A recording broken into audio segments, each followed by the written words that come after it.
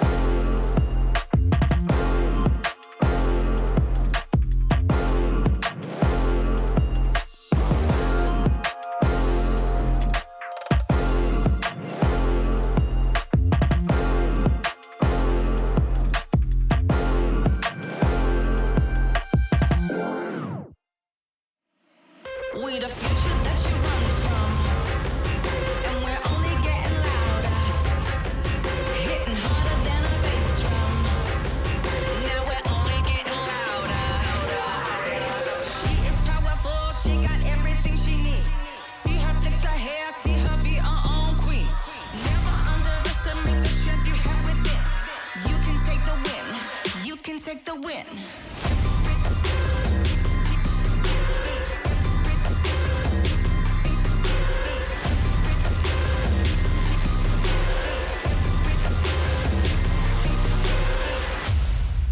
We the future that you run from, hitting harder than a bass drum.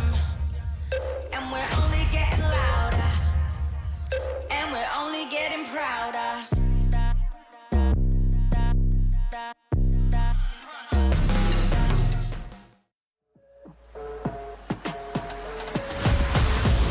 Lights out, lights out. Lights out, lights out. We back in it, ain't no pretending.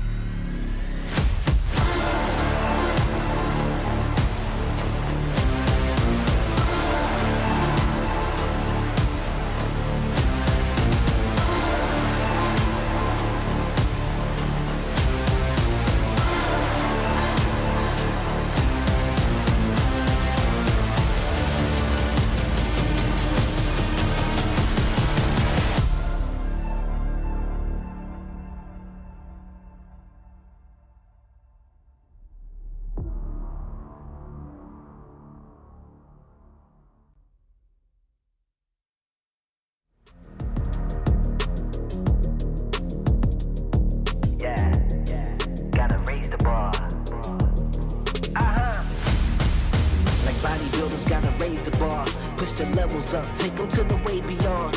All endeavors never settle when the play is on, turning measures from a little to a major one. Whoa.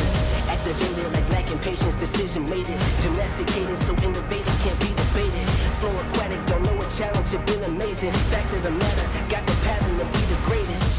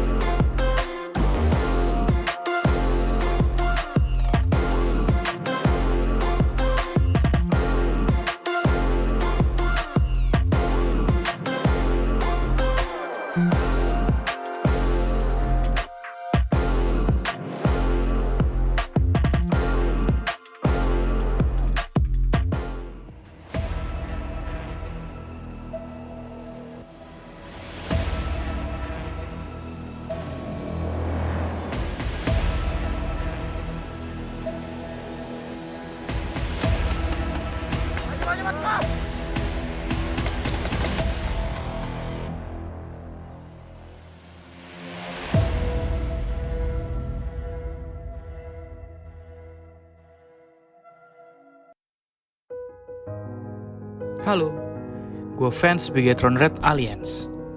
Bisa dibilang, gue rindu banget melihat mereka juara.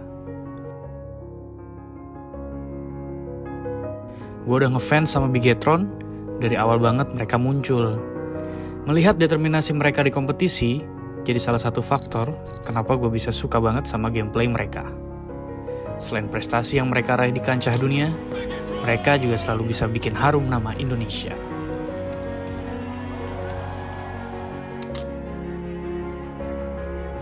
Dan ini saatnya mereka membuktikan kalau DNA juara mereka masih ada. Dengan amunisi baru, gue berharap ini adalah awal kebangkitan Bigetron Red Aliens. Meskipun Zuxi tidak bisa merasakan medali emas yang diraih Luxi, di PMWI nanti, gue berharap mereka bisa angkat piala bersama lagi.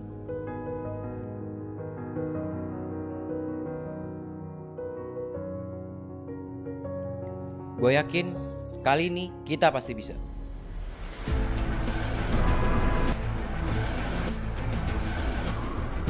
Kalau ngomongin soal mob, bisa dibilang ini soal loyalitas. Karena gue dong support mob dari awal mereka ada. Baliknya Zai dan Frenzy, serta pemain baru lainnya, bakal bikin mob jadi tim yang akan diperhitungkan nantinya.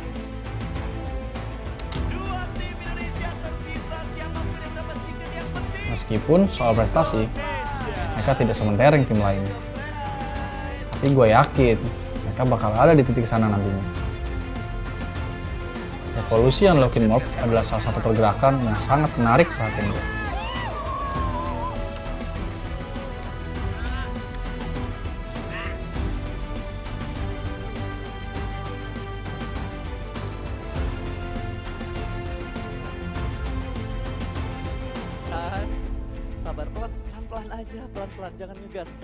Di PMWI nanti, bakal jadi panggung pertama dan pembuktian mob yang baru.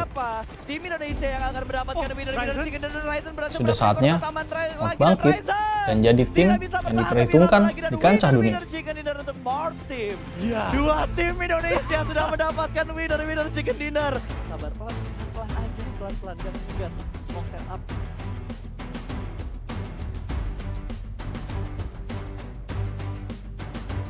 Kali ini, di depan ribuan penonton, gue buktiin gue bisa juara dan mengharumkan nama bangsa Indonesia.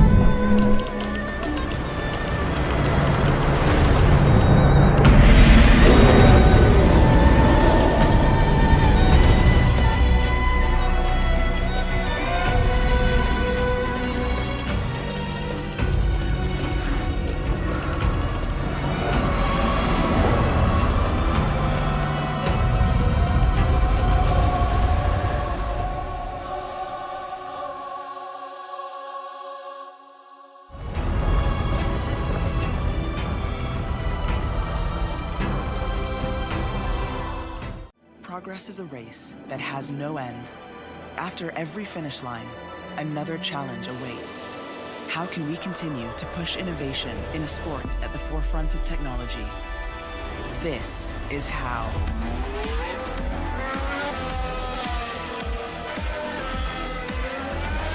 Discover how Aramco and the Aston Martin Formula One team aim to meet Formula One's sustainable fuel targets. Aramco, powered by How.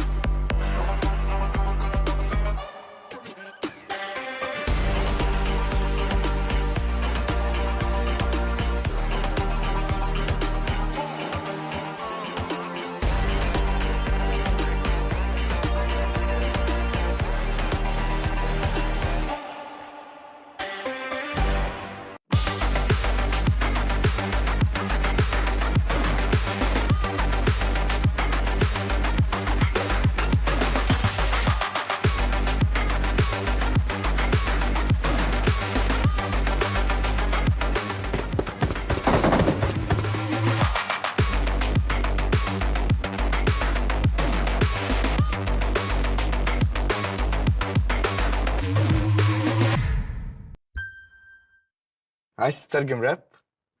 تعالالي. ملوك السين دي انا ملخصه في سطور، بس مين يقرا؟ فاهم؟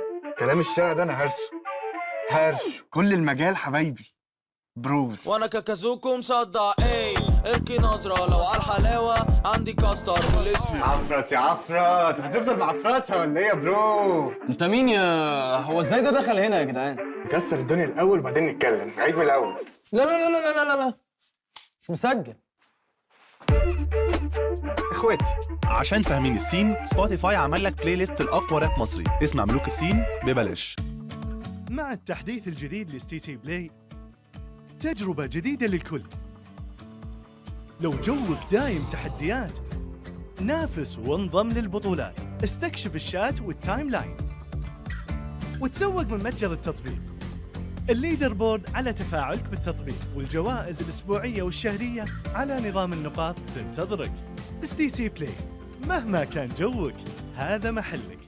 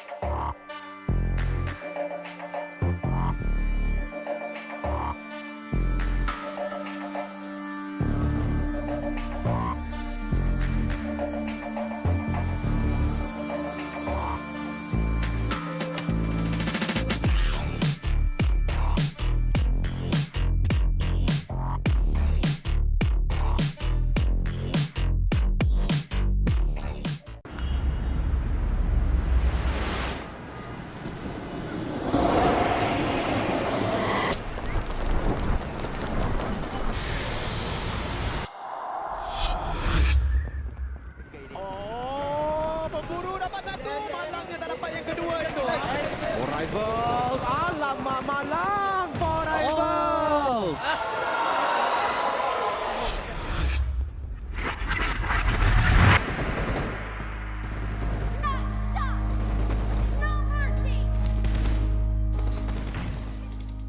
Saya tidak akan membiarkan saya berada dalam zon selesa, kerana bagi saya, setiap perlawanan adalah permulaan yang baru.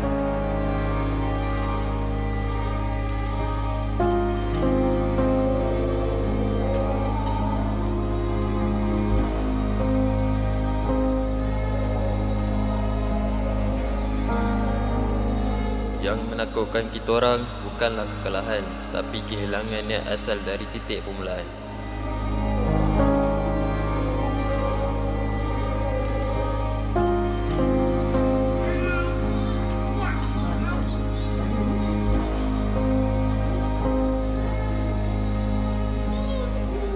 Mereka adalah punca kekuatan saya. Sesukar manapun perjalanan ini, saya akan mengarunginya dan membawa pulang kejayaan kepada mereka.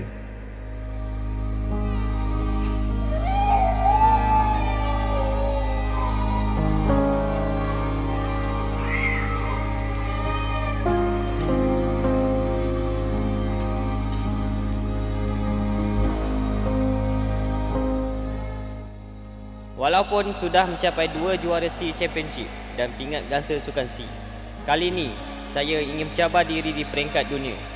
Saya percaya pada pasukan dan diri saya untuk mencapai ke tahap yang lebih tinggi.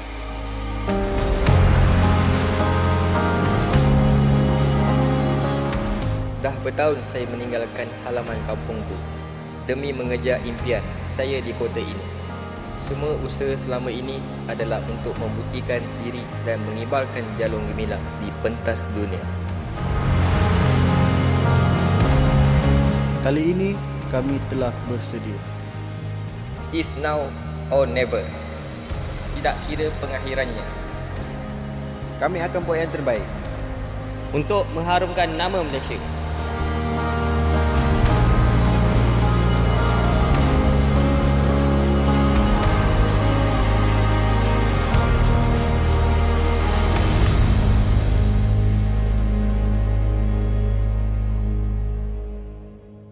Forever play with pride.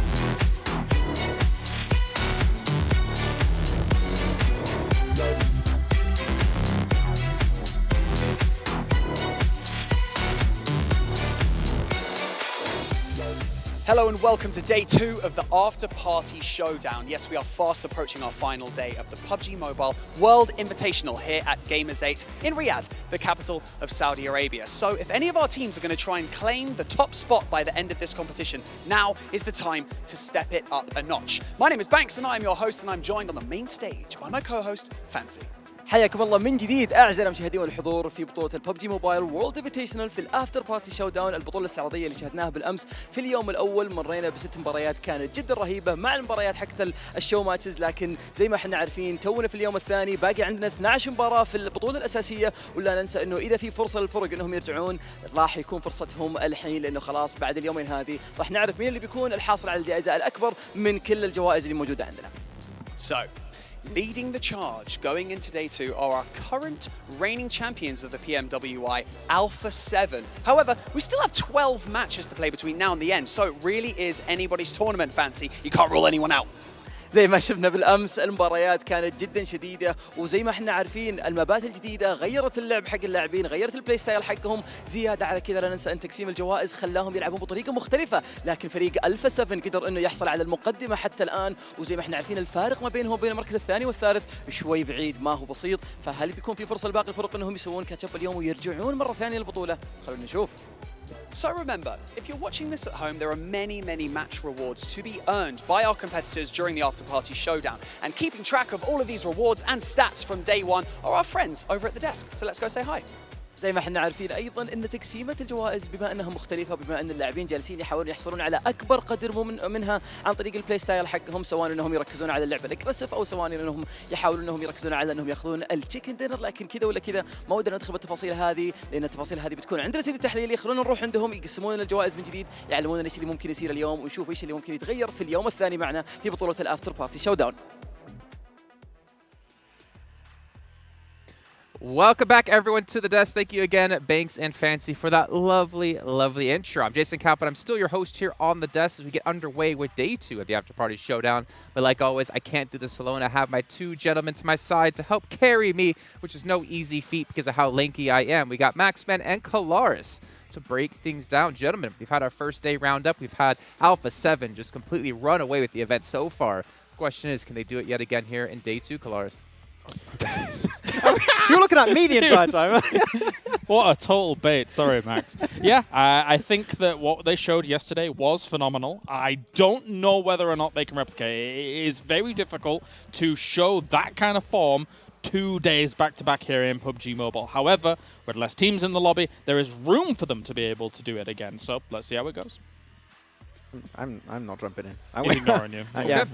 We'd obviously get to have our duo match as well before we kick things off, so will be happening yet again today. We got to see Scout pull off a 1v2, and I'm really curious to see if he could do it yet again. He's got to be riding a high from that one, but we saw Stalwart Esports be towards the top, Colors. Yeah. Absolutely. This is the, yeah. No, you're not allowed to talk anymore. Yeah, you're right. The fact that Stalwart was able to do what they did yesterday in the duo tournament was awesome. Top being on top, looking very good. Action, getting so many elims in the duos. Very exciting to see that duo continue on forwards. Yeah, obviously we're going to be finding out momentarily. Remember, we do have 2 of those matches coming today, of course, with our 6 matches from all the other 12 teams. It's time to head down to the stage, though, for a quick interview before we kick off the day. Welcome back to the main stage. That was quick, wasn't it? We're joined by Revo from Alpha 7, the team who are currently leading the charge going into day 2. Now, I have to ask you, how you've managed to do that, staying consistent that well. Do you think that, well, first off, what gave you the competitive edge going into this day and to stay on top yesterday? Qual que você acha que foi a vantagem competitiva que vocês tiveram para ficar na liderança ontem e jogar muito bem? Eu creio que foi a nossa inteligência e o psicológico que todo time tem e o suporte por trás dele. Yeah, I think it was our mindset and our emotional intelligence and all the support that we have behind of the team to keep doing a good work.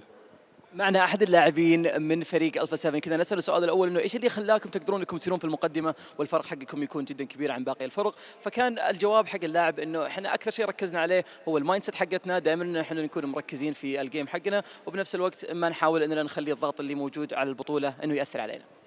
Well, intelligence will get you so far in competition. However, it seems like you have a new secret weapon because Mythic has recently joined your roster and he's been playing incredibly well. What do you feel he adds to the team dynamic? Além de tudo que você falou no começo, parece que o Mythic trouxe muita coisa boa. O que você acha que de mais importante que ele trouxe para essa evolução de vocês? Acho que a gente recuperou a agressividade que a gente perdeu no início do ano, com a saída do Senab, e eu acho que o Mythic trouxe isso novamente. I think we got back our aggressiveness, like he's a very aggressive player, and when we lost Senna, we lost that kind of aggression, and now we have it back.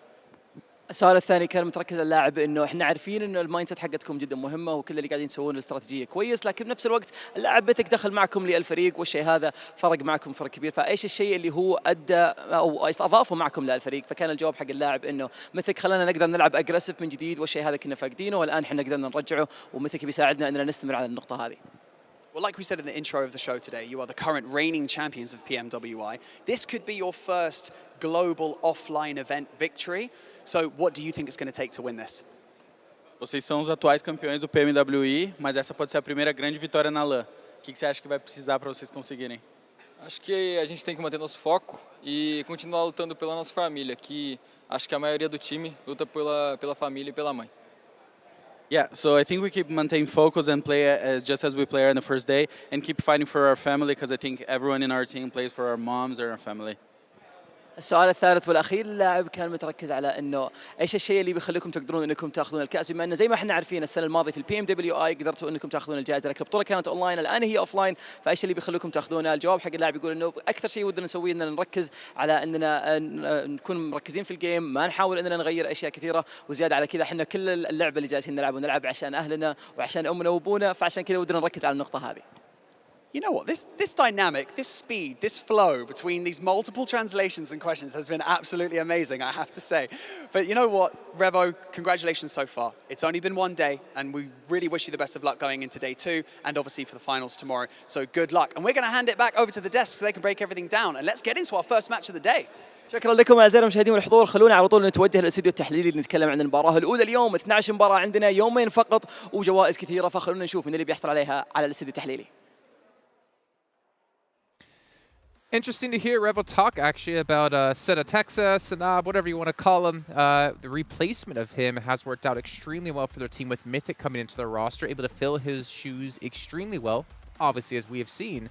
And maybe, just maybe, we'll see Alpha 7 finally pick up their first LAN event, the first international LAN event, I should say. It would be amazing. Like, that was talking to Kalaris, I'm sorry. Talking to Kalaris. Thank you. Yeah, that's right. Because of course Revo and Carrillo are very much up there in terms of the top eliminations and stuff like that. But when you talk about in Mythic as well as Mafioso as well, they're still big heavy hitters. So there's a lot of room for this team to kind of flex out and do more damage. All right, let's take a look at the format. If you guys missed out yesterday, well, you didn't see exactly how things go down. There are 12 teams, no more 18. We've gone down to 12. Right.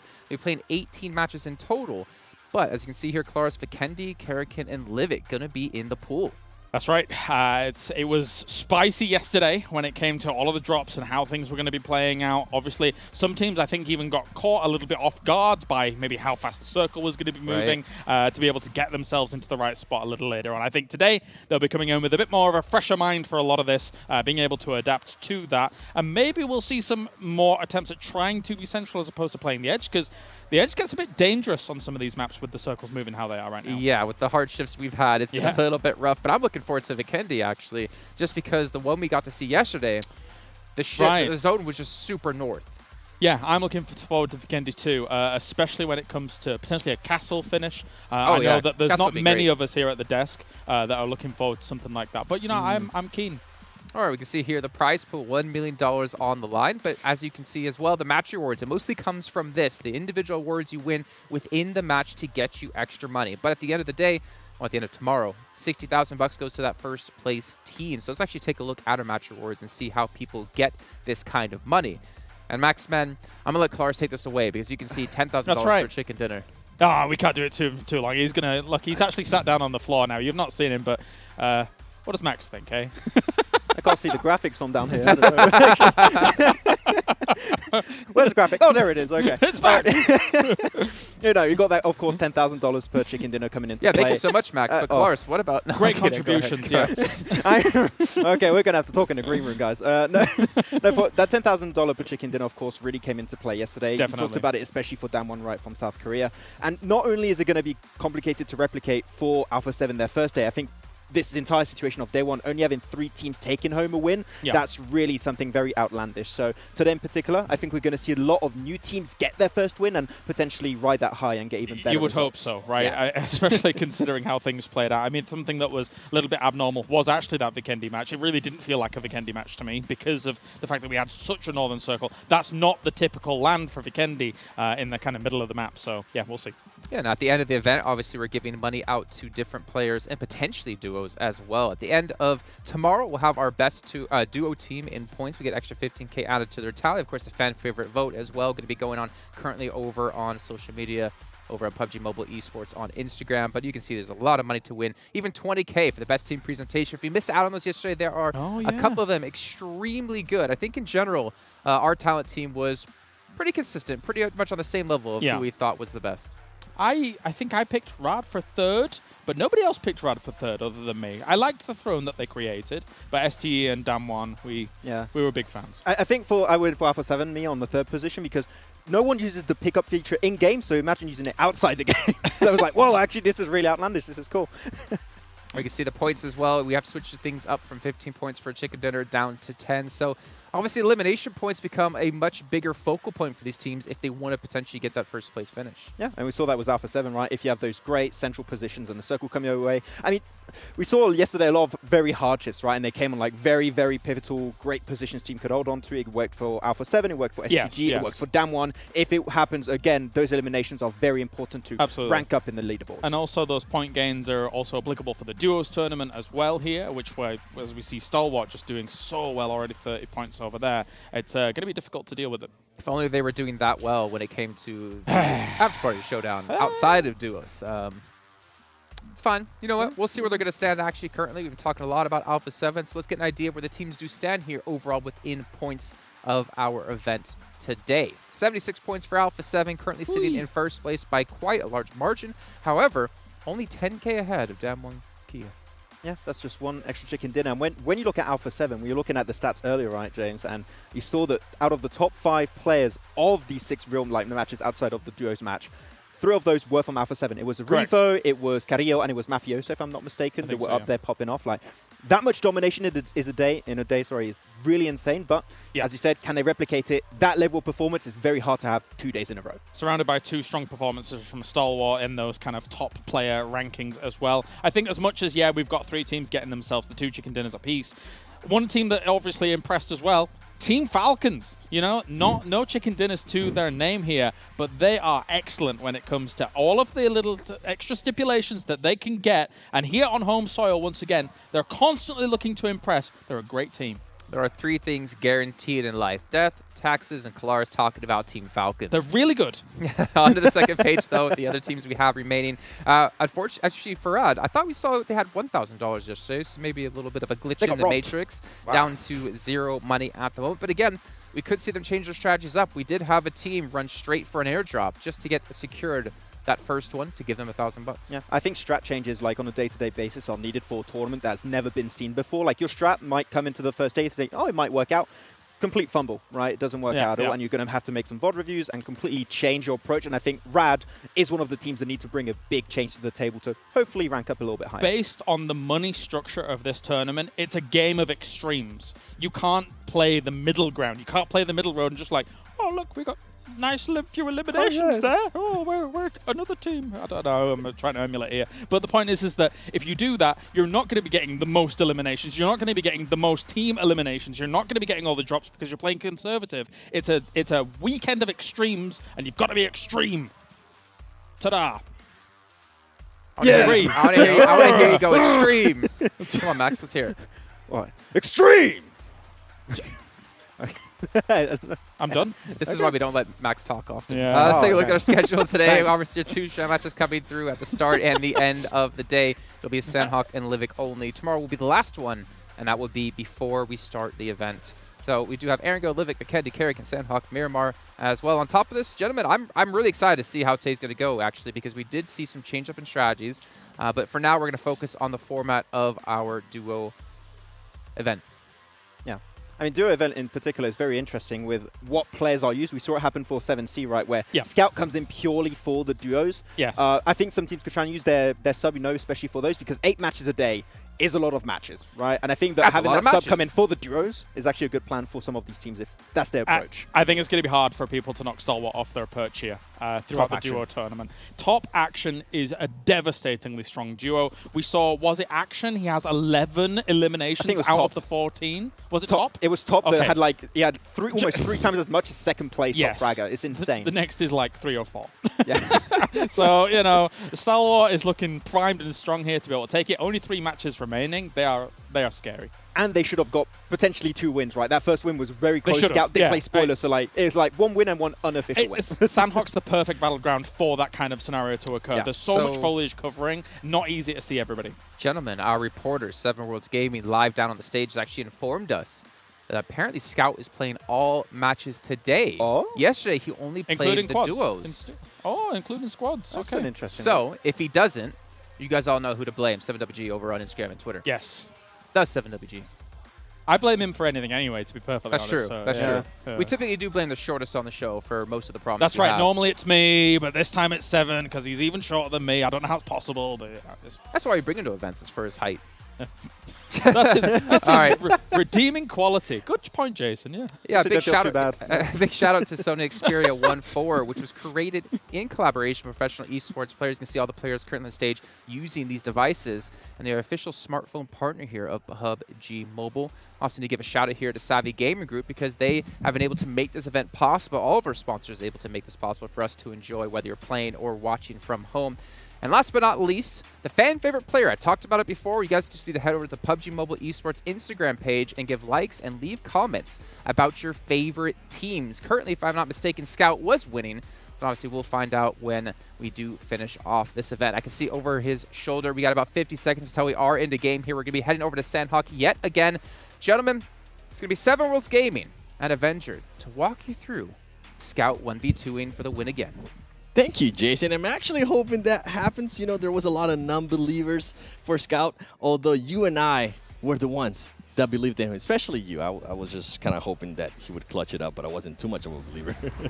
We'll see what they're going to end up doing. With the duos, though, if we're actually going to talk about 7Cs, that duo has been playing it super, super slow, and they have been playing that snake roll, just waiting for all the other teams to fight it out and trying to sneak their way into the zone. We saw it almost backfire yesterday with Scout just barely being able to get into this zone and then clutching that 1v2 that we ended up seeing against Stalwart Esports.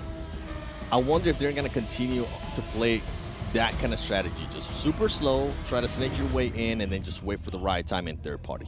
Yeah, I'm really interested to see how it's going to lead out here in our show match for the start. The duo is always a really fun take on how things can run out. And of course, with the domination we've seen from Stalwart so far, is it going to continue? Are we going to see some creative things? And also, to your pleasure, Seven, we are playing Sanhok twice in this time span of us casting 4 games today. So that is super exciting. But for this one, and especially here for the duo, only being 24 players, there's a lot of space coming out here on Sanhok. So all the players, they should be getting their favorite setup and be looted to their teeth. Yeah, there's going to be so much room for them to loot, to just wait and see what's going to be happening with the later circles, too. I mean, even yesterday, and we're talking about that, and guess what? There's already a knock. Even though there's 24 players, a team decided to just hot drop, and it's going to be RA Esports and S2G. And RA Esports, it's already out within the first minute yesterday. Avenger, it took us at least 5 minutes to get 1 elimination, and that was with the actual full 12 teams, 4 players. Right now, less than 1 minute, and we already have a team out in RA Esports. Yeah, it happened so early here. You know, like we were just expecting the drops to just evolve, and STG was able to just completely close them out. We actually get a quite nice circle here. This is a more of a rare one for Sanhok, far northern one. Tadmog is decent still. Paradise is decent still. So that's obviously the good start for this one. Again, a huge thank you to Sony Xperia for joining us here for Gamers8 and PMWI being our official smartphone sponsor. On screen you have Alpha 7, Revo, and Carelio. And I was going to mention, wow, for everybody that's currently watching, watch PMWI together in-game esports center with your friends to win PMWI special sets. And don't forget the PMWI packages are on sale for a limited time. And you can also win PMWI treasure crates if you play PUBG Mobile during PMWI. Now, I'm looking at the stats from yesterday in regards to the show matches, and I believe this is the first time that S2G is able to get some eliminations on the board for this matches, so that's good to see, and you can see right there how it happened. Silas being able to get the high ground. One of the other players from R8 Esports didn't even have a gun yet, and he switched it on him too. Wow, okay, Silas. I appreciate that. I appreciate the aggression right off the bat too, even though you guys have so much room. QPU unscoped as well. That's kind of crazy.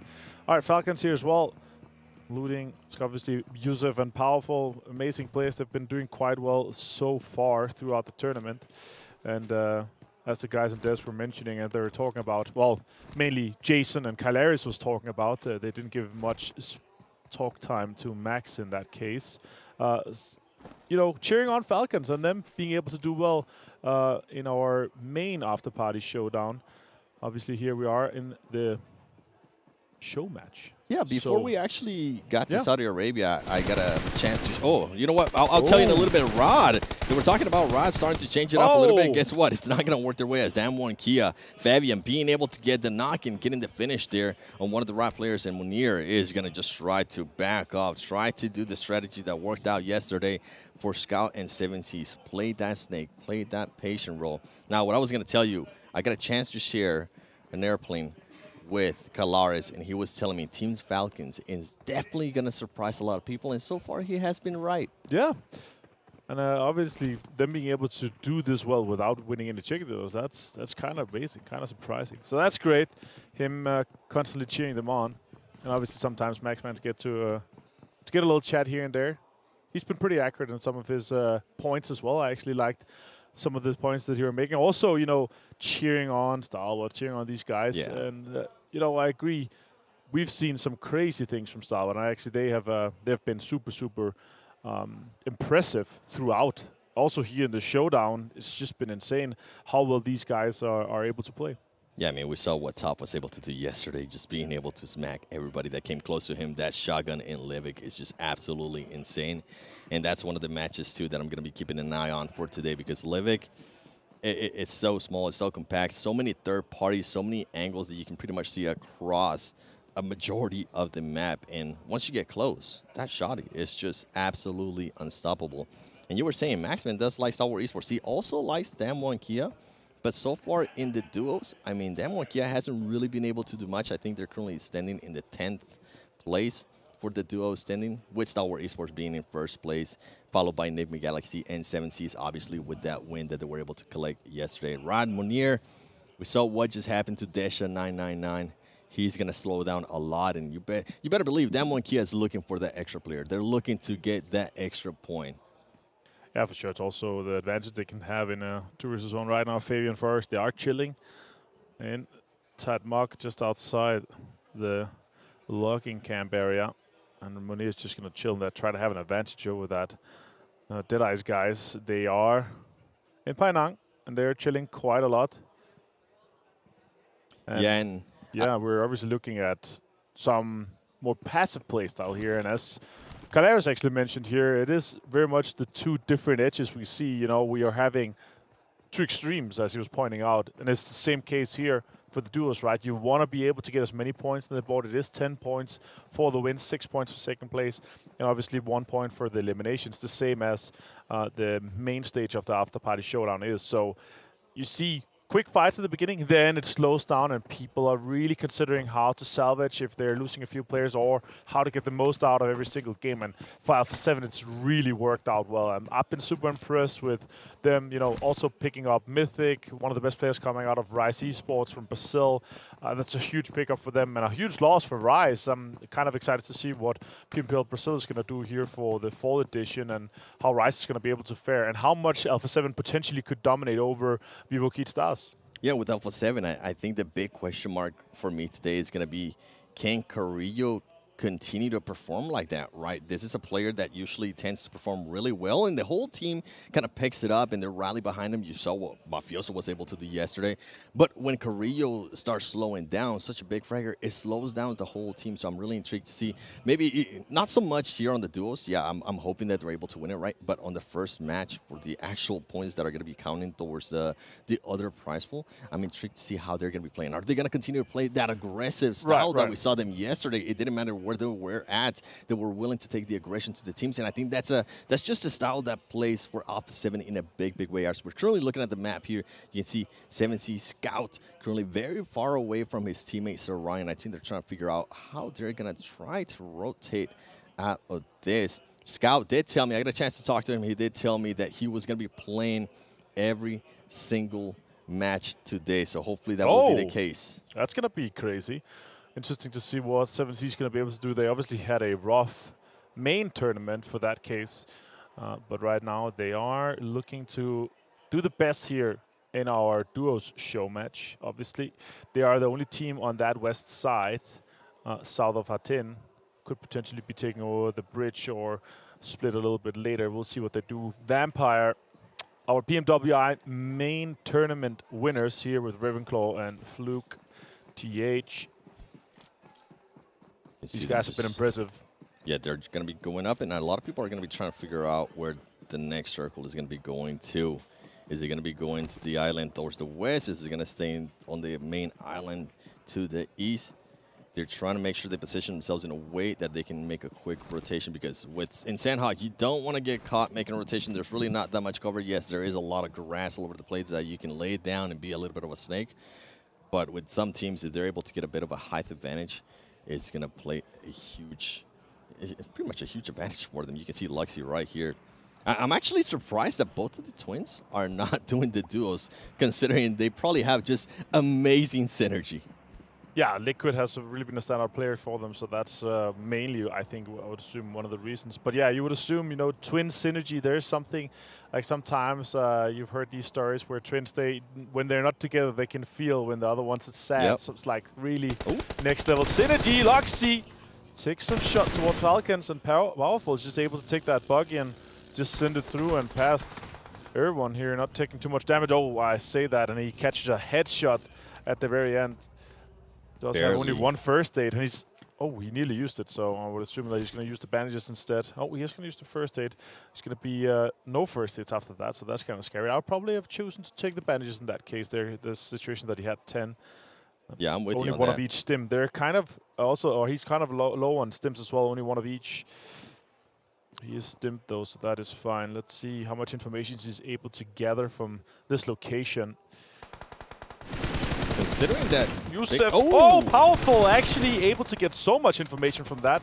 Yusuf does go down to Liquid, and that is super unfortunate. The question is, can he catch him? No, I think he's able to crawl around that corner, Yusuf, and Powerful might be able to pick him up there, Seven. Yeah, both of those teams are going to be able to recover, but guess what? There's going to be a lot of teams surrounding him, and we saw it yesterday, and I think we're going to continue to see it today, those third parties. And this is actually something that I got a chance to talk with Luxy earlier during breakfast, and he was telling me how much faster the gameplay is. You can't really take on those fights, and if you do take on a fight, you better finish it off quick. So I think Bigetron is going to be looking to do that, but guess what? Damwon Kia, Fabian being really sneaky here, just waiting patiently, and he needs to be careful because Bigetron, if they hear any kind of footstep, they're just going to automatically shift towards where he's at. But right now, there's a focus, and Luxy actually gets third party by Afterparty Esports. This is what I was talking about. You have to make sure you cover all your angles and you don't get just too tunnel focus on a single fight. And guess what? Fabian finally decides to come out, and he's going to say bye-bye. This is the moment I was waiting for. Let me get those 2 easy elims, and while I'm at it, I'm also going to loot you. And he has a little freedom to invest for that as well. So he's going to be stacked to his teeth. 3 eliminations so far. Damwon Kia rocking up and saying, let's go. Vampire on high ground too. Falcon able to fully recover from that situation. Really good for Team Falcons. Super unlucky there for Bigetron. Just they see a player almost get a knock. They do end up getting a knock, and then one of the players gets traded out as well, and then they get sneaked up on. And then you can see Damwon Kia now starting to make the rotation. I wonder how long Team Falcons is going to stay there, because they are being overlooked by Vampire Esports. It will be interesting how they rotate out of that. Stalwart Esports taking on some shots to some of the other teams on the horizon as well. S2G, I see Rod too, Munir. Remember, he lost a player earlier to the M1 Kia. And here we go. Powerful and his teammate are currently all the way healed up. But as you mentioned, the make it. I wish he would have used the bandages. I was going to talk about that earlier. I mean, he knew exactly where Bigetron was. He knew more than likely they didn't have a vehicle because of the way that they were just positioned in regards to Bigetron. He should have been able to use those bandages. For sure. And just take his time because anyways, he ended up waiting for his teammate to get there. Stressful situation for sure. He wanted to be fully healed before he could start peeking and gather some of that information. Fluke. This is all comments in hindsight, right? Yeah, this is us 100%, being 100%. able to just look at it. Some people, when they fly out of ATV in the desert, they think they're going to be able to jump off, but they end up holding on for dear life and end up with a bunch of bruises. Yeah, or personal preference as well, right? Because you come in a situation where you're thinking here powerful. He needs to be healed as fast as possible so he can cover Yusuf driving in, right? But for sure, not being able to have any first aids in for the future is going to be a rough one. On top, and he finds Scout. Oh my God, he finds him on this bridge. He's able to take him down. The question is Scout going to be able to get revived off that, or is he going to be finished off? Definitely looks like he's taking a lot of damage right now. That's even more. So I think he's just going to bleed out in that case. Scout goes down, and that is Deadeyes Guys taking that point for them. And 7C is going to be left just to Sarang. Interesting there from Scout. He was going to be trying to be sneaky there on the bridge. He ended up backfiring. But Deadeyes taking full advantage of that and then just getting an Ilum to themselves. See how these teams are going to end up rotating and how their circle is going to end up as well. Deadeyes Joker just looking around, trying to see what he's going to happen. And then ultimately for 7C, Saran being so far away from Scout ended up helping him. As we're looking at the map here, you can see Alpha 7 towards the north. They are taking their sweet time. There's nothing really to worry about. And this is what I was talking about earlier too. How many teams are just positioned in that intersection? See S2G, you can see the player from Rod. And who's going to benefit the next circle that we are going to be getting here? Nigma Galaxy currently playing a really slow. This has been their pace as well. Looting in boot camp, seeing what's left. And oh, this circle's a good amount there of the river. Yep. 7 scenes. Interested to see how he's going to decide to just rotate. I wonder if he's going to go for the swim or if he's going to just decide to go through the bridge and maybe end up with the same fortune that Scout had. Yeah, and that's really the faith in the hands of the Deadeyes guys. Two interesting things is that we have these two compounds. They are in play, and the two high ground and the one high ground compound, one low ground compound is kind of interesting. The one above the bridge on that southern side is really interesting and could take a lot of control. Now Ravenclaw is pushing, and top is the last player for Stalwart. See a lot of teams coming in from the east here. We're just looking on and seeing right now. 7C is being able to get some revenge there on what happened to his teammate earlier. Saran being able to spot at least her from Deadeyes. Is he going to be able to spot up Joker? Oh, the grenade ends up bouncing on the top. Did he realize that? I think he did. He started backing off a little bit, and this is how action ended up getting eliminated to Ravenclaw from Vampire Esports. There you see Deadeyes, sir. I think he has been spotted. Can Saran get this nade and just ultimately get the Ilum? They are going to be getting pushed by the zone. He is able to cause some damage, but he's not able to get the elimination. He's going to be able to heal up. He just keeps going from tree to tree. Yeah, Joker just have to try to do something here. Shots, ooh, connecting just a little bit. Salang can move with the circle and then maybe take on Joker just a little bit later. I think it's unfortunately it for on top. He's going to be bleeding out to the blue zone in this case. Damonkia lost one player. Fabian's on the ground. Kirill also knocked, and Revo further away. Utility could be used and could be connecting. That's a potential big one. Ooh, does some damage. I think Kirill is going to go down though. And it's effectively a 1 versus 1. Fabian still alive. Revo with 3 more grenades in hand. Revo just letting those nades rain. I think Rio might have been able to just relay some information in regards to the footsteps that he was able to hear close by before he ended up getting fully eliminated. And this is going to be an interesting 1v1 here between Forrest and Revo, who's going to take it. I know a lot of the Brazilian players carry momentum, regardless whether this is a show match or not. And take a start of Haven, as we're saying that. Guess what? Yusuf and Team Falcons, Powerful, are going to try to third party this fight. Forrest with the DBS, can he get some shots? He's able to get some shots. He gets the first knock. Can he get the second knock? He needs to back off because he did end up getting a little bit of damage by the nades. And ultimately, Powerful from Falcon. Too much with those nades, and now Revo's looking to be able to third party that and hopefully get some elims from Team Falcons. 6 nades now. You found more nades. Revo is continuing this artificial red zone, but not connecting on Falcons. DPS in hand for Powerful too. Yusuf is going to try to get some more information and push maybe around that rock. Revo is disengaging from that fight, so he will be moving around the northern side and just try to get a bit more terrain inside the new circle that has popped. It's gone northwest, and it basically only has one compound that is basically guaranteed to end right next to. And yeah, that's the huge question is, how does these teams at the east side approach? The next thing is a S2G doing some damage towards Falcons, and they're also prioritizing getting into the circle. They realize they have to, otherwise they're not going to catch a break with that. Circle is closing in just 10 seconds. Yusuf, Powerful, has to take S2G on straight head-to-head or push towards Revo and have maybe a better chance to sweep towards him. But the terrain is just running out here. Sarang has found a decent spot to survive for some time here outside the border. He's going to be fine with that for some time. And Nigma Galaxy, they are inside this compound that are in the dead center of the zone. Fluke finds Joker. And Deadeyes Guys are eliminated by Vampire Esports. Falcons does have one player down. He's going to try to be able to get out of this. He's not able to get out. S2G just bringing in the eliminations, eliminating Team Falcons while they're at it too. And you were talking about Nigma Galaxy. They are already positioned within that compound as Silas does end up getting knocked by Revo. Revo with the big rotation earlier deciding to back off. That ultimately ended up paying off in a big way. And he might be able to get some elims. And guess what, Kalsi, can you get out of this? You are going to have Revo looking at you. Can Revo connect?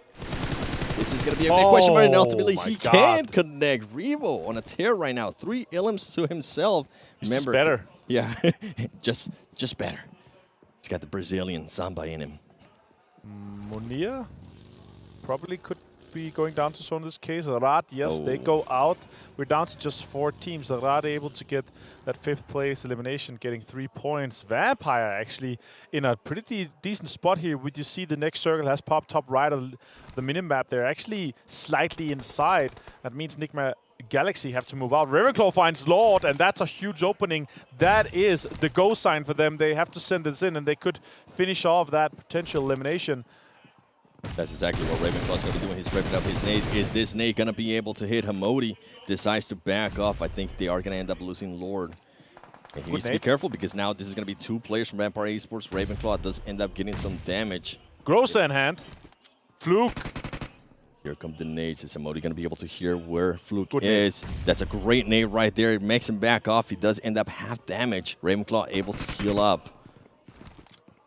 Hamodi just backing off, and while everything is going on, guess what? The other players that were just solos in Revo and Sarang from 7Cs are going to be able to just relocate, and that's exactly what they're doing. They're positioning themselves to be in a great place after this fight is done, or if not, being able to third party. Just so many third parties in the matches that we saw yesterday. Sarang playing it patiently. I wish he would use this time to actually find some kind of bush and get himself a better location. That could be a good nade. Could have been a good nade if he made that one. Ravenclaw spots Sarang now, trying to get him down and finish him off. He's just swimming, trying to survive for a bit longer here, but it could be 7Cs giving his life up in the Cs. And it's going to be a 1 versus 2 Revo. Potentially with Vampire Esports, if they're able to close out on the Nigma Galaxy player that is still in the compound. Hamodi, Sarang taking some damage now. More damage. Oh, Ravenclaw is actually going to be able to find that one, so that's a point guaranteed for Vampire. That's 5 eliminations for them. That's 5 points, plus the guaranteed top 3 here. That is also 5th for 3rd place, so it's 10 points for them in this game so far, guaranteed. And they're looking to have the upper hand here. I think Vampire Esports might have heard me. They decided to disengage a little bit there with Hamodi, especially with the new circle that they ended up getting. And keep an eye on where Revo and Sarang was. We saw what just happened to Sarang, and now they're trying to spot Revo. There's going to be a lot of utility use here in regards to grenades, and Hamodi's Gonna pop some smoke grenades and try to get out of here. Oh, Ravenclaw being able to follow Rebo. Now it's gonna be a 2v1. We saw what happened yesterday. We had seen teams and players being able to clutch that 2v1. Can Hamodi do it here? He's not gonna be able to do it. The grow side just way too much. Vampire Esports gets the win on this first show match for day 2 at the After Party Showdown PMWI. Wow. What a match there for Vampire Esports, being able to get themselves 17 points. That's definitely going to push them up to the top, because this was a team that only had 1 point after 2 show matches. Great showing there from Vampire Esports. Yeah, I just had to adjust to the format being only 2. They're used to being 4-man strong, right? And when you adjust to that, you can definitely tell the mechanical skill is through the roof for these guys. Really well executed. And with Agrosa in hand, there is not much to do against those guys. It's super easy with that last spray down. Yeah, when you have that close range DVS, Groza, you just try to back off. Just try not to get in the way. But overall, great play. I'm actually surprised Rebo was able to survive that long. He played it out really well. You called out when he started rotating, that ultimately being the best thing that could have happened there for Alpha 7. Yeah, exactly. All right, guys, we are ready to go to the match standings here, sponsored by HTC with our desk. Let's see how much Maxman is going to be able to talk for this one. Well, the correct answer is none. Maxman is currently ill in the restroom, puking. Oh, he's back. No, he is here. He'll be talking the whole time, actually. We're going to go the full other way. So, Maxman, take it away. Analyst and host. Oh, no, everything now? Okay, that's fine. We'll take it.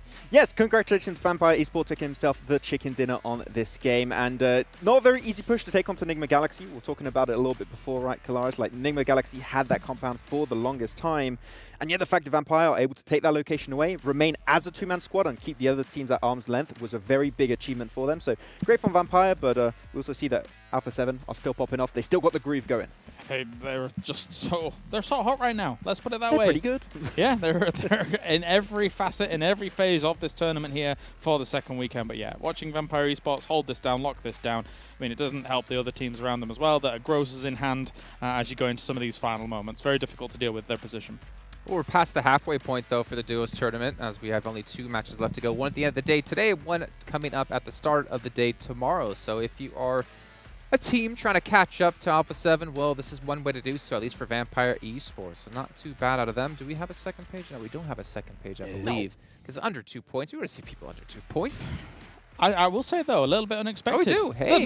Oh, what? A little bit unexpected that Stalwart 0 points from this game, considering how fantastic they looked to the first 2 duos. So there will be no shift for them. However, yeah, all the other teams going to do a little catch-up. Yeah, I think they were picked up by like just 1 player, if I'm not mistaken. And that's the thing about the duos that's very important. Even if you're in a 1v2 situation, if you have a good kind of weapon with a lot of ammo, you can spray transfer. We saw that with who was it? Fabian, I believe, on down one on BTR.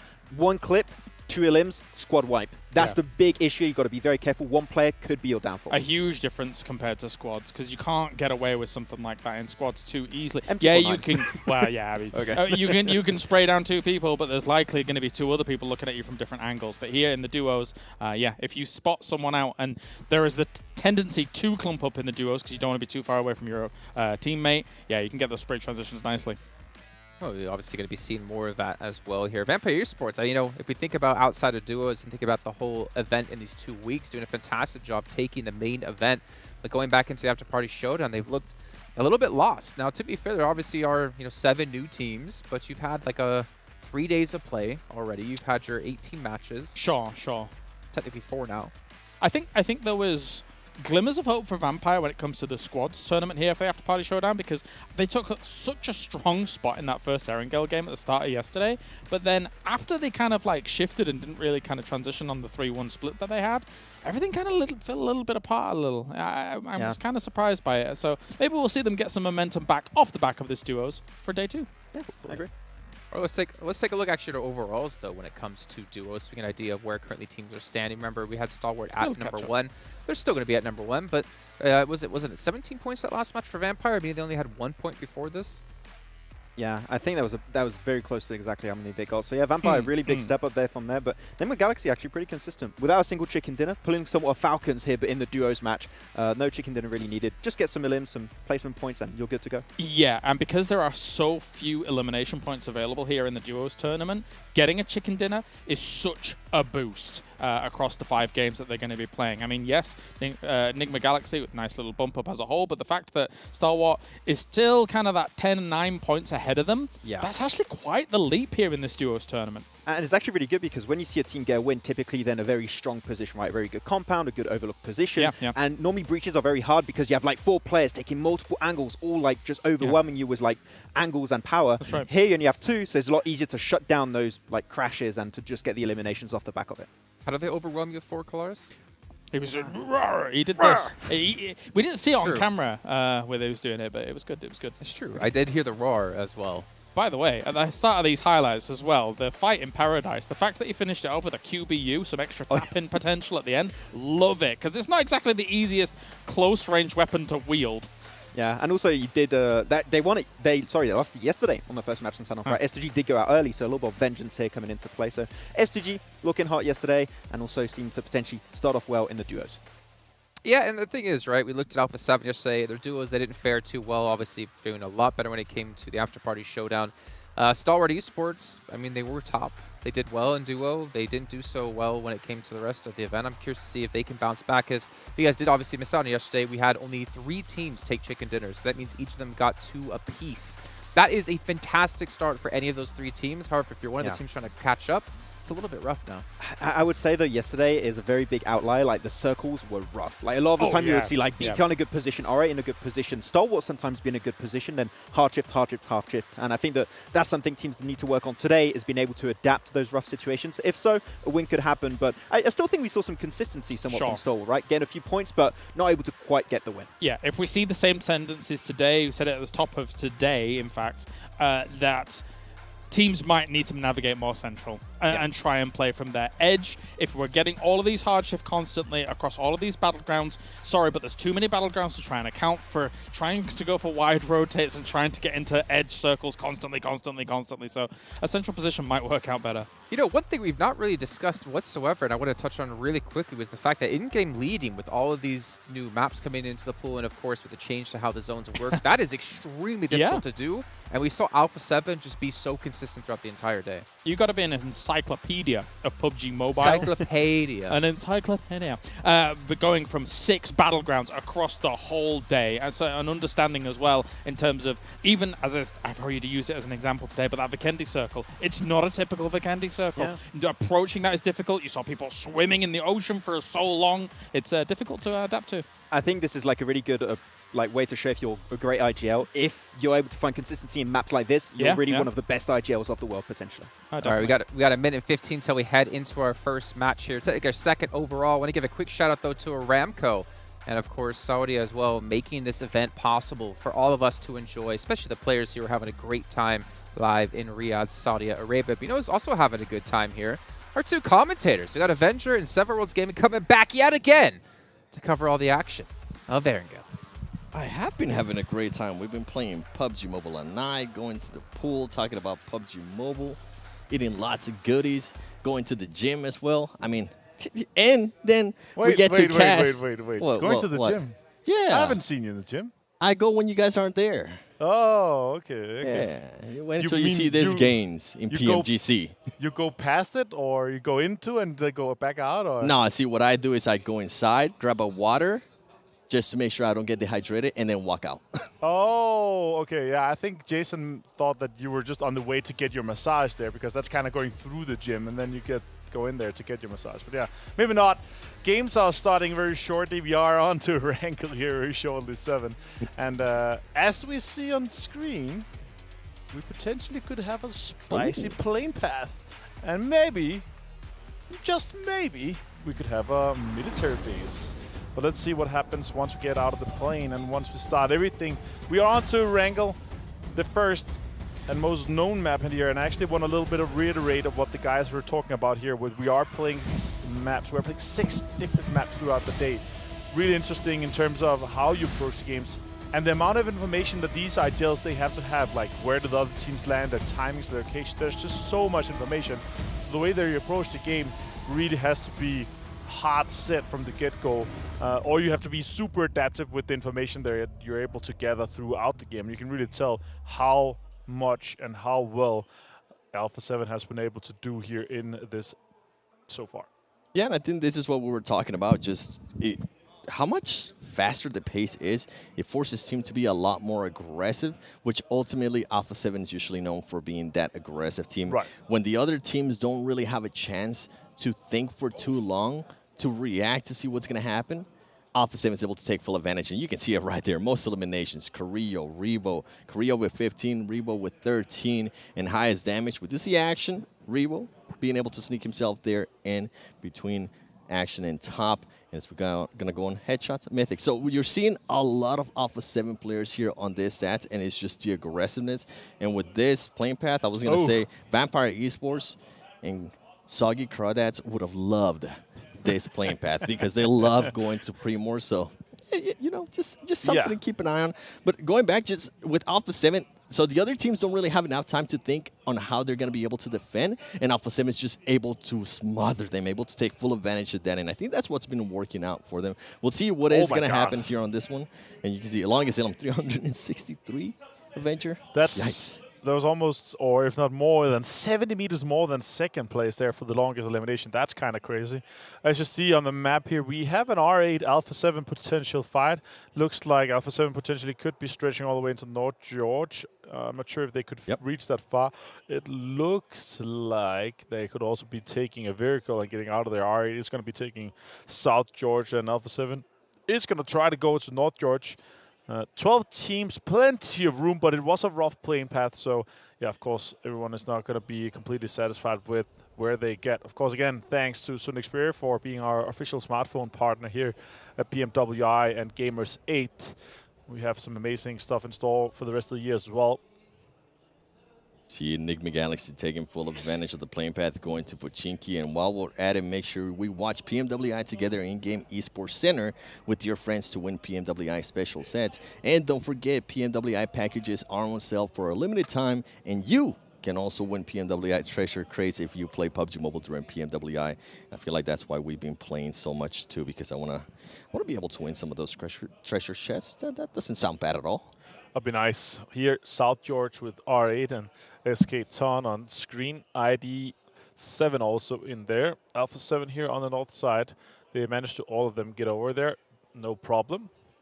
And everyone is alive here, and this is where we were talking about, and what the desk has also been talking about before the last game, is of course that we're gonna have this very, very extreme approach of how they're playing the game, right? Because they're super hard focused on getting those points from, getting the points from the game that you're able to get into the first prize, which is $60,000, but also focused on your special eliminations, the first T elimination. So you want to be able to be full 4-man strong with your favorite setup, so you can take these players on and potentially take home the chicken dinner, but also all these special rewards that we have throughout here. First airdrop. Most airdrops is kind of crazy too. Team with the most eliminations and most teams eliminated. So really big on eliminations in general. If you're able to wipe a few teams, if you're able to get a few eliminations throughout, as you saw with Damwon here yesterday as well, crazy amount of money on the line. $23,000 just for the rewards and $10,000 for the chicken dinner as well. So there's just so much money in the line. Potentially here, life-changing money for these players. Yeah, we saw some of the players yesterday actually, in a way, change their style of what utilities they tend to use. I think it was one of the players from Alpha 7 and some of the other players from different teams too. We saw a lot more grenades, and that's because they're trying to go not only for that first special elimination, but for the most special eliminations. And I can't wait to see what nades we're going to be seeing today, or which teams are going to be running each other over with the vehicles, because that does count towards it. We're currently looking at Nigma Galaxy here. We saw that yesterday as well. Sanhok, with how much they tried to get that runner a kill, but he was just ducking and weaving, getting away and surviving that. He ended up just having to try to get him completely eliminated instead. And that was actually super fun to see how much they're trying and focusing on it. Of course, it's important. There's a lot of money on the line. Yeah, usually if you go the first time around and so many of the enemy team is right there, you kind of stop. But I think that was in the back of his head. He was like, you know money. $2,000 sounds really nice for this kind of elimination. Ultimately, he didn't end up getting it, but they did end up getting that squad wipe. Team Falcons, Kalara's favorite team here, currently just looting just Naya. And I was going to mention, with so much space, right, with all these teams just only being 12 teams, we do end up getting some fights where we have like super looted teams. Right. Especially with a lot less hot drops that we are seeing today. I think yesterday we got a chance to see a lot more. And then these teams went back, watched the VODs, and decided to, you know what, I think, yeah, that first elimination is good, but let's just slow it down a little bit and let's see what ends up happening as we continue on through the game. Maybe go for those airdrops, maybe go for those special eliminations. That's what we're talking about as well. And ultimately go for the 10K for a chicken dinner. You can see Bigetron finally rotating out of their looting spot, which was towards the West Bridge, making a push towards farm. And they need to be careful because 7Cs is going to be very close to them. Yeah, for sure. And you can see as well here on screen, it's Genfast, Luxy, Succeed, and Misery playing. Liquid has been set out for this game here. The question is, how many games does it sit out for? It could be the entire day. We'll see. Maybe you had some insights of them speaking with them at breakfast this morning, but we're gonna follow that closely. The desk can maybe also see how many games. Obviously, it's important. How well are these players be able to do? And you have substitutes with you, right? Yep. You're gonna be able to focus on that. And yeah, S2G on screen. Currently $36,000 after 6 games. That is just crazy. It is literally $6,000 per game. Let's see if they're able to continue that trend. 36, right and there. then you have Alpha 7 with 40. And then not far back, I mean, you have Team Falcons with $28,000. Yeah, and without they any have, that's what I was going to say. They haven't won a single game, so that's impressive. And in regards to Bigetron, the strategies, from what they did tell me, I think they might just be looking to finish out fights a lot faster. Right. I felt like yesterday they took too long and it ended up hurting them, so I'm intrigued to see if they are going to be going for that, as we do see this circle. Pop a lot south. of teams are going to be pushing south. Going to be seeing Dam1 Kia trying to make a push there from school. And guess what? Deadeyes being able to spot somebody from Dam1 Kia. Sir is going to be very close to them. He closes his door. Wow. He needs to be careful there. Good movement. Very good movement. If it would have been me, I would have ended up getting knocked by my own nade in an embarrassing clip on Twitter. Let's not hope that's going to happen. Let's see what Dam1 Kia is going to be able to squeeze out of this one. Deadeyes Guys kind of have the upper hand, being on the roofs already. Garage over there by Song and Fabian can be approached quite easily when you have on top, literally on top of that 2-story balcony building. Has a lot of control and information, and also one nade in hand, potentially the Molotov could take something down there. Is it going to go in? It's going to go in. It's going to do a lot of damage onto Song. Fabian is on the outside there on the back door, so he's trying to hold that corner. It has been smoked. Dam1 Kia is getting reinforcements. You can see Forrest now starting to move up with this other teammate as well. He went and picked him up, and now they're going to be making this push to make it a full squad. They need to be careful because somebody from Deadeyes is going to be right there. They crash into the rock, and now they're being spotted. Smokes are going to come out. Deadeye top Sir, is he going to be able to blow up that vehicle? He does end up getting some shots on himself, and now you're going to be seeing the other Deadeyes players starting to rotate and see maybe he can get an angle on the players from Dam1 Kia that are stuck in the middle and out in the open. Pre-needing every corner right now currently. Turlov is trying to just make something happen here now. Forrest and Juni is going to be able to just push and try to do something more. Shari tries to pre-net that corner that Fabian potentially was holding. More utilities being used. Again, a really heavy utility wall in this case. Molotov on the top. That is a really good Molotov closing out that top. You cannot run up. Shari pushing in. Oh. Big opening though for Dam1 Kia as they are able to knock one of the players that was holding a big off angle for Deadeyes. This is going to be huge for them. How are they going to be able to respond? Are they going to be able to take advantage of this? Oh! Forrest and Juni end up getting actually knocked and eliminated. They are, oh, they're both knocked still. Oh, they're not actually eliminated both just knocked. yet. They just got knocked from that. Shifu's going to be pushing in. Song! That is really well played. More action with the shotguns here. Can he get one more? Nope. It's a 2 versus 2 effectively here in this case. And we're in the blue. Fabian finishes off Shari in this. And now Fabian has to try to see if he can push more. Oh my god, it's really well calculated. He heard it potentially.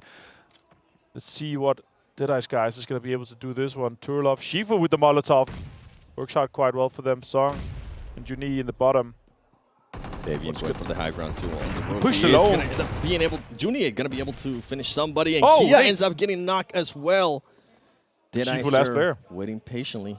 He's the last player. It is gonna be a 1v3 if they end up picking up their teammate. Let's see if this grenade is gonna hit on anybody. It is gonna get that elimination, and he is able to secure himself the first special elimination in $2,000. That's great. That's Shifu comforting now. considering that your whole team is For already sure. eliminated. First team elimination now. Oh my god, Janine, no, that is just so unfortunate. Now Shifu saw that, and he's going to be pushing right now after that first aid pop-off. Saiga, oh, that's a good nade by Fabian, really calculated. Now Juni's going to be able to be picked off, and Damwon Kia is able to take out Deadeyes Guys. If Juni is able to knock himself, does that count towards the... Just kidding. Imagine if it did. As we are seeing a at replay that. here from S2G and Stalwart Esports. Stalwart Esports already eliminated Deadeyes. Guys, we just saw what happened to them, eliminated as well. First team elimination for them, $5,000. Yep. Being able to close that one out, that was great to see. Now 7C on screen here, 7. They're going to be rotating in. The circle has popped, and it's kind of centered on Milta and the compounds around it on the north side. That's why you see 7 trying to get into those. They have Nigma Galaxy ahead of them. Falcons too in the distance. Aladin a little bit far away from his teammate here. He needs to be careful because all the other teams are going to start trying to get just a little bit closer to Milta, get an angle, and see if maybe they can third-party any of those teams that might be out in the open. And guess what? Scout was right. He is currently playing this match as well. This is the actual non-first show match that he's going to be playing at the Afterparty Showdown PMWI. You can see Nigma Galaxy slowing it down. I think they have realized that Rod was getting an off angle on them. Is Lord going to be able to capitalize on this? He's trying to go for the headshot. Oh, he thought about it. It was lined up. That would have been sick. 7C. Inside the north side of Milta, I kind of like that. They have a good amount of control here. The question is, where does the next couple of circles go? To split with that warehouse and that garage building, flat top. Vampire on that northwestern side, actually holding out the dirt road. Freak finds Dasha with a headshot. That's huge. An R8 is going to be pulling up on the high ground tower on that west side, on the farm. They're going to have some control there. And now we're really seeing more teams trying to get in and focus on getting those placements locked down. 2 stops, taking some 2 shots towards the compound. All right, Falcons one of the teams that didn't really have one of the best day ones, they're looking to turn it around. Let's see what this new circle is going to end up looking like. You can see Damwon Kia after being able to eliminate Deadeyes. They did end up losing 2 players, but those Ilims, I bet it feels good. And this is a team that can definitely slow down their play and just wait and see what the other teams are going to be doing. And look at that right there. Bigetron, in a way, blessed with that circle. And it's interesting to see how some of the other teams are going to be reacting to that, because if we really try to predict, I think it's going to go straight down in the middle where there's absolutely no cover, Avenger. Huge amount of field there. There's a big wide compound in the center. Shots coming in for Prestige. Takes down Colsey with a headshot. Nice aim from this young man. He's able to connect a few more. And they obviously know that now it's S2G. They know that they lost players in the kill feed earlier, or elimination tracker in that case. Colsey is going to be having to heal up a 2 R8. Are they going to push aggressively on that, or what is going to happen? I think he was just readjusting his buggy. I thought they were actually going to go for the push. I was hoping that they would. Prestige just trying to hold the angle, trying to see if anybody's going to hop on that car, and SGG trying to figure out how they're going to be able to escape this. It seems like their car is still intact. It might have all of the 4 tires. Tall guy, you see, his helmet is sticking out of the roof. That's basically Jason driving around his cars. So that's what it feels like being tall and driving. He has to have a sun top roof, you know, like has to be popped off. S2G. Oh, he got knocked out. That is so unfortunate. Try to go for that center shack. More shots comes toward Colsey. Can they get him? Bandar connecting a little bit, but not enough. Colsey's going to be able to go into that. But now they have this information that there's just 1 player left from SGG. They could push that. And Rad is going to have that information too. They are sitting pretty in this compound. We were talking about that big white compound in the center with the fields around it. Now Rad, they're pushing out some nades toward him. I think he's inside the shack. He's going to have to be very precise to hit those nades into the shack. Vampire now on the move. They're going to be moving on. Really Bigetron trying to back him off with some shots too. Team Falcons might have been able, I think it was Powerful, might have been able to get some shots off as well to Vampire Esports. Vampire Esports continuing on with that rotation. They are going to stop, and it was powerful. Getting an angle there on that rotation from Vampire Esports. Bigetron is going to be keeping an eye on Vampire Esports as they are very, very close to them now. They do have a 3-1 split at the moment with Bigetron. I think one of the players, that one player, Suxy, that was far away, I think now he's starting to get a little bit closer to his team. And now we're looking at Alpha 7 against Dam 1 Kia. Keep in mind, Dam 1 Kia, only 2 players. Ooh, that's a good Molotov. It does block off that doorway, but I think he was in the stairway and on the other side.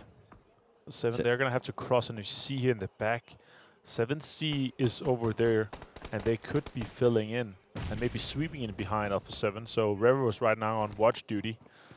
He's going to have to get the information for the team to make sure that they don't get pushed from behind. Circle is closing here. The teams have, majority of the teams have managed to get in. We only lost Deadeyes Guys and Stalwart so far. So it's going to pop 7. It goes hard southeast. I was way off. I thought there was going to be, in a way, not that many buildings around. Guess what? Alpha 7 with the rotation, that's going to be wonderful. Damn, 1 Kia is going to be super happy too. Rod couldn't be in an even better position, but they are going to have to be careful because R8, more than likely, is going to be looking to take that compound. Bigetron is going to be rotating from the north down south, and they might try to crash on some of the buildings there too. Vampire Esports, Team Falcons, just so many possibilities in Team Falcons.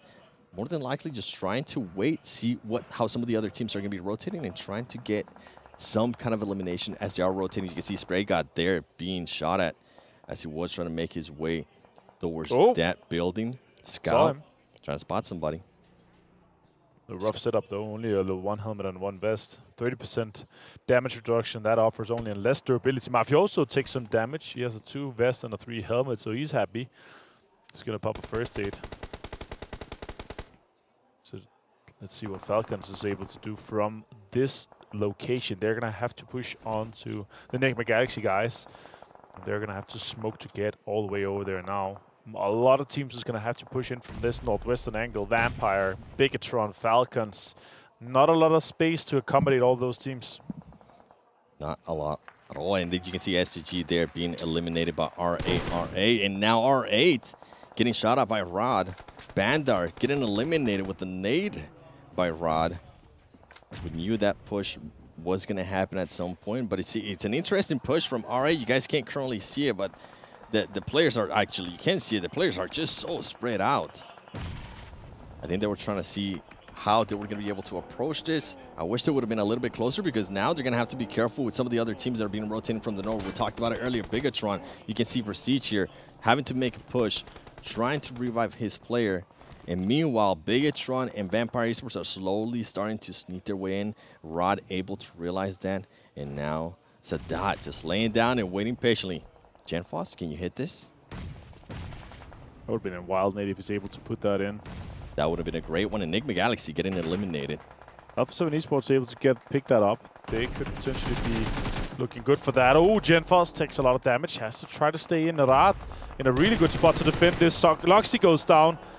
And now Genfos is left in the smokes. He's going to try to confirm those eliminations out there. And now Soxy, Misery inside this building here. Sword Desha has to relocate. Has to try to get up. Gets one more. Stat gets down to Soxy. Munir is able to defend this. Misery's on the top. And with a DPS in hand, Desha could be pushing that. And Genfos is still going to be alive. He's able to heal up. He might be able to get an angle. Misery being able to knock one of the players there from Rod Kait. He was trying to get an angle, but ultimately he exposed himself for too long. Here comes the DBS. He's not able to connect. Desha with the DBS going to be pushing Misery. Misery heard that DBS. He's like, you know what? I kind of don't want anything to do with that. We saw what happened yesterday with Top in Livik. Really good movement for Misery, though. Jumped up, jumped into the balcony, and then jumped out off. The SK Ton outside. Munir, Desha, last 2 players for Rad. Misery putting out some more utility. Nice shots coming in for Misery. He's able to take down Munir. Now it's Misery versus Desha potentially in this case. They have to clean it up quickly because R8 is lurking in the background. Misery taking his time, making sure he gets that elimination. You mentioned it, R8 is going to be making that push. Luxy does end up getting knocked, and he is currently getting shot by some other team. I think it might have been Team Falcons. Team Falcons earlier did end up eliminating Vampire Esports. You can see Mystery trying to go for that rebuff. Is he going to be able to get it on Luxy? The only team right now with 4 players alive is Alpha 7 Esports. And if I'm not mistaken, I think they already eliminated some of the players too from 7C Esports and an engagement that they had. Genfos still alive. Desha, last player from Riyadh. He's going to have to try to relocate a little bit. Genfos takes some damage here from Esketon. Now Desha saw him. And now they're going to have a fight. M4 in hand, pushes him aggressively, takes him down with the drop shot. Also counter drop shot. And Desha is able to take Esketon down from R8. Super well executed by Desha. You can drop shot me. I'm going to drop shot you as well. Mystery. He knows exactly where they're at. Let's see if this nade is going to be able to hit. Oh, a little bit too short. Desha trying to get that heal off, and he is going to be able to get it off just in time. Genfos here with the ghillie suit. Not helping him out, as I think Fabian from Dam 1 Kia might have been able to spot him. That's actually Revo from Alpha 7. Mystery. Carrillo, Alpha 7 knows exactly where some of these players are at. They're just waiting, shooting around, see if anything connects. Carrillo being able to connect twice there with headshot. Mystery. Bigetron eliminated by Alpha 7. Alpha 7 right now trying to go for that match reward of most teams eliminated. They have a good upper hand here. Only Team 4 guys alive. 7Cs, 0 eliminations so far. Damakia has 8 though, but they are split, so they could isolate the fight quite easily with Juni on that right small shack. A few smokes and a little bit of utility, and they're going to be able to cross that road, or at least try to wipe that out. Let's see where we're going to be ending up here. It does go to the other side of the road. Revo finds Aladdin. That is huge. Revo on the top of the restart. I was wondering when they were going to be able to find him. He was just chilling there in the car behind him, and I was going to tell you that could have been really, really scary for Alpha 7. You can see Scout still alive. We know how sneaky he can be. Can he survive this? He ends up getting out of the car, laying down, popping those stars. Smart play there by Scout. Regio just shooting at the smoke, seeing if anything connects. And here comes the push. Alpha 7 against Dam 1 Kia. You know, Dam 1 Kia is going to have those DBS at the ready. And he's going to slow down. What a beautiful grenade there from Carrillo. And here comes the push from Alpha 7. Alpha 7, the aggressive team, they're able to eliminate Dam 1 Kia. And Alpha 7 just slowly but surely continues moving on. The aggressiveness that they're currently showing is amazing for this team. Scout, even though he is about to be in the zone, he does decide to take some shots. He ends up backfiring. Revo ends up knocking him. Just Alpha 7 is too much for everybody right now. Yeah, vamos do Brasil. It's crazy. Saran gets found as well through that little ticket booth. Revo is just on point right now. Prestige is hiding. Utility comes out from Prestige. That's really on point here. Finds Sarang. And 7C goes down in third. And this is going to be great for RA, even if they don't end up getting chicken dinner. Prestige throws a nade. It's Carrillo. Revo ends up getting the final elimination in Alpha 7, ladies and gentlemen, on the first match of today, showing why they are in first place. Look at Mafioso right there. They're going to be happy. They told me that they wanted to continue to stay at the top. They really, really want to get this first win at a LAN event, especially in a global stage. And right now, they are looking so, so good, considering that was Erangel, and it wasn't even one of their favorite maps, which is Vikendi. That's going to be coming on later today. Alpha 7 Esports getting that first win of day 2. Yeah, crazy. With 3 wins so far in just 7 games. A second place as well. These guys are unstoppable. And especially with Mythic coming into this roster for this event, they are looking for that throne, especially here with this LAN event here. That is crazy. The consistencies from them so far is just through the roof. Really happy to see the boys here from Brazil being able to dominate this much here. Also, they're continuing to just stay 4 guys alive. It's crazy to see how consistent they are, and also how strong they are mechanically. So gifted. Yeah, getting those angles. I mean, we saw the angle that he was able to get on the 7Cs, but ultimately, I'm pretty sure the Des is going to want to take a look at all of this and break it down for us after this break.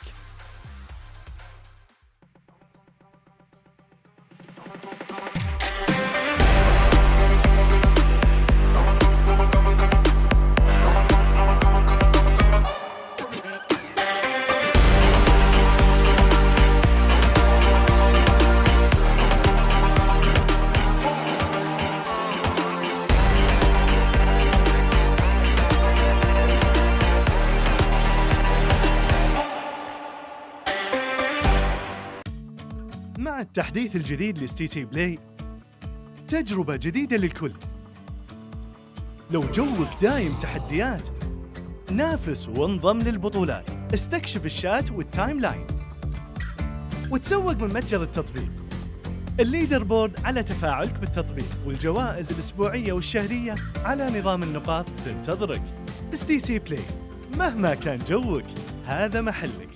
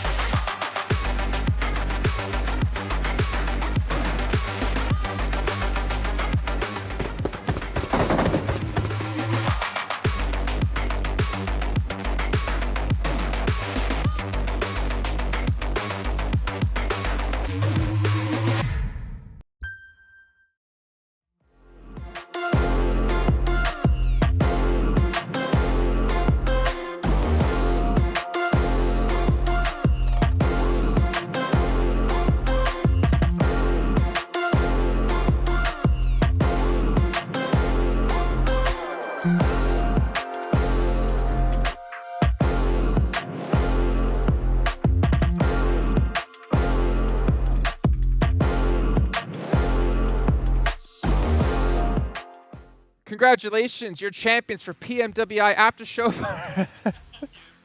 Oh man, the After Party Showdown just being completely run away with from Alpha 7. A question I asked you guys before we started, can Alpha 7 maintain the pace we saw yesterday? Yes. Yeah, and we talked about it in PMGC last year, right? They're a team that loves that momentum, right? When they have a high, they just keep riding that high, and they brought it in day 2, which is exceptional, and they got already 3 wins. Like, can you... I think they have like twice as many points as second place now. Like, that is wild. It's not like this game was even easy for them either. Yeah. When you look at a win like this, you're probably like, yeah, they must have been center all game long. Absolutely not. They're chasing circles. I think one thing that benefited them whilst they were up kind of towards Lumbermill and then moving southwest is the fact that they have kind of Milter to transition from building to building. It gives them a lot of hard cover, but they're still blasting whilst doing it here. This team is looking absolute all-star at this moment in time, and it's going to be hard to stifle that progression. Yeah, and the way that especially they were fighting while fighting, what was it, Damwon and also 7C behind them, right? They really dealt with that fight properly. They just allowed Damwon to leave that position, took care of 7C before going for the push afterwards on Damwon, take that position, great smoke road across the road. Yeah. The execution and the way they just executed everything in a row is not easy, but they just pulled it off like almost perfectly, remaining as 4 players too. I will say it's fortunate for them that Damwon Kia came into the final stages of this game a little bit wounded, of course. That's 2 players. Yes. The fact that they had that earlier fight, and of course we get to see the shotgun gods themselves with Fabian as well here, being able to kind of wield these so well. It's not only the DBS is wielding, it's the SK-12 that we're seeing, the M1014 when we get over to Livik as well. Any shotgun, give it to the South Koreans, please, because it's a treat to watch them with it, but it wasn't enough to deal with Alpha 7. Yeah. I like how you mentioned, Fabian, the shotgun. We're not going to talk about it. I think it was Junie nading himself. I think we decided it was a bait, right? He was intentionally trying to pull Deadeyes Guys. Can't get it, and then he just like underthrow. Psychological warfare. Yeah, exactly. Yeah. And it was actually really well done out of Damwon Kia to actually survive that long. By the way, ladies and gentlemen, got to give a shout out here to Ixonia Xperia 1-4. Made in collaboration with professional players here. And it's actually official smartphone partner of PUBG Mobile. You see all the players playing on it, participating on this sweet phone. You know what? I think Alpha 7 would be like, yeah, we're happy. Why wouldn't you be happy? They got 3 chickaders. They can buy quite a few of them. Maybe they would have buy some for their favorite desk. Which probably wouldn't be us, actually. No, not us. Probably be the Portuguese podcast. Yeah, probably them, yeah. Kaya, if you're out there, hook me up. Let's take a look, though, at the match rankings brought to you by STC. Don't see how many points they got, as well as the other teams around the bend. 21 points for Alpha 7.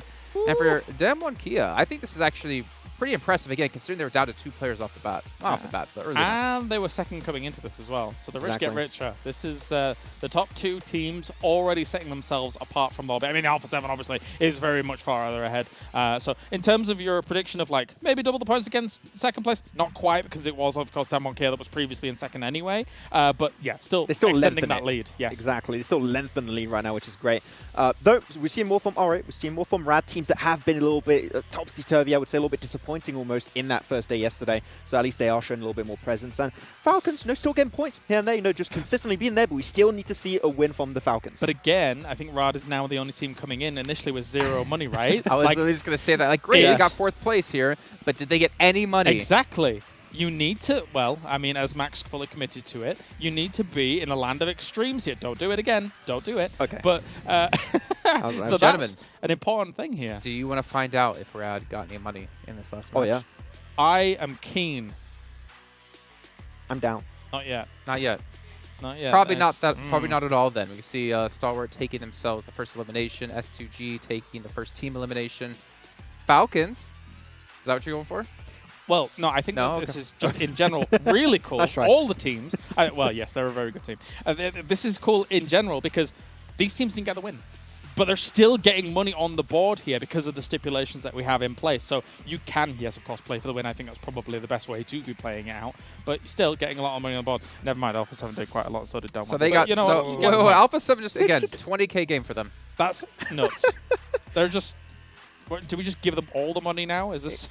I think we're running out of money to give them. Exactly. It's really insane when you think about it, too, because this week, too, is supposed to be teams that qualified in the first week of the main tournament, right? So they already proven themselves. Initially, teams we saw that them got voted for. Yes. That did not qualify directly. They had to get voted for their region. The fact that they're dominating this hard is absolutely staggering for me. So Alpha 7, keep going. The guys are popping off. It feels like they came in prepared. So, to be fair, right, if we compare Brazil, I mean, we had Vikendi, right, from Brazil, the representatives in the main event. Then we have Alpha 7 coming through.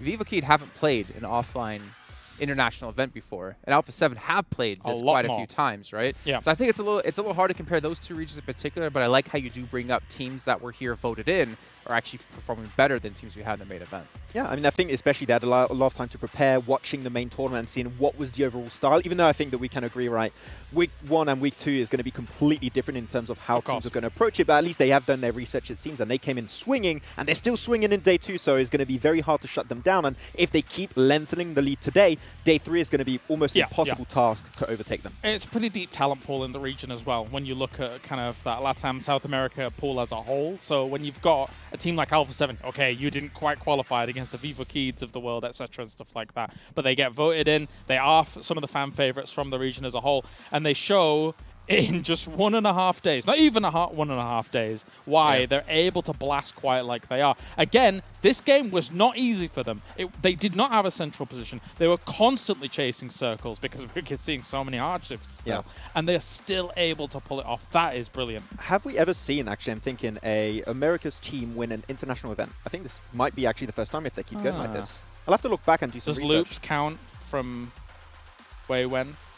I don't think they won an international event either. Didn't they? No. So they were just really good and just didn't win. I'm trying to think about PMWL.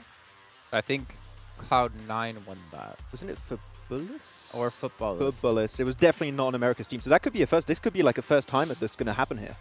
Yeah. Remember, guys, when we started PUBG Mobile all that time? Nah, just sit here and reminisce about the good times. I miss good times. Yeah, I think I said Cloud9 because I miss Beowulf. Beowulf? Beowulf? Oh, yeah. Yeah. He's a good handsome lad, guy, great guy. Sad to see him go.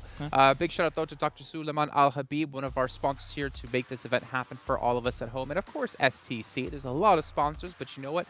When an event takes 5 to 6 weeks long, just for play, not even the setup, you're gonna need those sponsors. Let's take a look though at our overalls when it comes to, I believe, points and who's currently leading. We don't even need to guess who it's gonna be. Alpha 7. So just in 1 day and 1 match, they've earned what first place gets at the end of this. Yeah, that's a really cool, cool dynamic here to see play out, and also just a casual 37 points ahead. Yeah, it's all right. I mean, they're used to being like hundreds of points ahead of teams, right? Yeah, fair. Yeah. I mean, if they remain in that position, that's 120k they're just taking home, right? And as you said, we're not even reached the halfway point of the tournament. There's a chance they could double that amount by the end of the event, maybe even more if they just keep popping off. So Alpha 7, definitely the team to beat. And this is the interesting thing about kind of, I guess, not playing the game of extremes. Like, if you look at Bigetron Red Aliens, for example, only 6k on the board, but still kind of edging towards that top 5, which is interesting in itself. They're definitely playing, it feels like, more for a placement than the actual raw fragging potential here. Well, you look on the second page, right? You see some teams, well, no, a couple of teams. Rad. Well, Yeah, nothing for Rad is unfortunate, but Nigma Galaxy, they're right behind them behind by 1 point. You'll get if I it, get man. my You'll words get out. But they have 10,000 more bucks. You also look at Deadeyes Guys, who's in 11th place, and they have 2,000 more bucks. 7C in last place have still 1,000 bucks more. Like, obviously, it seems like you mentioned before, Bigetron seeming to be playing for the placements rather than the money. The middle ground. Yeah. And I think that probably kind of plays better for them here at this tournament. For me, Bigetron Red Aliens has been just such a emotional love story of like we watched them for so long be so excellent. There was a downward trend for them for a little bit. Here on the international stage right now, they don't quite pack as much punch as they used to, but they are still a great roster. Yeah, I think it's just going to take some time for us to see like Bigetron back to their excellency that we saw in the past, right? It's going to take a little while. Exactly. So I think you give them some time though, and they could potentially make it. But they were still one of the top teams in their region, right? They were not that far away from Morph, so never know, just a few extra months, another season, especially in fall, and they can make it up there. That's not... Yeah. But yeah, so I think it will take a little while longer. But I think everyone kind of wants to see it, right? That's the cool thing. The rest of the world kind of caught up with them around it. And I'm going to offer you a question. Will they ever bounce back to the point that they'll be one of the top teams in the world again? Will it be a completely different roster without Luxy and Zuxy? It's going to be tough.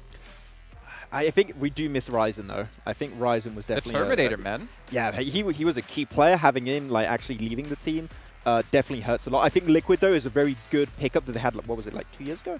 While we were in Dubai. I think he was an amazing pickup. I think that we need to see more team synergy right now. Liquid does seem a little bit of an outlier sometimes. I was enjoying you, Highboy, when we were watching last. He's currently on loan though, of course, to another team, I do believe. But anyway, that's by the by. We could talk about this for a while, I think.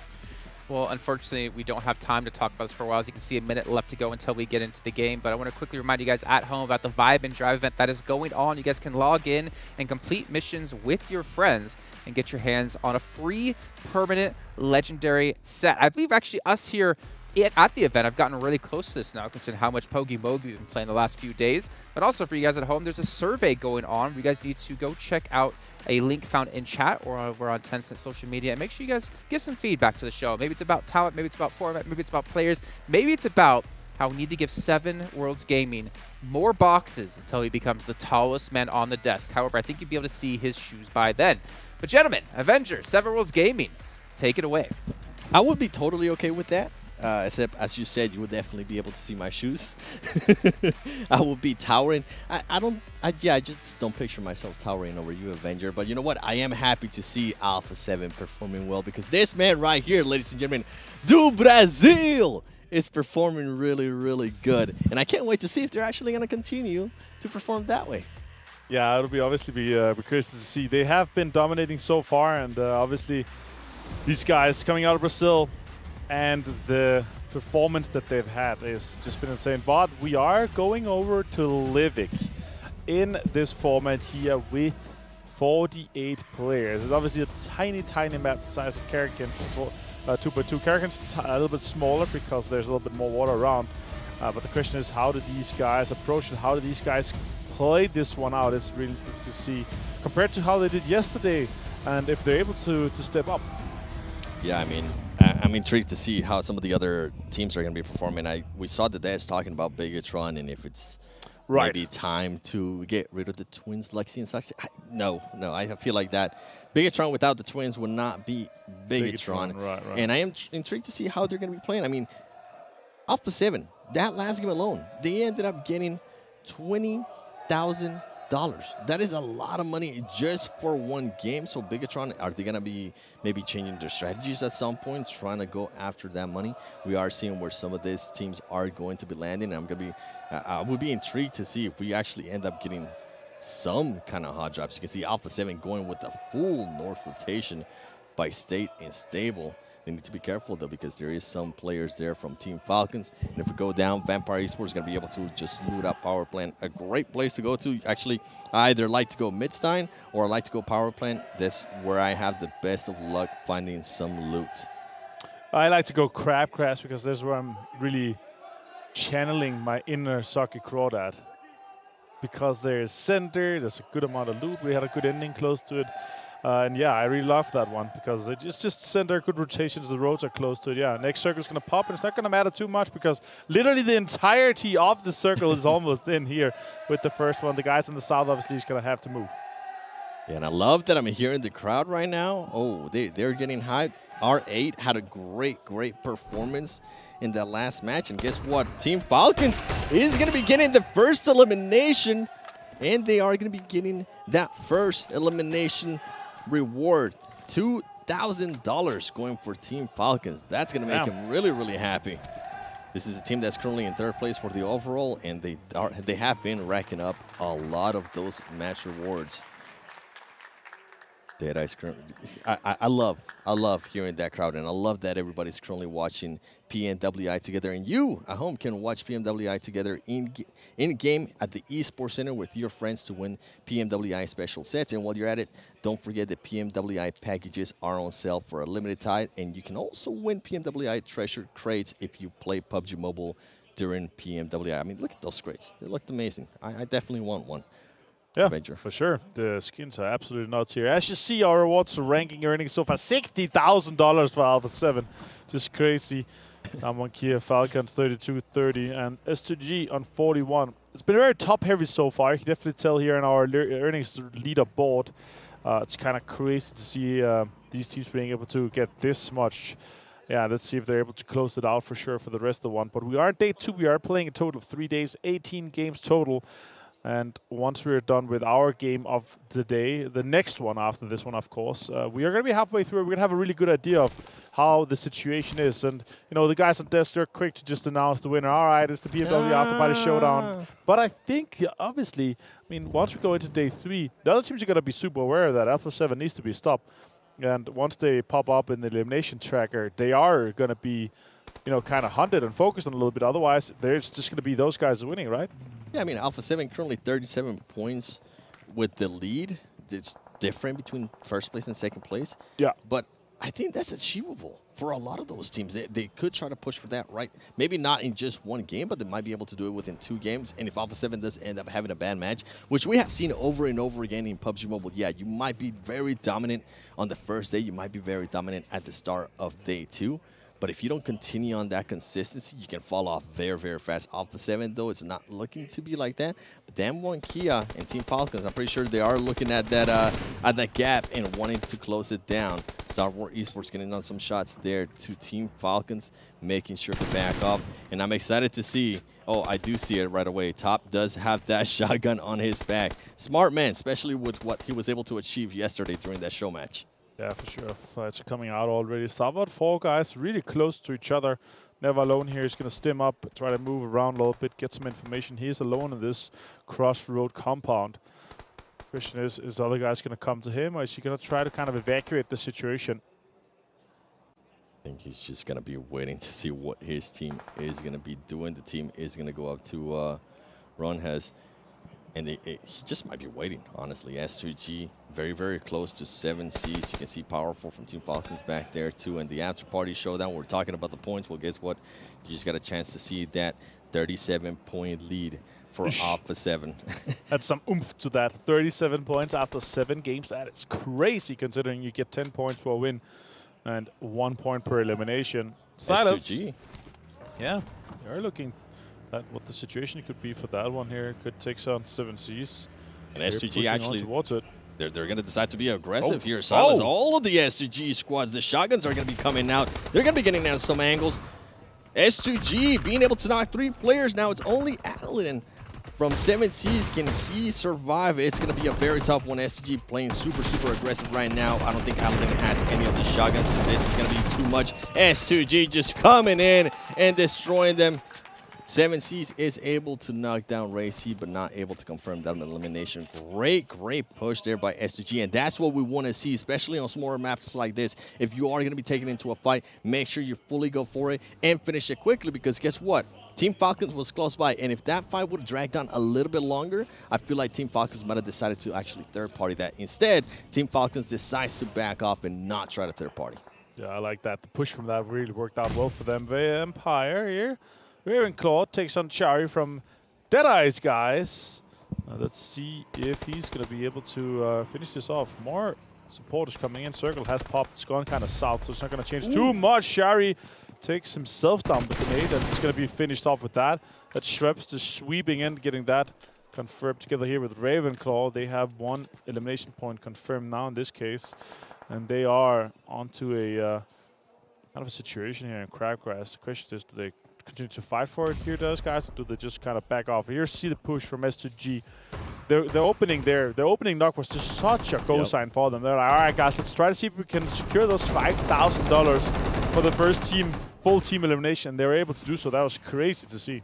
And I think 17 was just not expecting that. They were expecting the knock and maybe one of the players starting to relocate and trying to get maybe an off angle on their team. Little do they blink, and then all of a sudden they have the full squad of S2G pushing towards it, and I think that's ultimately what ended up working there for S2G. And on that replay, we did get a chance to see Team Falcons, Powerful, was setting himself up to their party. But as I mentioned, if you finish off that fight quickly, I think they're going to think about it twice, considering that only one player from S2G was knocked. See Vampire Esports only trying to take control of Crabgrass here. They were able to get somebody from Deadeyes earlier. Stalwart Esports still maintaining the same position that they were maintaining earlier in the match too, staying a little bit of the west of Midstein, a great position in this map. Bigetron, talking about it, and interesting stuff. Luxy's actually sitting out for this match, so the Des is going to have a lot of stuff to talk about. They were talking about what happens if the twins are not playing. Well, guess what? One of the twins is currently not playing. I did enjoy what Max was saying in regards to the synergy. Go Genfos. Oh, Genfos decides to take some shots, but unluckily the player from S2G just decides to move at the right time, and now they have given away their position with 0 knocks to themselves. You're looking at this circle. Alpha 7 just maintaining that north position. Nigma Galaxy currently having one of their players knock. Not sure if it might have been Alpha 7. Carrillo and Revo are currently very, very close to each other. Oh, and they do have Deadeyes Guys too. and Vampire. Yeah, look at that. We see some shots coming out over by Crabgrass. Let's see what's going to happen in that situation. Everybody just slowing it down a little bit more, too. Once they saw the first wipe in the elimination tracker, right? You want to be all right, and then we don't have to go for it. We're not going to be as aggressive anymore, and this is the case here where we see super aggressive playstyle, and then once the eliminations, the first kind of knocks and everything has been taken off the board, and you're not able to get the money from that, then people start playing a little bit more careful and considered to try to make themselves a chicken dinner and prepare that for them. Ooh. That's a Western shift here. That's going to be good for Crabgrass. That's exactly right. That's exactly what I was going to say, too. Your favorite landing, Crabgrass, might have been spot on. Vampire Esports, now it appears that they're just taking full control of Crabgrass. That's going to be good. But as we were talking about it yesterday during the show match towards the south, where RA Esports is with Damwon Kia, they need to be careful because they can definitely get some angles on them. And you were pointing towards the north, too. I mean, there is still one player from Deadeyes. Yeah, exactly. There's Deadeyes Guys up there, and also Nigma Galaxy up by Blobster. Actually, a fun story. Blobster means flowers in Danish. Kind of crazy mental things. It doesn't feel like a lot of stuff is happening here, but especially in this map, I really feel like home. There's a lot of Danish words, Danish things here, obviously with the terrain and the layout being up in the north. R8 Esports Bandar on screen. Potentially could be taking on Damwon Kia in this case. Just playing it slow, playing that snake roll. Damwon Kia just looking around, trying to see if they can spot anybody. And this is going to be huge. I think they might have been able to spot somebody there from R8. Oof. You can see S2G now setting themselves up. There's only 2 players there from Alpha 7. Alpha 7 has lost a player. Can Carrillo hit those shots? He is able to hit some, but he's not able to knock the player from S2G. And S2G, we saw the aggressiveness that they had earlier. Mafioso able to actually get a knock on one of the players from S2G, and he decides to push up a little bit, continue to be that aggressor that he has been this whole time. He needs to be careful, though. He cannot get knocked here because he's going to be by himself, and his teammates are actually across the road. They're not going to be able to pick him up. With this fight continuing, S2G looking to just reset themselves. They are going to be able to get that revive on Hanslow, player that was knocked. Alpha 7 trying to throw some nades, trying to see if they can maybe connect with anything over there, trying to get another knock. Ooh, Kasi does get a lot of damage from a grenade thrown by Carrillo. Mafioso's now going to be a little bit trapped, being in the blue zone. And I think S2G ultimately is going to be smart, and they're going to decide to back off. That's kind of surprising, honestly. But yeah, they did take a lot of damage from this case. That's a good knock right there onto Colsey. Really able to find him. Hamsy's going to go for it. No, he's going to go for a first aid first. They're outside in the blue zone too, so it takes kind of a lot of damage. Nate's coming out. He's going to try to do a little bit. Deadeyes Guys has been eliminated by Vampire Esports. That's a good shot at finishing that off quickly. Colsey, they're able to secure that point. Mafioso. Oh, he's been spotted. That's a good shotgun peek with that. I love that by Hamsy. Going to be able to finish him off too. That's a little bit of a quick situation for them. The question is Mythic going to be able to pick up? Yeah, he's going to pick up Karelia in this case. Circle is closing, and it's kind of north of Crabgrass that we could potentially see an ending here. Yeah, and that's the thing. You cannot take too long with those fights, whether it's a third party or whether it's a blue zone. With the way that the circles are currently closing in so much faster, you need to make sure if it's a fight, you're going to have to finish it very quickly. Now, Alpha 7 going to be in a big spot here as they're only going to have 2 players, Mythic and Creo. Been talking about how they've been so good at keeping up their 4 players alive. Well, guess what? It hasn't happened here in this match, and now we're looking at Nigma Galaxy looking to take some shots here at S2G. Not able to get any knocks. Hamodi, can he get a knock? He does get a knock, but he ends up getting traded out as well. Silas making the push. How is Nigma Galaxy going to be able to adjust to this rotation by S2G? Freak, I think he was going to try to go for the revive there on Hamodi. It's not going to end up happening. Silas decides to back off. He actually ends up getting knocked. Ray C, can he get a shot on Freak here? Can he get an angle? Freak too much. Just getting the shots there on S2G. S2G, the rotation didn't end up working out for them. And ultimately, the fight that they had with Alpha 7 does end up hindering us. Alpha 7, they lost 2 earlier, but they're still being alive. And you can see them playing very, very slow. Very close to Rod. Yeah, Rod here on screen. They are on the east side.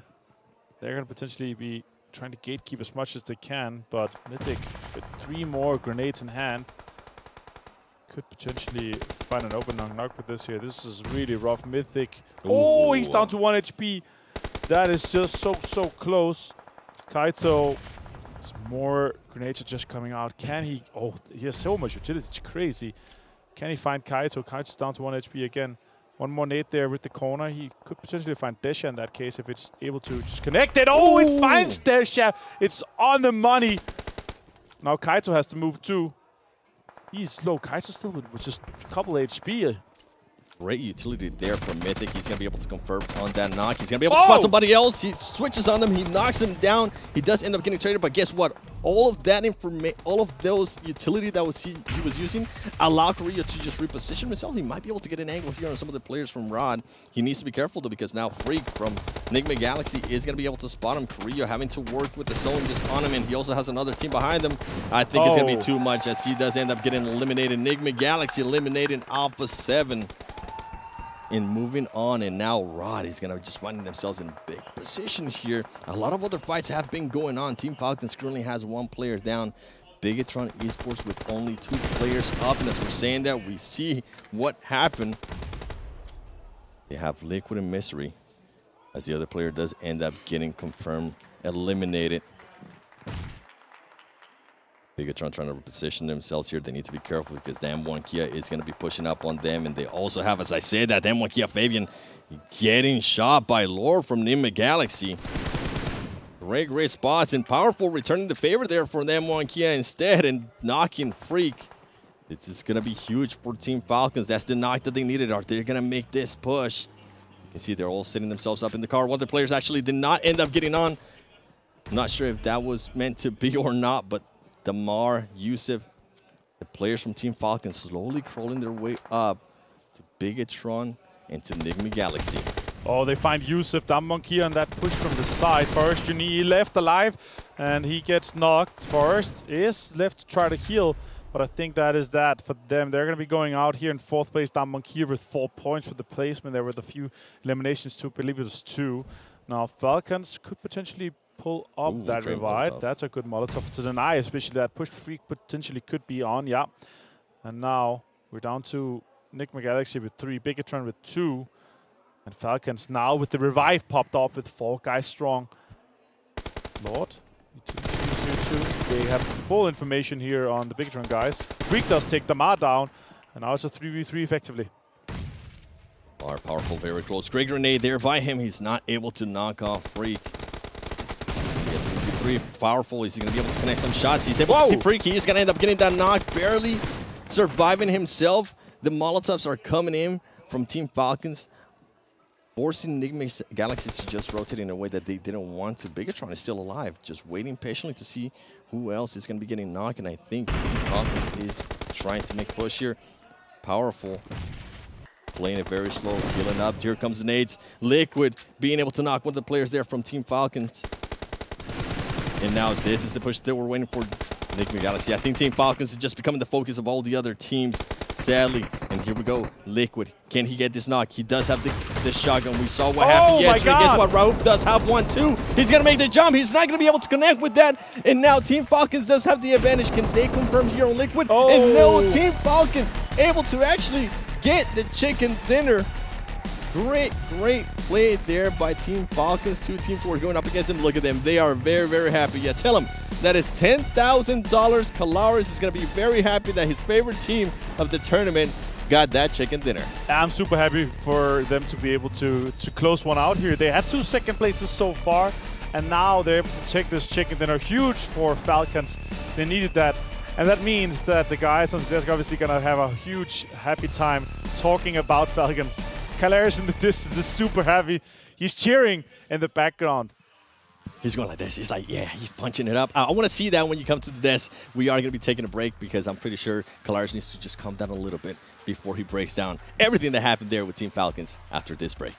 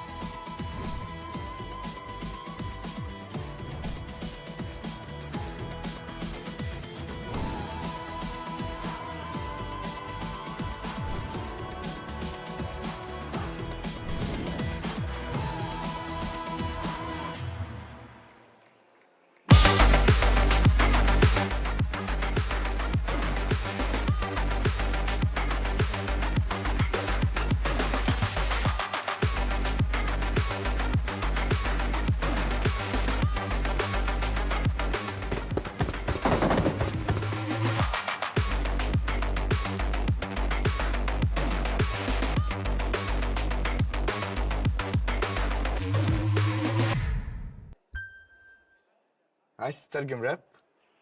تعالى لي. ملوك الصين دي انا ملخصها في سطور، بس مين يقرا؟ فاهم؟ كلام الشارع ده انا هرشه كل المجال حبايبي. بروز. وانا كاكازوكو مصدع القي نظرة لو على الحلاوة عندي كاستر بالاسم. عفرت يا عفرت، هتفضل معفرتها ولا ايه يا برو؟ انت مين يا هو ازاي ده دخل هنا يا جدعان؟ نكسر الدنيا الاول وبعدين نتكلم، نعيد من الاول. لا لا لا لا لا لا مش مسجل. اخواتي عشان فاهمين السين، سبوتيفاي عمل لك بلاي ليست الاقوى راب مصري. اسمع ملوك السين ببلاش.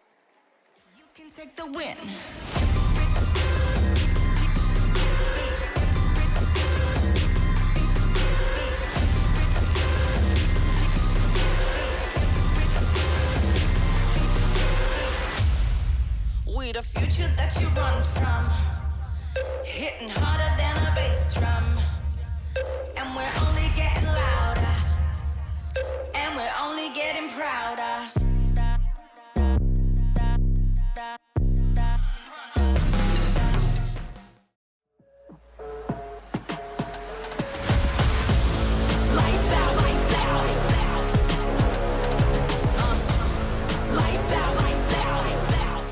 Feeling fine are the Falcons that they're flying high off a victory here.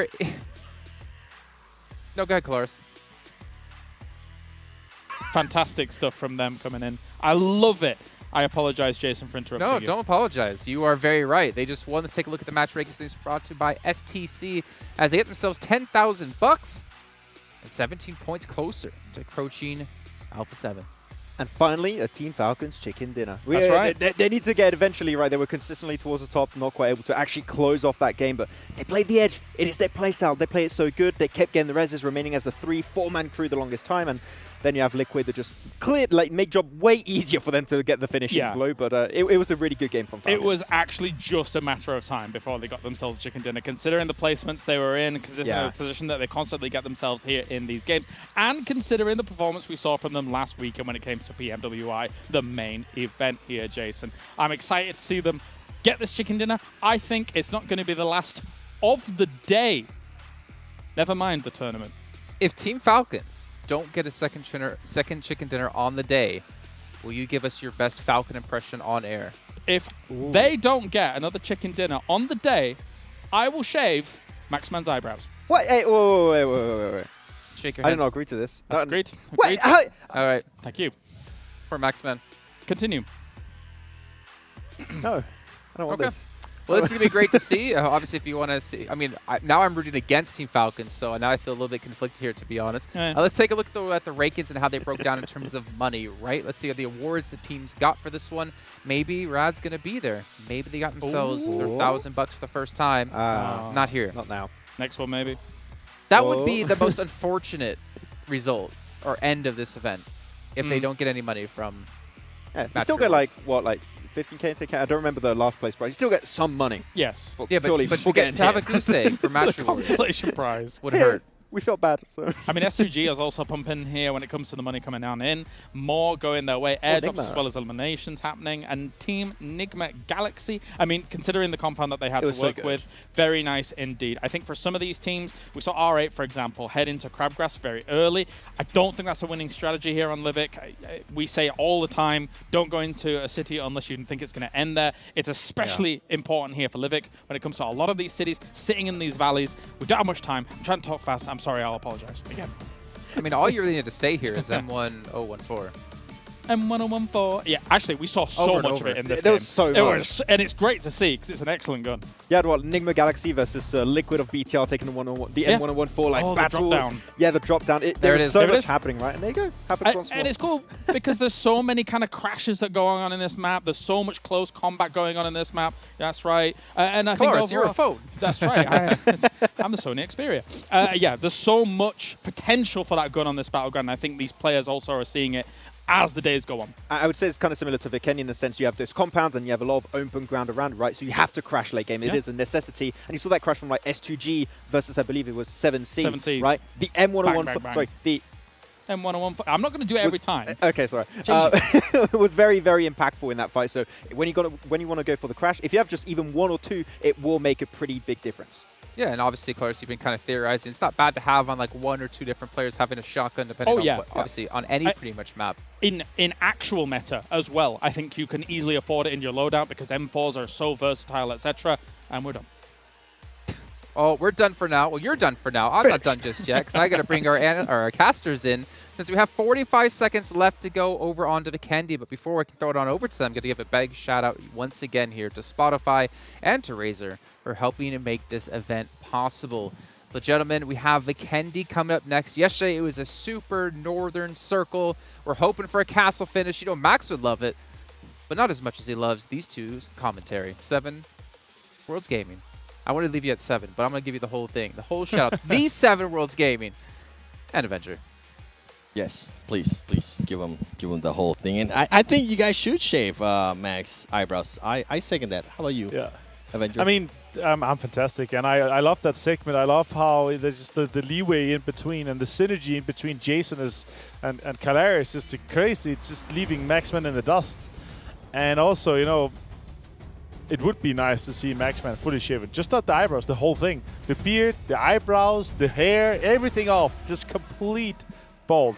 And he does have great hair, though. Yeah, it could be the next. That could be the next bet we're gonna see from those guys. But we are on to Vikendi. We didn't get the chance to cast it yesterday, and we're off to a really, really spicy one with the plane path being super far north here, as you're gonna see once we go into the game.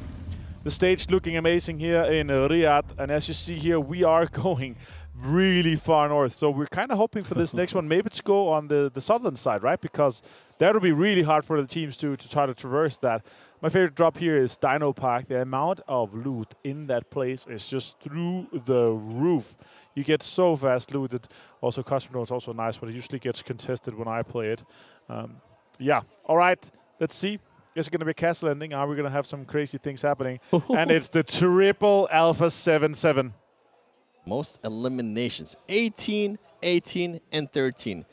And then guess what? When we go to top players, yeah, I'm not surprised to see that there. Nice Revo damage. actually, I'm intrigued by that because That's far. Revo is being able to edge off Carrillo. And as I mentioned yesterday, there's players, yes, they might be in the same team, but they like to be competitive with each other. They do like those bragging rights. Sure. So, and 5 headshots from Mythic. That is crazy to see. Yeah. And knockouts too, also triple 7-7. Yeah, it's just Alpha 7 just dominating so far. Can they continue on with this kind of performances? And Nate Illems, guess what? We do get one of the twins there, Luxy, with at least 2. And nobody has been able to surpass Jen Foss with that longest elimination of 363. 73 meters longer than Race. That is just crazy. It's obviously super hard to get. Oh my God, we're going to get super far east for this one. Actually, not too bad. As you see on your screen here, there's a lot of teams already dropping.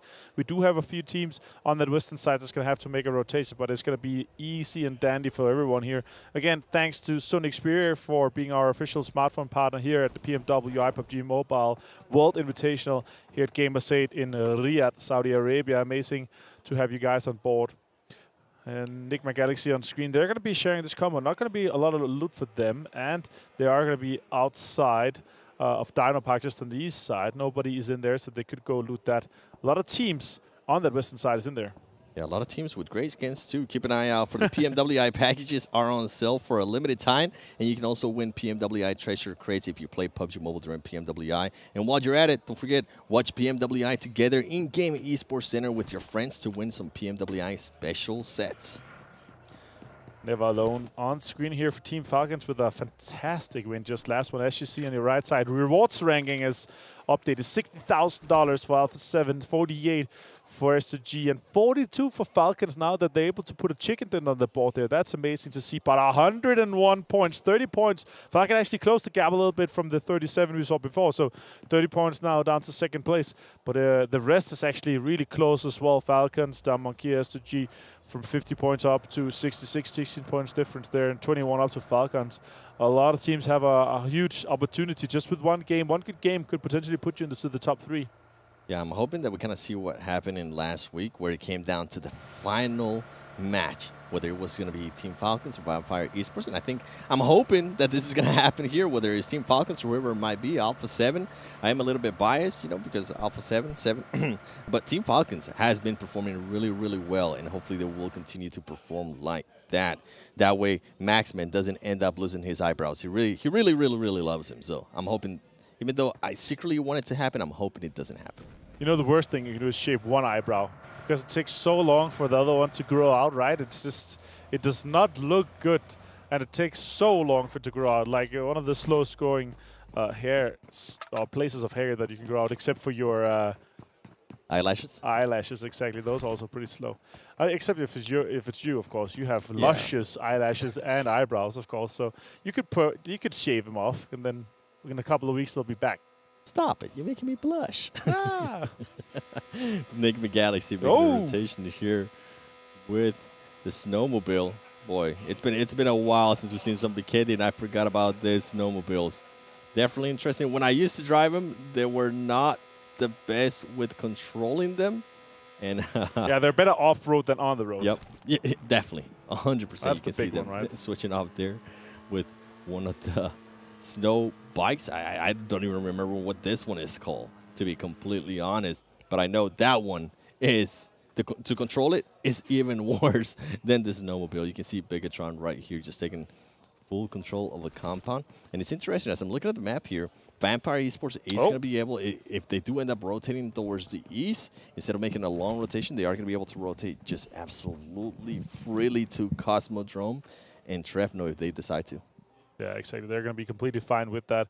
The question is, how are we going to see those other rotations? Because right now we see a lot of teams coming in from that south side.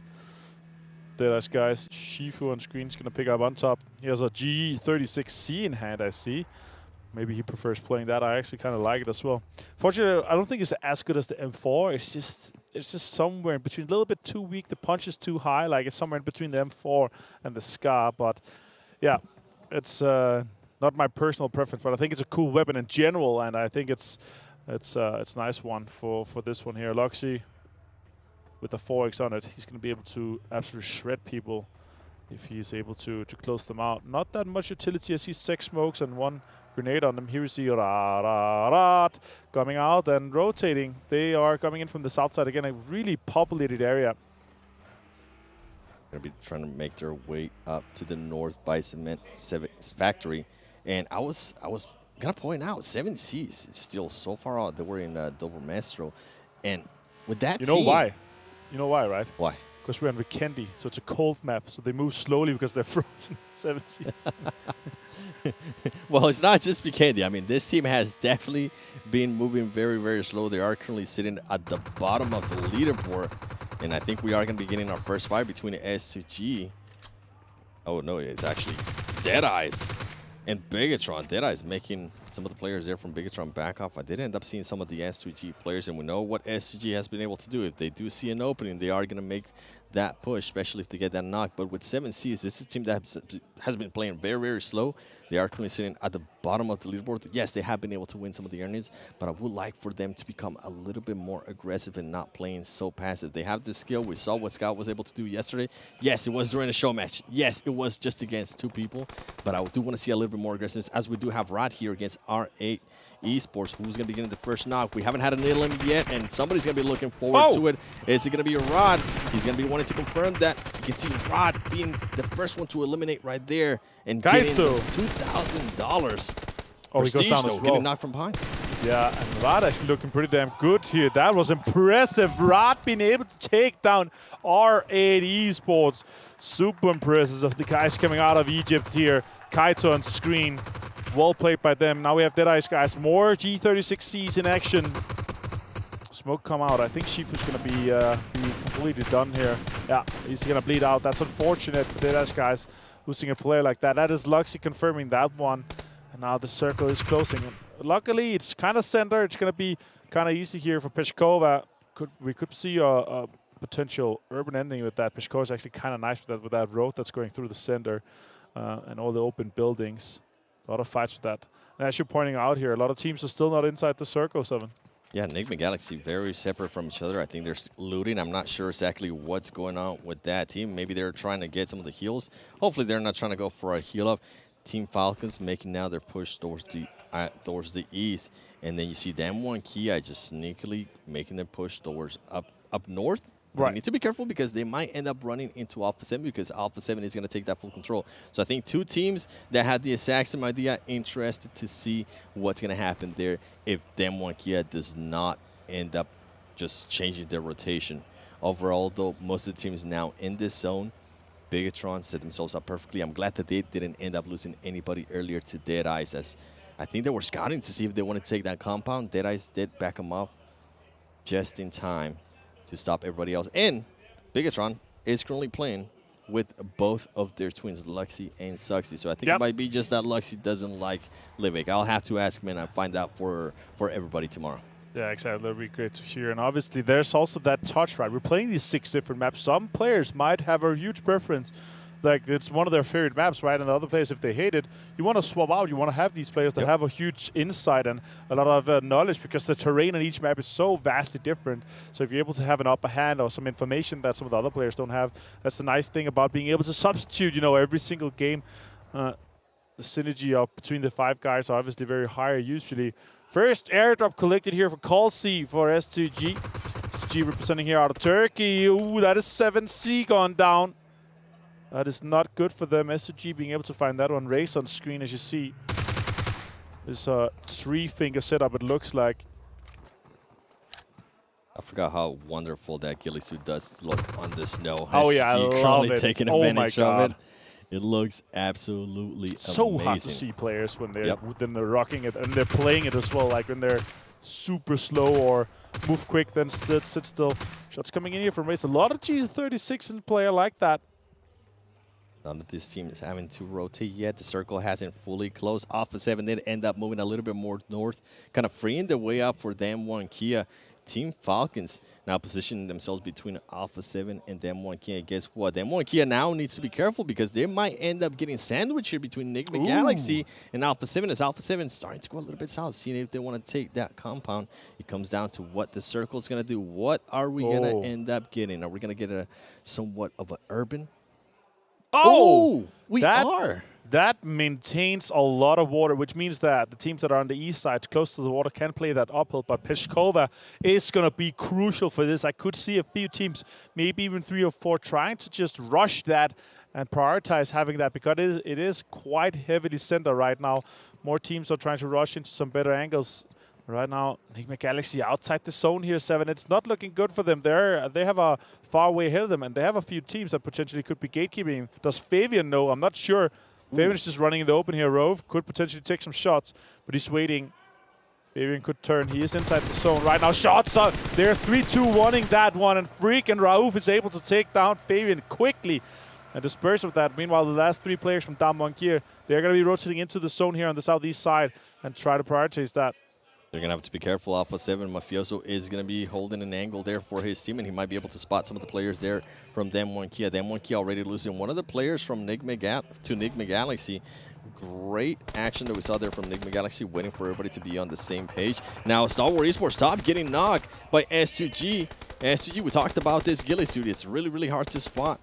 Can he take even more advantage of it, as he was able to knock top by surprise? Scree getting knocked as well from S2G. This is going to be a full S2G advantage, as they do have the numbers. We saw one of the players also trying to get it one of the angles too. Hamsi, Pika slowing down a little bit. Action there with him too. What a beautiful grenade there. Pika almost getting knocked, and there's going to be another nade going his way. He needs to be careful. Almost 5 HP. The only thing that's currently holding him off. Molotov's being deployed for Cold C. He has a 3 vest, of course. Being able to get that airdrop really closely early on. That's a nice push here. That's a sweep around the edge for S2G. They could be pushing on that, trying to take down Scry, confirm that one. Meanwhile, see just a few players left. That is it for that. That is super well executed in that situation. Stalwart has to back off, and it's just Action now. Put together with Pika inside the smoke. Action finds Raze. That's important. Action with some more pressure onto the S2G guys, helping out Pika. It's unfortunate for Stalwart, down to just 2 players now, not being able to... Oh, that's a big situation for them to take that one out. That vehicle could be crucial for them. Call C with the Mark 14, so strong, even up close range. Pika trying to nade that corner 7. Yeah, these 2 teams are fighting for so long that I'm wondering if 7Cs is very close by. Are they going to decide to make a push and try to third party this? It was the aggression that I want to see out of 7Cs, but I don't think they're going to be doing it. You can see Hamsi picking up his teammate right there. Action and Pika, though, ultimately being able to hold it off for a very long time for their team, and they're still trying to find some of the other people. I think they have spotted some of the other players there from S2G, hoping that they can get some kind of elimination. We do end up getting a new circle, and it is going to go a little bit towards the northeast. I think this is going to be benefiting in a big way. Vampire Esports, Alpha 7, and Bigetron is going to have to decide which way of the road are they going to want to be. Are they going to want to be with Vampire Esports, or are they going to want to be with Alpha 7? As the fight between S2G and Stalwart Esports does continue. Stalwart Esports Action currently getting shot from the back by players of S2G. You can see Pika currently laying down Silas. Action goes down to Hamsi. Now Stalwart Esports, Pika trying to figure out what he's going to be doing here, waiting for the right moment. We do start seeing now 7Cs slowly but surely starting to come up. Are they going to want to participate on this? And honestly, if I'm 7Cs at this point, just continue on to the zone. It is too late. You don't want to third party this. Focus on the zone, get to the safe zone. And Rod, meanwhile, they absolutely send it towards the ocean, and great thing they did, because they only ended up just getting one of their players. Now you can see Carrillo currently shooting at Ravenclaw. Is he going to be able to connect? He's not able to get that knockdown. Now this is a huge play by Alpha 7. Them being able to take that compound. They just saw the circle go north. Nobody was in there, and they pushed that, locked it down. All 4 guys super strong in this situation. Damwon Kia could potentially take one of the Rad players down. They're trying to defend this off, and that's going to be a dirty fight there on the east side. Meanwhile, Bigetron is coming in on the south side. I think they're going to be fighting Falcons. Yeah, you see right now on screen, Nigma Galaxy just gone down here to down Monkey. Such a good play from him. Yeah, wonderful grenades, and that's going to help him for that match reward. Don't forget, special eliminations. That's going to be huge, especially with the most special eliminations as well. Yeah. Team Falcons just playing it very slow, coming out from a Rough great circle game for here them. with so much water, Seven. It's crazy, right? Indeed. S2G playing it. Now S2G is trying to figure out how are they going to be able to get into this one and where are they going to end up going because of that fight that took so long between them and the Stalwart Esports is going to put them at a huge, huge disadvantage. Team Falcons, Yusuf able to spot Sluxy right there, not able to get the knock. Decides to back off a little bit more. And guess what? Sluxy is able to spot Powerful there. He does get some shots very, very low. He's going to be throwing the Molotov. Just decides to back him off. Great Molotov from Bigetron right there. Meanwhile, Jamfo's relocating himself, trying to get some angles. Oh, look at that. Falcons push down here on the lower ground. It's going to be hard for Bigetron to defend. Lux is still knocked. Genfos also in a situation where they can't get the res off. Soxy is going to go for Luxy right now, and they have very little time. Falcons going to be pushing up aggressively in this. This is a super good execution by Falcons. Kalsi with the mark 14 now pushing Genfos. Ooh, a lot of damage coming out here. It's a dangerous gun. 303 as well. Bigetron in the middle of this sandwich. Falcons just went in patiently. There is some killings that are going to end up going to SG. SG, we saw the aggressiveness from them earlier. They are going to be pushing on Bigetron, and Bigetron is going to get eliminated. And now SG is going to have to switch their focus to Team Falcons, and that's exactly what they're doing as they're going to be trying to get one of the knocks. Guess what? Damar is able to start the engagement. He ends up getting knocked there on Kalsi, and they're able to trade out somebody too because Hamsi from SG just went down as well. And Team Falcons, the aggressiveness out of this team is just great. Silas is able to get some knocks. Can he confirm on the other knock? Too powerful, decides to lay it down. Silas with the M4 looking to get those headshots. He's not able to. Powerful, able to remain alive and just go and help out his team. Now they need to worry about how they're going to make this rotation up north towards the circle. Damwon Kia currently swimming. We saw it yesterday in the other Vikendi, super far northwest circle. Now we have a super far east circle. So much water in play, and it eliminates so many compounds. That's why we have these wild situations where you see so many teams trying to push for the same compound. Third-partying so much Alpha 7 here, trying to deny the push from Powerful. Team Falcons trying to just get a foot inside this circle here, but Alpha 7 says no. Team Falcons just barely being able to maintain themselves alive right there. They do have a lot of the other players that are going to end up rotating, but guess what? Alpha 7 is just not having any of that. They're looking at all the angles. They're trying to find just any other players from Team Falcons to knock them and eliminate them. That way they can move on and focus on what's ahead, which is going to be Rod, Damwon Kia, and Vampire Esports. But here we go. Never Alone gets to get some of those shots in. Connects a few onto Rero, but now he has to heal. Ticking slowly down now. He has 5 first aids. A little bit too early on the pop of the first aid. Powerful tries to push, but instantly denied by the UMP by Mafioso. Sadat finds Powerful, though, on the other side. 2 guys here from Rad, Stat and Munir. They are on the edge of the zone inside, but they are going to have to make a move as well. Damwon Kia, 3 players inside the circle, 2. Also have Vampire inside that circle here. Next circle has Pop, and you can see here on your screen, top far right minimap, Vampire has just this little compound that they're able to hold on to. Meanwhile, the guys on the south, Alpha 7 and Arad, they are going to have to move in this situation here. Falcons eventually is going to go down to the zone, trying to blue zone heal right now. Good shots coming in from Vampire. They have to deny this push here. Never Alone finds Rero. That's going to delay them, and that's going to be really crucial for their further campaign in this zone here. It really is. There you go. Never Alone gets eliminated by the place. But Alpha 7, as you mentioned, it just getting hindered by their rotation, and they are going to have to push on Rod here. Is the only way that they can rotate. They don't want to take on Vampire Esports just yet.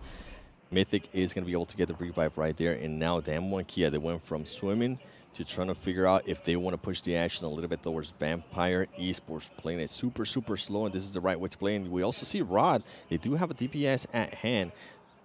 Alpha 7 needs to be careful when they get to very, very close range. Yes, they do have those UMP, but I mean, the DPS is just way too powerful when you are that close. Here we go, Carrillo, who's going to be able to see each other first.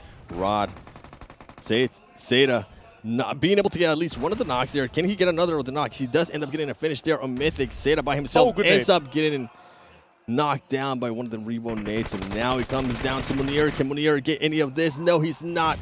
Rod is going to get eliminated by Alpha 7. Alpha 7 ends up losing Mythic to the DBS. Vampire Esports Stone making their way a little bit closer Pushing. towards Alpha 7. That's a great strategy there. They know that they currently have the advantage. Ravenclaw and Stone, they're going to lay down some of the nades, some of the Molotovs as well, trying to control where Alpha 7 is going to be rotating. The MG3 is so deadly up close. Here comes the shots. He ends up missing some of the shots. Now Alpha 7 does have all of their players up. Revo trying to heal up. Who's going to win this engagement? Vampire Esports, I think at this point, just decides to back up a little bit more. And they need to be careful because the zone is not going to be on them. The zone is going to be on them. Kia Juni currently actually getting knocked and eliminated by stops from Vampire Esports. And meanwhile, Alpha 7 just being able to rotate, thankfully, to that Rich that is right there for him. Yeah, it's a really bold push here from Vampire. I like the strategy, trying to push out and finish that, take advantage of that situation with Alpha 7 having a few knock players. More shots coming into Mafioso. There's 2 stops. Nearly being able to knock him. The zone is still in play here. And Alpha 7 is able to traverse this super hard and rough terrain ahead of them. While Damonkia is holding that rock lower ground. Shots are coming in. Carillo finds Ravenclaw. That's huge. That is going to be huge. Can he get that elimination as well? Vampire Esports now in the defense. They're only going to have 2 players. They are in this zone, and they're going to have to be careful between Alpha 7 and then Mafioso playing very risky there with that jump. I thought he might have ended up sliding all the way down. That would have been just absolutely unfortunate. Then Kiana playing it slow, and I wonder if Alpha 7 is going to be able to stop this revive here. Vampire Esports just might be able to pick up their player. This next zone here did go super hard towards Vampire. Oh my god, Stone finds Carillo as well. This is going to delay them. That's rough. The question is, are they going to be able to swing over and get him? The only way for any of the teams, either Damwonkia and Alpha 7, to win this is just to smoke the entire wall so they can push that. Otherwise, it's going to be really rough. The question is, does Song and Forest try to focus on third party or being the last team, or try to just rock with the zone, or what are their thoughts here?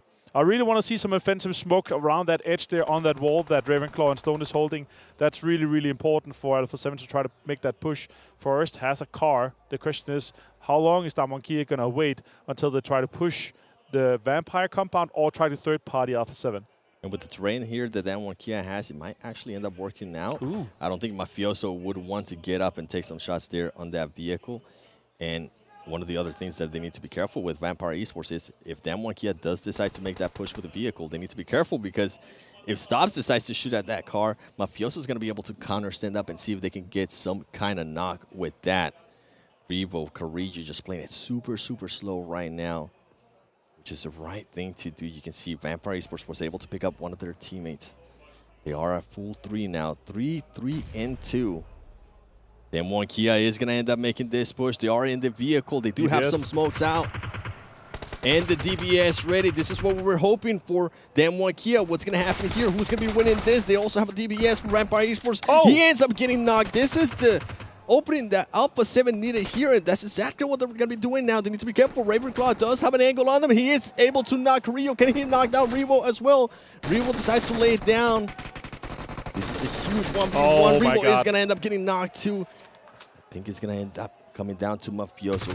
Great players. He does end up securing a point right there for Alpha 7. Mafioso with the UMP making a push. It's too much. Vampire Esports, ladies and gentlemen, being able to win Vikendi. Great performance for them. Great positioning, honestly, from that team. And this is a team that always is able to hold down their composure if one of their teammates is down.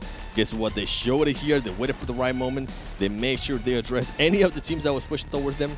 Vampire Esports making a huge statement there with that Vikendi win. Yeah, exactly. Vampire here are PMWI. Mainly when the winners able to win another game here in the Afterparty Showdown. That's crazy to see these guys able to close this one out here. It's a rough push, but that MG3 ended up paying off quite nicely. Damwonkia actually opened it up a little bit for them. And I actually expected Alpha 7 to be able to capitalize a little bit more, but they were so quick in the rest. Yep. And I think Alpha 7 just didn't have any smoke grenades or anything going their way. I think they threw on so many earlier. That utility was absolutely gone for Alpha 7. It ended up hindering them. Vampire Esports just too much. And then Kia, I mean, they had the right idea, but they were not expecting somebody else from Vampire Esports to also have a DBS and just be patiently waiting for them. Yeah, exactly. And now with that, we're actually going to be halfway through the Afterparty Showdown, which is super insane because that means that another good performance here for Alpha 7 means that they're going to be really far ahead on the leaderboard. Question is, how much is Vampire going to be able to catch up, and how deep are they going to be able to go? Yeah, I think with Vampire Esports, hopefully this is a great momentum carrier for that team, right? And with Alpha 7, for them to not even get the chicken dinner, but at least be able to get that second place and get some LMs while you're at it, those are going to be some great points for them too. Yeah, and this campaign so far, and also I loved Vikendi here. It's great to see another rough circle, though, super far east. But we are ready here with the match ranking sponsored by STC. And our desk that's going to be looking at how far the teams are going to be able to take it for the rest of the day. How far the teams are going to take it. Alpha 7 getting very close to winning that match, capitalizing off of the fight between Vampire and Damwon Kia, but unfortunately they forgot about one player, and Vampire is able to close things out and get themselves 20 points. However, Alpha 7 able to still build up a lead against quite a few others. We got Maxman and Kalarisman on the end to talk about this last match, and I guess we can start things off talking about how we had another rough zone going far east instead of north this time. We're not going to get a normal Vikendi game, I have the impression. No, the first time I'm seeing Vikendi back in competitive, and I feel like I'm robbed in some way. But it's still working out great. Rob you of your eyebrows at this rate. I mean, you know what? I was supporting Falcons a lot more than I usually do this game. Oh yeah, okay. Like, okay, Falcons, please go a little bit further. I want to hold on to my eyebrows, but Vampire, really, the fact also, we're talking about it with Blank in the green room, the fact that they rezzed Ravenclaw and kept him on that angle behind the crate was really what allowed them to get those 2 knocks onto Alpha 7 and what enabled them afterwards to get the win. Also scary that he had an MG3 behind that crate too, which he had not from that crate, but from a prior crate. So most crates? Yeah, maybe most gentlemen. Crates. Rod got money. First team white. Well, they did, $5,000 I remember that, yes! We're happy for that. But yeah, the MG3, high fire back rate. to the main story. Scary to kind of make a transition against, especially when it comes to that. But I will say Alpha 7, the timing at which they did the transition was good.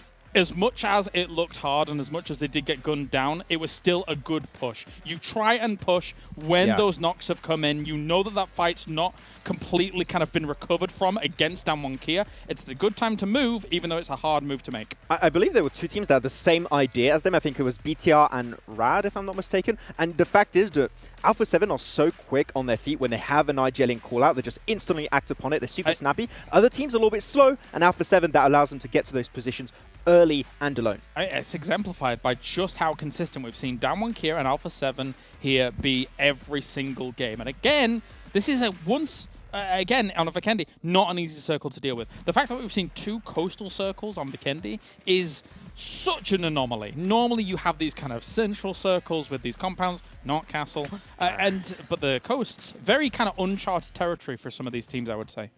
Well, we did get to see, though, quite a few teams capitalize off that moment, right? We saw it go eastern. I think it was around like zone 5 or 6, and we saw Alpha 7 immediately push in towards that zone, take a compound. Vampire do the exact same thing. Damwon went for a little bit of a dive into the water with some hypothermia. But we saw the teams realize that we have to make a move. We have to make a play.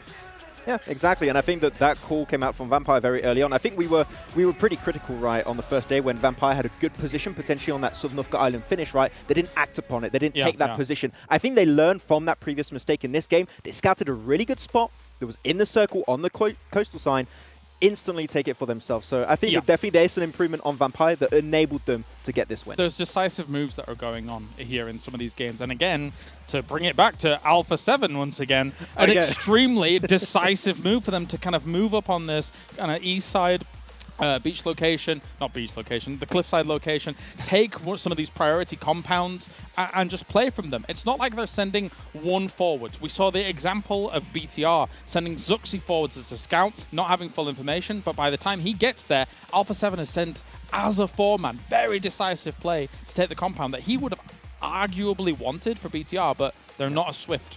I mean, the thing about Alpha 7 is, and I realized, yes, it's just Carrillo left over from that Loops roster, was that even back then, we've seen Carrillo and Loops just be very decisive in their decisions. When they make a call, they all go for it. When they smell blood, they go straight to attack like a shark in the water. And they did it right there. But you know, it didn't get them the win. It still got them some good points. Obviously, as we did get to see, I think about 10 for themselves. So they're still trying to lengthen that lead. But Vampire Esports, they're one of those teams trying to claw their way forward a little bit more, whether it is based off of money or obviously based off of placements. And I want to check out their player stats in this last match to see if anyone really stood out. And I mean, Stone or Mike in game, or I don't know. They actually changed it back to stoned, I guess, here on our sheets. He's officially stoned here on All ours, right, yes. that is good. Yes. 610 damage. Yeah, he's been definitely doing some really big work for his team this game this time around. It's really interesting because it is a completely different duo from the duo show match. Like Stone, I think. I expected actually Stone to be in the duo show matches. I don't know what you think, Kalaris, but yeah. he's not there actually. It's Ravenclaw and is it Schweppes? I'm not sure. It stops. I'm not sure. Maybe. I mean, he's definitely a standout player, right? Like, yeah. So that's what you're trying to get at here. He's definitely a standout player. We saw it in the main tournament. We're seeing it here once again. And so you were able to put him in a position where it's very, very impressive. Yeah, very impressive indeed. I really enjoyed how they were able to speed up the process of this game. But hyped to see if they could try and replicate it, right? A lot of teams have been on that high, like Damwon, like also the likes of Alpha 7. If you can replicate and remain consistent throughout today and also tomorrow, hey, you never know. Vampire could be in that top 3 contesting for the top spot. Needed a drink there, sorry. It's going to take a big day, to be fair. But again, it depends on what you're going for. Either placements or you're going for the rewards you can get within the match. Let's take actually a look at the match rewards and see what teams got what. We're going to see a certain team in there that we're going to be extremely happy about. My boys. It's Riyadh! 7K from that match alone. That actually probably takes them higher than some of the teams. We were musing about it in the back, right? Like, this style of tournament and everything like that, and as kind of time's gone on and they really haven't got much money under their belt, they're making adaptations to try and push a bit more aggressively, get themselves those first eliminations, first team elimination. You can see it very decisively here in this game. So good for them. I love it. I expect a lot of Damwon on the second page. Like seeing that 4 nade elimination on the side of Nigma. Overall special elims. Yeah. Oh, what a surprise. What a surprise, of course. Like, the nades play with the same. But hey, seeing a lot more money. Also, 20K game coming the way of Vampire. Like, the teams that win tend to, like, take not only just the chicken dinner, right? They get those big elimination games, most eliminations, team wipes also. So, like, it just all comes together in, like, one neat package. If you just get the win, you get the points, and it just goes together. Some of these top teams are not sharing the wins either. Oh, we have had very few chicken dinner winners over this day and a half so far. So, the top teams are shining, definitely. They are, and they're getting more used to the phone. And speaking of the phone, the Sony Xperia 1 forward made in collaboration with professional players to make sure you can edge up your game and become a pro one day. It's actually the official smartphone partner here at PUBG Mobile. In the meantime, though, we're going to head to a quick little break. You can see towards this side, 6 minutes left to go until we head into our next match of the day. But you guys have seen these little basketball challenges we've had. Now, some of you out there might not know what basketball is or how the challenge works, but luckily for you, we have an explainer to break it down for you.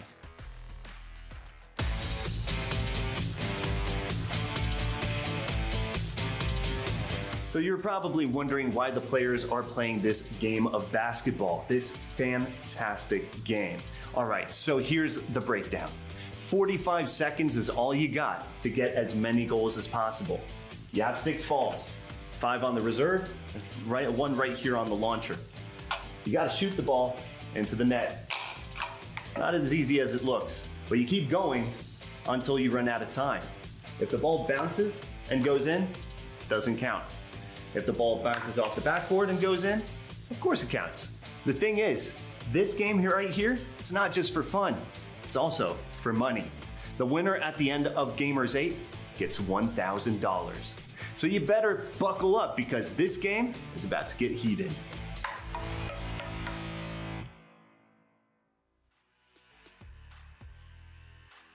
I bet Mads thought that actually went in towards the end, and hopefully everyone cheered like it did. Like you've seen on probably some of those videos on the internet. So that's how it works. $1,000 on the line across all the games, though. I believe it's not just here for PUBG Mobile. We did have one good representative. Who was it again? He was from Stalwart. Senator, yeah. He got like 7, 6? Yeah. As he moved it exactly right next to the basket. See, but I didn't hear any stipulation about the goal has to be standing up.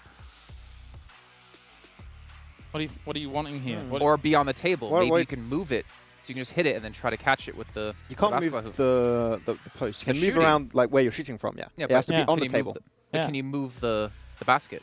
I'm going to be honest, though. I am really glad we got an explainer on how basketball works. Phew. If I hadn't have had that, to be fair, there were a few more stipulations than that. But, you know, get it in the basket. Woo. Anyway. I think that counts for quite a few different sports, to be fair. Sports but Alpha ball. 7, 111 points, $60,000 for for themselves. Team Falcons currently sitting in second place with 42K. But look at S2G, 50K. I mean, I feel kind of bad for Bigetron, though, the only team on the front page here without breaking $10,000. Yeah, I mean, they've been getting close time and time again. They still are not able to get themselves that chicken dinner, right? That's the big outlier. That's really the big thing that's going to allow them to set themselves apart from the rest of these teams. But yeah, if you don't get the win, like $10,000 per win, that is massive. And of course, as you said already, a lot of teams don't want to share that chicken dinner. What is it all about? It's about the land of extremes here, Max. Yes. Yes. Quite. Let's hear it, Max. Extreme! Okay. Yeah. I love how he commits to it. Oh, as yeah. well. That's the thing I love about Max. Yeah. He commits to everything, just like he's going to commit to shaving off his eyebrows if Team Falcons don't get a second. I like how he also tried to defend himself earlier. He was like, I'm rooting for Falcons because then I'll have to shave off my eyebrows. He never agreed. We agreed. And he all of a sudden it's just like Stockholm syndrome. Peer pressure, I don't know. It's just captured. We have more than enough talent here to hold him down and make sure that's a possibility. He empathizes with the captors.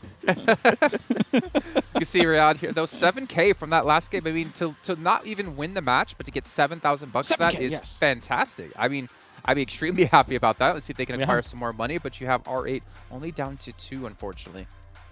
Yeah, that hurts a little bit. Like, R8 have been a little bit transparent a lot of the time. They still get themselves, like, pretty close to the end game, but they don't get that first elimination. They don't get the first squad wipe, and then they just don't tend to like speed up the process. They don't aim for anything in the game, right? So they just don't get any rewards. So just like we saw with Rad, maybe they're going to try and bring a change to the table, but it hasn't just happened yet.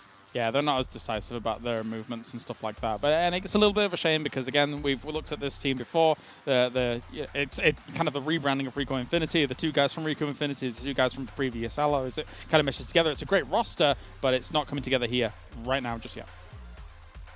Yeah, it's unfortunate it's not coming together just yet, but there's still time. We're not done just yet. We still got matches. I think we're only... Yeah. Did Mickey Mouse just join us here on the show? There's time. Woohoo! Let's take a look at the match rewards rankings, though, to see which teams will be sitting in first. I'm pretty sure it's going to be Alpha 7. There we go, 60K for themselves. But S2G, 50K. I mean, again, this is a lot of money to win, only being halfway through the whole event so far. Yeah, this is the most money you could ever win in PUBG Mobile Esports history in a single game of PUBG Mobile. Like, it's clear that now that's what the teams are aiming for. So, yeah, of course, Alpha 7, S2G, they're all running away with the money, was down one also. But so there's still a chance that some contenders could rise up on the last day and make a pretty decent amount. I think we're trying to make some other teams outside of China be able to equate to how much Nova have won over the course of their history. It'll take Come a on, while. some team catch up. You can see our second page that was around things out. I mean, it does fall down to obviously 2K, but still some decent money being won from all these teams. And there's still more money to be won as we have the next map coming up, Karakin, in just a minute's time. But before we can hop into that, we got to talk about MasterCard as one of the sponsors of this event, as well as the Saudi Investment Bank, making sure we can have this event happen for all of the viewers and obviously all the teams as well. But we do have more challenges for you guys.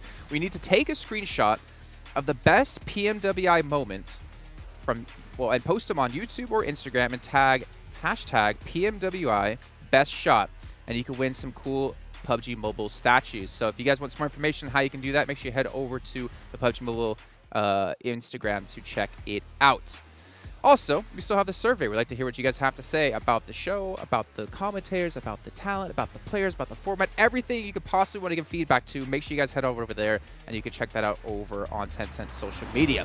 But as the sound comes on, the music comes through, Karakin is 10 seconds away with our commentators, John Allen and Blank.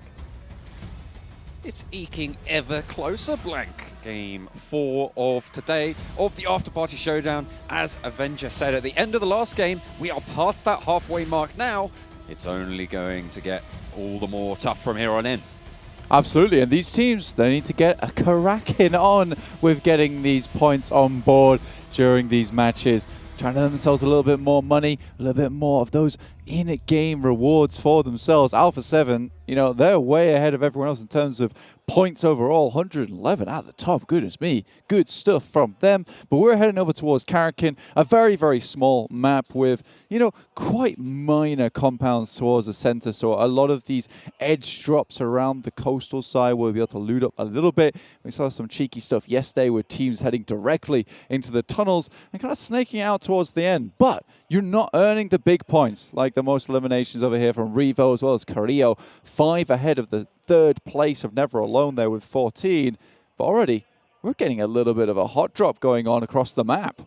Seems like there's 2 groups of teams right now over on the north side. I think S2G rerouted away from that 7C BTR engagement on the north side. As we do hop on in on the east side as well, you've got R8 and Rod seemingly quite close to each other. Nigma Galaxy split around the Deadeyes Guys as well, maybe looking to get inside those tunnels. At the moment, looks like R8 might be looking for the first elimination.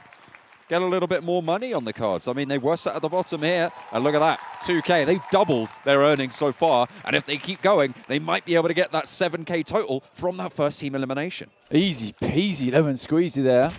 Just picking up a lot of money off the back of it, but already it's Deadeyes Guys and Nigma Galaxy who are also taking a fight on. You can see on your screens right now, Chari, who's been fairly fantastic for Deadeyes Guys during the Afterparty Showdown. Starts things off strong for them, but look at that, it's popping off all over the place. We can barely keep up with it. Okay, BTR pushing in, DBS in hand for the forefront, nicely done. Off angle for Genfos as well, BTR moving through well right now. 7C, not really getting too much to hold off. Spray God needs to hold the stairway, gets one, but traded off. Beautiful result for Liquid, as he can now start up that res, getting that flush as well. The team elimination came through from Stalwart in the meantime. Plenty of fights going on across the map, but Bigetron still on this push. One of the big hitters in S2G already going down. Zuxi, though, just surrounding them. Molotovs that sent through. Try and stop the push, but Genfos has got a pretty good idea where this player is. Underneath. Now we'll relay that information back. Aladdin's in a tough spot. Will drop the shot, though. And that'll be him out, but immediately there's a refrag there. BTR are with it this game. Greedy, greedy, greedy there. Aladdin succumbs. And will get traded off. Sarang, though, last player standing for 7C. Door shut in his face. Maybe looking for this res, but out comes Zuxi. It's taken care of. Not quite good for the second. Liquid is going to be able to clutch this one out. All four of BTR stay alive. Quickly get the reses back on board, but it's Stalwart 4 eliminations and BTR with the same. So 2 team eliminations there. Stalwart will still hold the most team eliminations title for the current time. Considering it's based on time, whoever gets it first will hold on to that little place on the podium right at the top.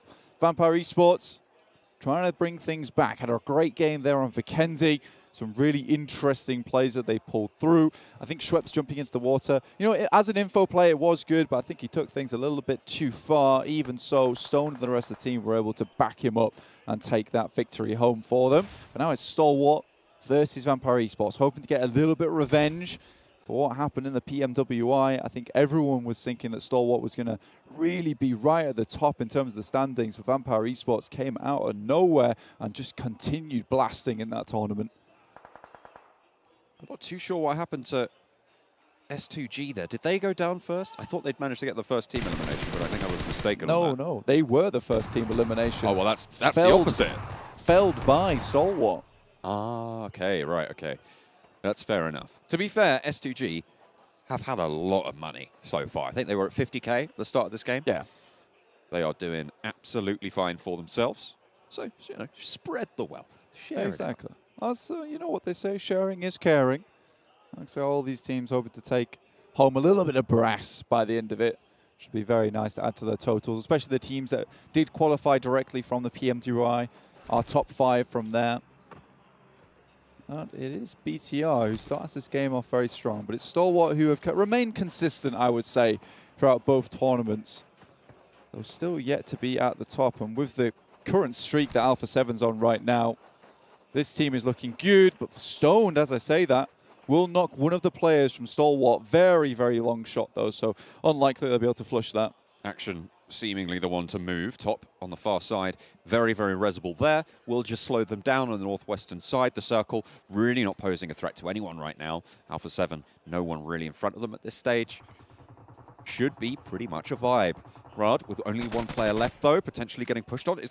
Was that another knock onto Action? That was the guy going for the res onto top. Now Scry has to reposition. Pika's there left. The last person trying to suppress this angle. Excellent hold from Vampire Esports. Deja vu. I think I've been in this place before. Scry tries to head up to get the rest, but Stone's having absolutely none of it. Take some shots. And at this point in time, you're kind of calling back to the boys saying, I think it's not likely they're able to scale up to the top side there. And, you know, even though they're so clearly in range, Stoned just got some insane oversight. Pika needs to suppress this ridge line, but with only the red dot, that's going to be hard shots to hit. apparently not that hard though for Pika. Already nailing one over towards Schweppes. Going to be after backing up, get that heal off, top flushed, action flushed. They are going to go down. Vampire Esports add 2 to the tally. Yeah, Pika tries to jiggle it out there, but I think with the punishment that Scry suffered before, he wasn't likely to go for it again. But Ravenclaw, you saw him before in that fight, making the long run to a big off angle. Did in the last game of Vikendi, slightly less of an off angle there, but this one is absolutely insane. What a wild sprint this man has made. Incredible. Really, really solid. I think this is a suppressor on the front of the rifle as well, which is going to mean it would be a little bit harder to figure out exactly where that's coming from. Although these teams will have their wits about them. They'll certainly know a general direction. Now for 7. Also taking shots down towards Deadeyes Guys. I think for all these games, they are the ones not to be messed with here. In the Afterparty Showdown, look to rack up even more cash for themselves. You know, we may say sharing is caring, but it does feel like Alpha 7 would like the lion's share to themselves. Sure, they might hand out a couple of freebies, but for the most part, it's theirs. Handing out plenty of L's, though, for a couple of these teams. Deadeyes Guys take one themselves. Alpha 7, though, they did lose Revo in the process. Vampire, in the meantime, on the western side of this next circle, looking to take care of Stalwart, and that will be the end of them. Vampire Esports pick up a team elimination. They are looking to get a little bit more. Bigetron at their western side might prove to be tricky if they don't know they're there, but they should be able to scout this one. It looks like Bigetron know this position's going through. Is this the exact situation that Stalwart were in against Vampire Esports? Let's see if the tune has changed. You do like the Vampire Esports essentially, and now taking up the exact same position. BTR are going to take up Vampire's spot. And again, it really is deja vu today. I feel like maybe I'm going slightly insane. We'll see if BTR can do the same efficient work towards them. But there are shots sent back. Fluketh will be knocked by Zuxi, though. No answering knocks as well. And now, I mean, how does this keep happening? You'd have thought that something would have figured out. 2 smokes bloomed. They are a lot closer together than Stalwart were, which means that these reses potentially a little bit better. They also don't have the massive Ravenclaw off angle that was available to Vampire Esports to stop those reses earlier. Yeah, that really cut down Stalwart in their tracks. Stone there, running around as fast as possible on the swivel. I hope he's, you know, greased up the soles on those shoes so he can be swiftly sliding from left to right, because he will need to in that smoke. And now even Alpha 7 are taking a chunk out of them. Goodness me, Vampire Esports, you should have known that spot was bad when you took apart Stalwart the way you did. Need to figure out how to escape from this area, right? Yeah. You need to disengage from this engagement.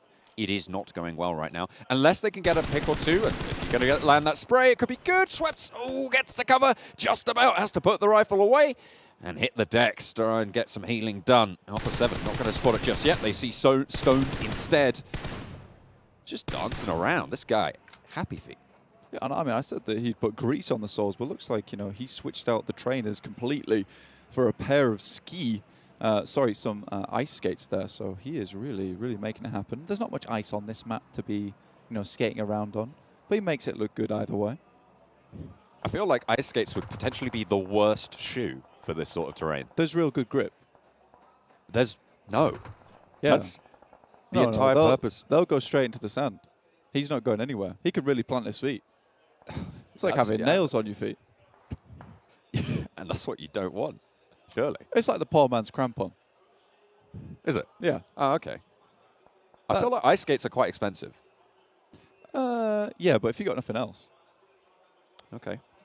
Yeah. That's fair. Maybe put a pair on your hands, then you're like... Yeah, then you're really going for it at that point. Get up the side of the cliffs. Unfortunately, it's kind of hard to handle a weapon. Yeah, I'll test that. If you don't hear from me, can you please ring a helicopter? Sure. Yeah. I'll get right on that, certainly. Looks like Vampire Esports have moved a little bit further into their position at this time. Nigma Galaxy not really taking shots. Alpha 7 slowed that engagement with them. Bigetron on the northern side, potentially looking to try and change the path of history and not push onto Vampire's position and take up that spot. Not just yet, anyway. Could change. It could change. I mean, Zuxi's taking that off angle right now. You can see it. Vampire Esports, they've managed to get themselves a good lineup, but the next circle about to pop in does head over towards the east side. Falcons going to be extremely happy with this one, especially considering, you know, they've held this spot for a very long time in this game. They've not had to move. It's one of the main compounds. Should be very nice and looted. They'll have to be running around like Vampire Esports, searching the bodies for the medical equipment. Nigma Galaxy in front of Vampire Esports, you know, they've been harassed by Alpha 7 before, but were able to, you know, get out of dodge fairly quickly. Now Zuxi, this is that off angle we were talking about before, but it's very important that he doesn't go down. Also, dropping the suppressor on board, very important piece of equipment, considering you are on the off angle away from your team. You cannot give away your positioning. First airdrop was collected, R8 SK10, which does mean, of course, blank. That's some more money for R8. Beautiful stuff. They got first elimination coming on through. First team elimination, not so lucky, but that's 3K so far that they've earned. Starting on 2K, you will definitely take that. It's going well. If you want to continue to stay up to date with all the money these guys are able to put in the back pocket, you can join in for the PMWI Watch Together. So you can watch together with us in-game over at the Esports Center with your friends to win some PMWI special sets. And if you want the gun skins and the outfits from the PMWI, there are PMWI packages on sale for a limited time. You can also win PMWI treasure crates if you play PUBG Mobile during PMWI. It's always worth it to crack out the phone and get a little bit of PUBG Mobile done on the fly, perhaps in between, on the breaks. Though the guys on the desk, they are very interesting. Drop some good knowledge, some good jokes. Can't go wrong with that. Well, there's some good ones. Good jokes. There's some good jokes. Yeah, absolutely. Some good jokes. Yeah, that's right. Some of them are awful. Horrible jokes. Did like the explainer. Sometimes you do need an explainer, though, for the desk when it comes to playing basketball. Some interesting tidbits that I'll bring out next game. I mean, we are all massive nerds here in the broadcast team. So that, I think it's fair enough to try and explain any sort of sporting reference. I have basketball facts. They're coming up. So you have to wait for the next game to hear about them. So stay tuned here for the Afterparty Showdown. Oh, I'm excited now. Maybe I'll find out what basketball is. Who is a Kobe? That's right. Who knows? Very, very famous, though. Vampire I think you Esports. should know. That's fair. Vampire Esports quite close to Nigma Galaxy right now. They're down to 2 players as well. Alpha 7, they're in a spot of bother of their own. Bigetron going toe-to-toe with the Titans of this tournament so far. It looks like at the moment Alpha 7 suffering a little bit as Bigetron try and push through, but the blue zone is going to put pressure on this fight. Mafioso down close to Bigetron's line as they move forwards. Not really going to be able to do too much to save this one. What can the rest of the squad do? As Vampire pepper the back, Freak for Nigma Galaxy holding that out. Zuxi descends from the hillside. Teammates starting to drop, starting to fall. Carrillo and Mythic, 2 players alive for Alpha 7. 2 players still in action for Bigetron as it is Liquid to go down. Mesuri trying to push around the side with the UMP in hand. It's not anything yet, but it does force Alpha 7 into an unlucky engagement. But there are shots along the way from Schweppes. And that'll shut down BTR, but now Alpha 7 suffering from the same angle. Neither of these teams can go for this engagement under the purview of Schweppes. They have to disengage. Zuxi has to heal, and they can't push onto this position. The only option is to push right around this rock and try and engage that way if you don't want to be spotted out there. And that's a really difficult run to make. Both of Alpha 7 now have their sights set on Zuxi. Nades, C4 being thrown on out, and they're trying to put the fear of God into Zuxi. Yeah, well, I mean, he has to wait a while to get out, and they're just continuing to send utility in. You can see Mythic with one in hand does have a slight rock along his side, so he can play these aggressive angles, and Zuxi just has to bide his time a little bit here. Molotov 2.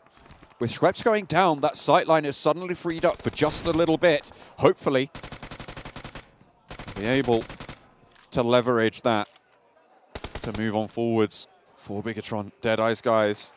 Super close to Carrillo right now. Shots from outside in the blue. Nade, Molotov trying to find a small opening, anything that you can to push on forwards. Turu loves another Molotov. Another bit of pressure as Carrillo Gonna get pushed by this blue zone as well. Wants to finish out the threat from the back. Do not want to be harried, but around the side, health bar dwindling. Goes to the shot. It's not gonna happen. Set back.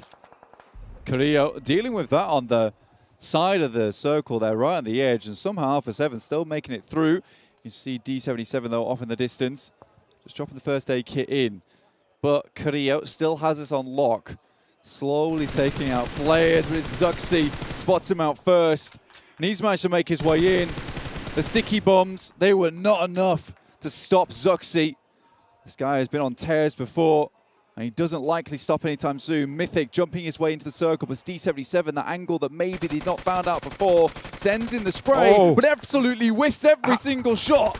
How does he get that 180? How does he survive? And now out of the blue zone, he can turn his attention to that ridge line. Needs some crucial shots here to land and makes it work. What a turnaround for Mythic. But he's the last player standing now for Alpha 7 into this engagement. Nigma Galaxy versus the last remaining player from Riyadh. It's not over yet for Mythic though. And with D77 painting a rainbow above his head in bullet marks, I don't know, man. Mythic really shouldn't have got away with that, but blessing his lucky stars right now. Oh, that's rude. That's a little bit rude, that. Go on. Trying to get himself back in the action. Riyadh, though, again, doing pretty well here. They got some money off that last game and now starting to try and increase that bank account. Mythic makes the long run across and no one spotted him nor stopped him. Zuxi's still going as well. But Falcons, I mean, they dominate the zone right now. It's really a question of who comes second in my mind at this stage. Riyadh eliminated. Freak, now the last player. Only 4 other players in this lobby, other than Team Falcons. It's 4v1, v1, v1, v1. You got a lot of snakes here. Time to team together, take down Falcon, but already they're picking them off one by one.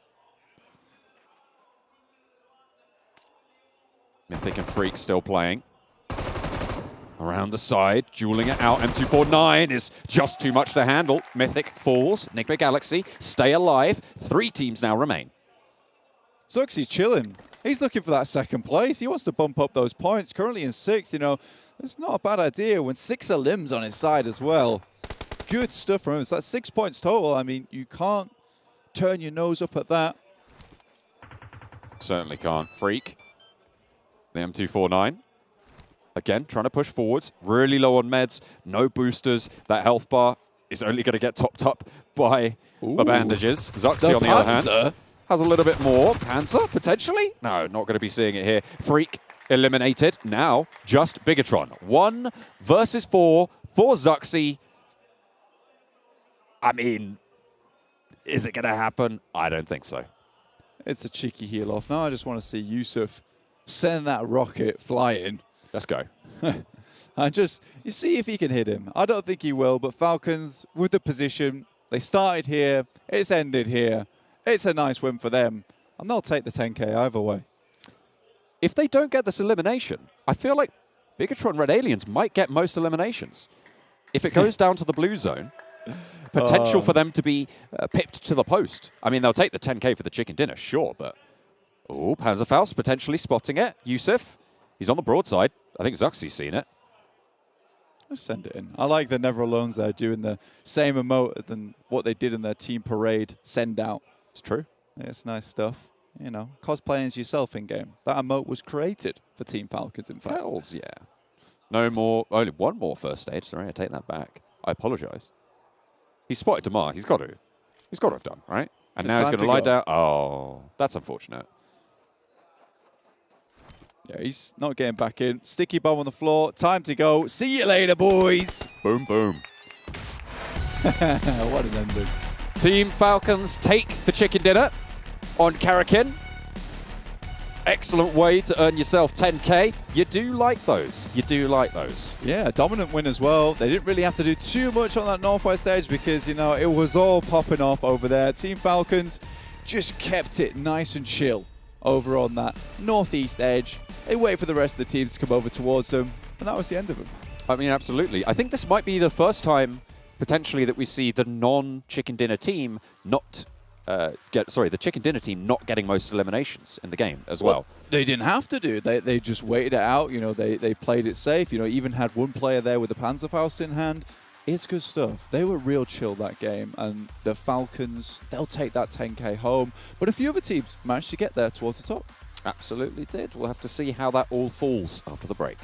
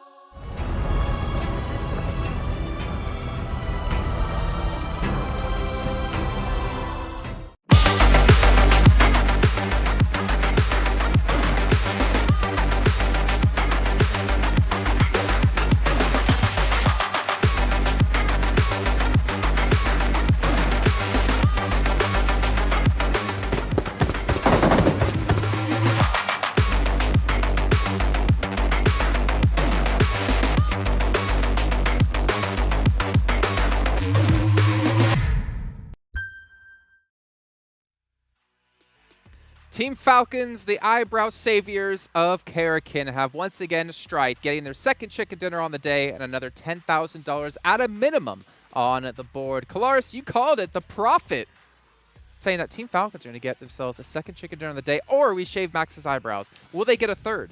No, we're not doing this again. What was enough? I love how he got ahead of it. Yeah, he did. That was impressive. I was in a rough position because I am the blesser. You know, I normally call things quite well, but I really didn't want them to win, considering there was the opportunity of a lifetime. But anyway, they get themselves the victory. They really didn't have to do much for it here. Karakin's a bit of an odd battleground, I think, to say the least when it comes to this, but they do get themselves the victory. 15 points go their way. Yeah, our match rankings by STC here showing that they dominated the board here. But to be fair, Bigetron Red Aliens able to at least heal out, get 6 limbs, get 12 points, Max. It's still not a BTR win, so we're still not able to see it this time around. And they committed to the heal heal off very early. Right? Hashtag BTR almost win. Oh, yeah. I think it's a bit long. Doesn't roll off the tongue. I know social media. I don't think it would hit the mark too well, but it's a good attempt. But wait. Oh. Hashtag 2022 BTR almost win. Hashtag BTR too soon. Oh. I think I get yeah. That is why you're the social media master. Let's take a look at some of our highlights, though, brought to you by Sony, and kind of recap what did happen in this one. Obviously, a lot of teams fighting it out. I actually really liked how we had a 4v1v1v1v1 at the end, which is, if you're a team looking for money, that's a lot of potential tasty morsels to pick off. Yeah, a lot of potential squad wipes, because squad wipe is when you eliminate the last player of a team. There was a lot of solos there, so you could have got, like, what, 3, 4 extra squad wipes in the last few seconds. That could have been huge for Falcons. We'll see if they actually won it right there, but in terms of action, you know, a lot of teams trying to go and fight for those high ground positions, and Falcons, of course, had the high ground position at the end. They got the information. Teams pushing their way. Not much you can really do. I was really keen for them to try and even just peek over and see where they were. Maybe they could have got that Panzerfaust off, maybe a cheeky shot, but you know what? It's not going to happen. Yeah. Can you give us a more extreme version of that sound effect, Max? Boom! Okay. He really does commit. One thing, yeah. I don't know why you keep testing me. I don't know. I like this. That's why I know. If for sure Falcons didn't get a second chicken dinner today, you would have for sure shaved your eyebrows, maybe not. Maybe I would have done like the hair, but eyebrows, I don't want to. I don't know. Because I've never done it. I don't know if they'll regrow. I don't want to stay like that They forever. take a long time. They They will take a regrow. long time to regrow. Exactly, that's what- Don't do it. Thank I you. can see I'm by not the end of speaking from PMGC. experience at all. Well, we can see our rewards here. We do have, well, it's Stalwart Esports. I feel like we haven't been able to talk about them much today, to be fair. They got themselves in a rough spot here in this game. I mean, Yeah. they took high ground kind of expecting to be able to control it, but they had a few just shots coming in from, I think Vampires actually was one of the teams that was dealing with it. There was a funny moment where I think it was Ravenclaw threw a sticky bomb over originally. It's like, it really was kind of rubbish, but you know, they don't really go that far, so you can't really use that. But R8 cleaning up, though, at least in the money section. They didn't do too well in the game, but that is a team that we talked about being one of the lowest, on the lowest end, if not the lowest end on earnings so far. Yeah, I mean, you've still got like a few games to go today and also the entirety of tomorrow, right? So you need to do a little bit of a change of pace if you want to get some money. I think a lot of teams, they're not aiming for that first spot, right? They're aiming for the money increase and get as much as they can. So I think they need to make changes to and bring changes to the table here. Yes. Yes! 40 seconds left to go here, but before we can hop back to our commentators and drop into Sanhok, once again, have to give a shout out to the Savvy Gaming Group for making this event possible.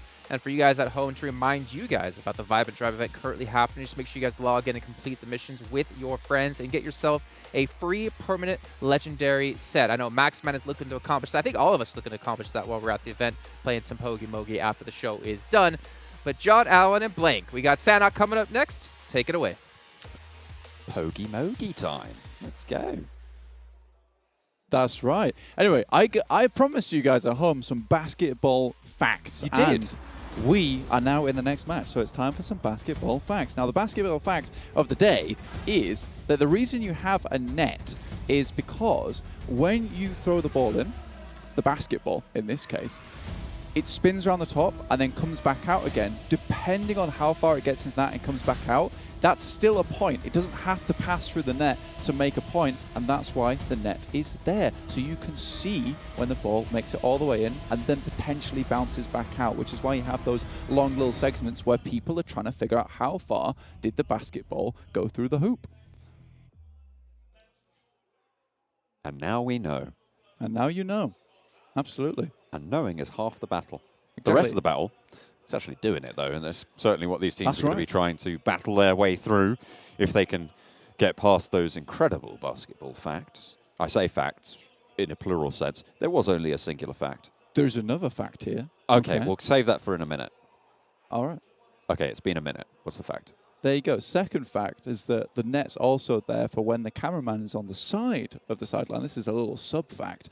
But, you know, you can, with the way that the hoop is set up, you know, toss the basketball up for a cheeky three-pointer and it go to the left of the hoop and still look like it's gone in. So you have the net there also to ensure that everyone on the court knows exactly what's happened. And already we're getting some absolute carnage on the court here in Paradise Resort. There it goes. S2G, 5K in the bank. Easy peasy, lemon squeezy. Not only that, first elim will have been going over to them as well. 7K for that fight alone. All right, then, S2G not happy about how the previous game went there and just immediately wanted to take the fight to R8 Esports, and they've absolutely done such a thing. And Silas gets that nice little team elimination right there at the end. Very cool. And solo loot in Paradise. What could be better? What could be better? Let's talk about the circle for a second. This is a pretty hard shift for a Sanhok. It's fairly extreme, you know. Some might even say extreme if you were Maxman on the desk. I'll tell you what is extreme. Okay. Is the fact that if you watch PMWI together in-game with your friends, you can win PMWI special sets. That's pretty wild. That's pretty extreme. I will say that your segue was less extreme than what I was expecting. I'll give you extreme in a minute. Right. Well, you can have extreme in a minute, but only after you've picked yourself up a PMWI gunskin and outfit. Oh. Those PMWI packages are on sale for a limited time, just as limited as how fast this fight went for S2G. And you can win those PMWI treasure chests if you play PUBG Mobile during the PMWI. Very good, very good. Python occupied by Deadeyes Guys, potentially, well, they will have to leave it fairly soon. Alpha 7 occupants in Camp Bravo on the northeastern side. No one really challenging them very, very locally, but you've got Team Riyadh up a little bit further north. And that's really the only team that's sort of in their proximity. Central, Boot Camp, Stalwart. Do you know what I'm really liking about these lobbies at the moment? It's just the splits that's coming through on Sanhok, purely because we only have 12 teams. A lot of these players are much more comfortable to take extreme splits at the beginning of the game so they can get as much loot as possible. You can even see Vampire Esports. You can't right now, but when the map feed does come back up again for you, but I will tell you because I am nice in that way. You got Vampire Esports holding 2 towards Camp Alpha and also towards the Confluence, and then 2 down towards Tambang and Ruins, which gives them really, really good control over 2 of the major areas on the map, that's Southwest and also Northwest Islands. So really good stuff for Vampire Esports. They can kind of determine where they want to go as the game progresses. Right now, I would probably assume the Vampire Esports Stoned as well as Fluketh are going to be moving up from Ruins and Tambang to regroup with Schweppes and Ravenclaw. That would seem to be the optimal position, and I feel like this is exactly the situation that this position shines in, right? And that's exactly what they're going to be able to operate on. Huge stuff coming through from Vampire Esports. We've praised a lot in general, even during the main tournament last week. Their seeming game sense in terms of these rotations, in terms of these positions, and knowing when and where to be, seems like they are carrying that over quite well into the Afterparty Showdown. Certainly will in this game. Yeah, the macro is turning out to be very important for a lot of these teams, and Vampire Esports have certainly been able to cash in a chunk of money just with the macro that they've been displaying, getting those chicken dinners, that 10K. It's a lot of money for a chicken dinner. So, you know, a lot of these teams are searching out for it because you can get special eliminations, you can get the team eliminations and those very first elimination of the map, but that 10K, that is a consistent. That's always coming your way if you do play the game out very, very strongly. S2G, though, they've got a bit of momentum here. You know, they've puffed out their chest. They're feeling good after that squad wipe. You know, you're feeling maybe a little bit down after the last match, and even if you get that full squad wipe coming into Sanhok, you know, it's not the best. You know, you feel good about yourself. But getting it a revenge versus R8, ooh, that's got to feel good.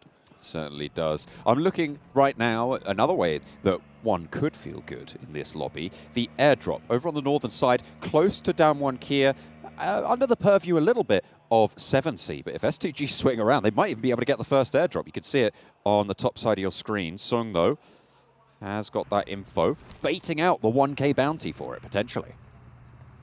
I think that right now we're starting to see more and more DBSs through the lobby.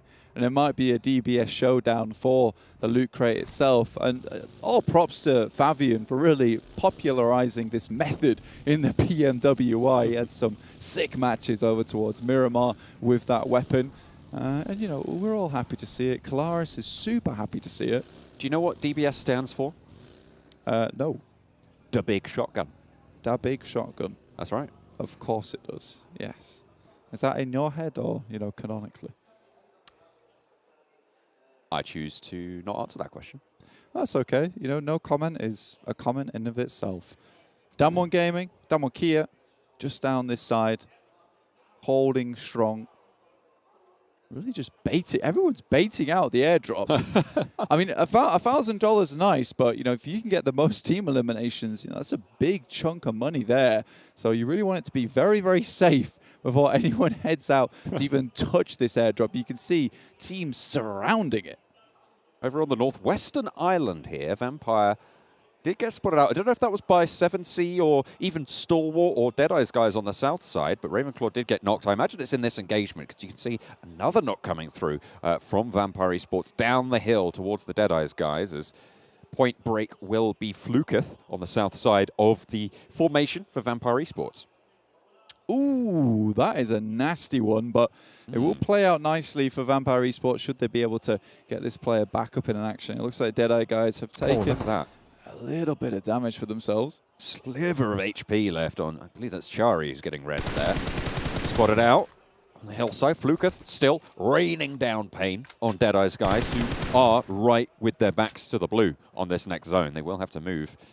And Vampire Esports, they're just going to have complete control over this terrain.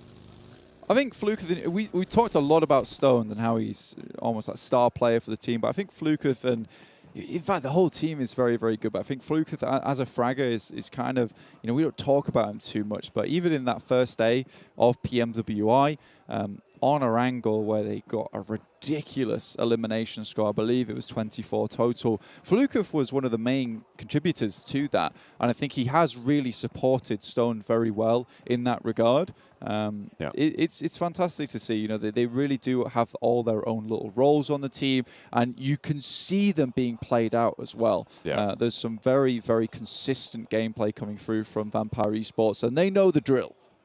I mean, those off angles from Ravenclaw, just time and time again, coming in so clutch in those fights. It's a very well-coordinated team. As you say, their macro, their rotations, their positioning, some of the best in the world. That loot crate is still just poison, by the way. No one wants to head towards it. I think we need some kind of taste tester from the lobby to head on over. And another one drops in the location as well. So there's potential here for one team to quickly pick themselves up.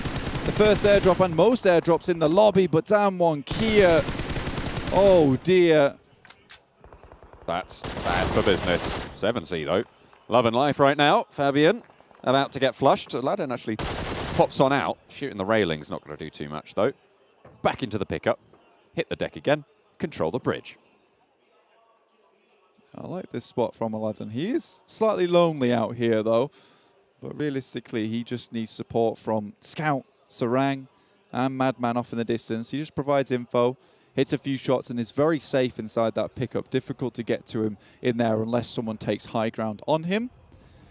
Alpha 7 going at it again versus BTR here. BTR down towards the south, just the west side of Paradise Resort, and Alpha 7 making their wrap over this side. Nigma Galaxy as well as Falcons also starting to approach the circle. It's Nigma Galaxy who have made the big run through the Western Island. They're right behind Deadeyes Guys now. Certainly are. Vampire Esports did move up a lot further north, so that traffic jam has shuffled along. But it is, you're right, the Hamodi has now leapfrogged the position from Deadeyes Guys. They're on the compounds in the northwest. No one really in those exact compounds to challenge them. Can Vampire Esports get the bead on them, get something done? Those loot crates, by the way, those airdrops have still yet to be touched. Like I said, man, they do have spikes on them. You got to be careful because getting too close to an airdrop can spell the demise of your team. Nigma Galaxy, though, I think they really do have to be careful on this approach. They've all taken up compounds on that northwestern edge, as you can see. And I think this is where they start to scout out, figure out where all these players are rotating into. But this circle doesn't really have a definitive area on either side of the island. That bridge is still in there. Vampire Esports fairly happy with the current spot that they're holding. I feel like it is looking more like a Northwest Island finish, right? I mean, you have only got a fairly tiny chunk of that mainland, but we've seen crazier things happen, right? Certainly plenty of hard shifts going on today. So on a hard eastern shift, there is still potential. But those crossings that were made early, good news. Things like Stalwart moving across from boot camp, it feels like they've made the right decision. 100%. 7C, though, still being our fishermen's in the lobby. Throwing the long line with the airdrop being the bait here. Like those team intros. A lot of these teams are very, very smart with it, I suppose, the best way to play. It's a tricky fish to catch. A lot of these teams being intelligent in this game. S2G, though, they have moved out with the boat, and it looks like Madman was able to hit a very, very dirty spray. Silas, though, tries to take the shots, and Madman is having none of it. I mean, the boat's up in flames. It's swimming for pretty much everyone in the water. Two of them are knocked out there, Raze and Hamzy. As that Raze knock did just come through. Are they looking to try and get these reses? It's going to be difficult, but they got one.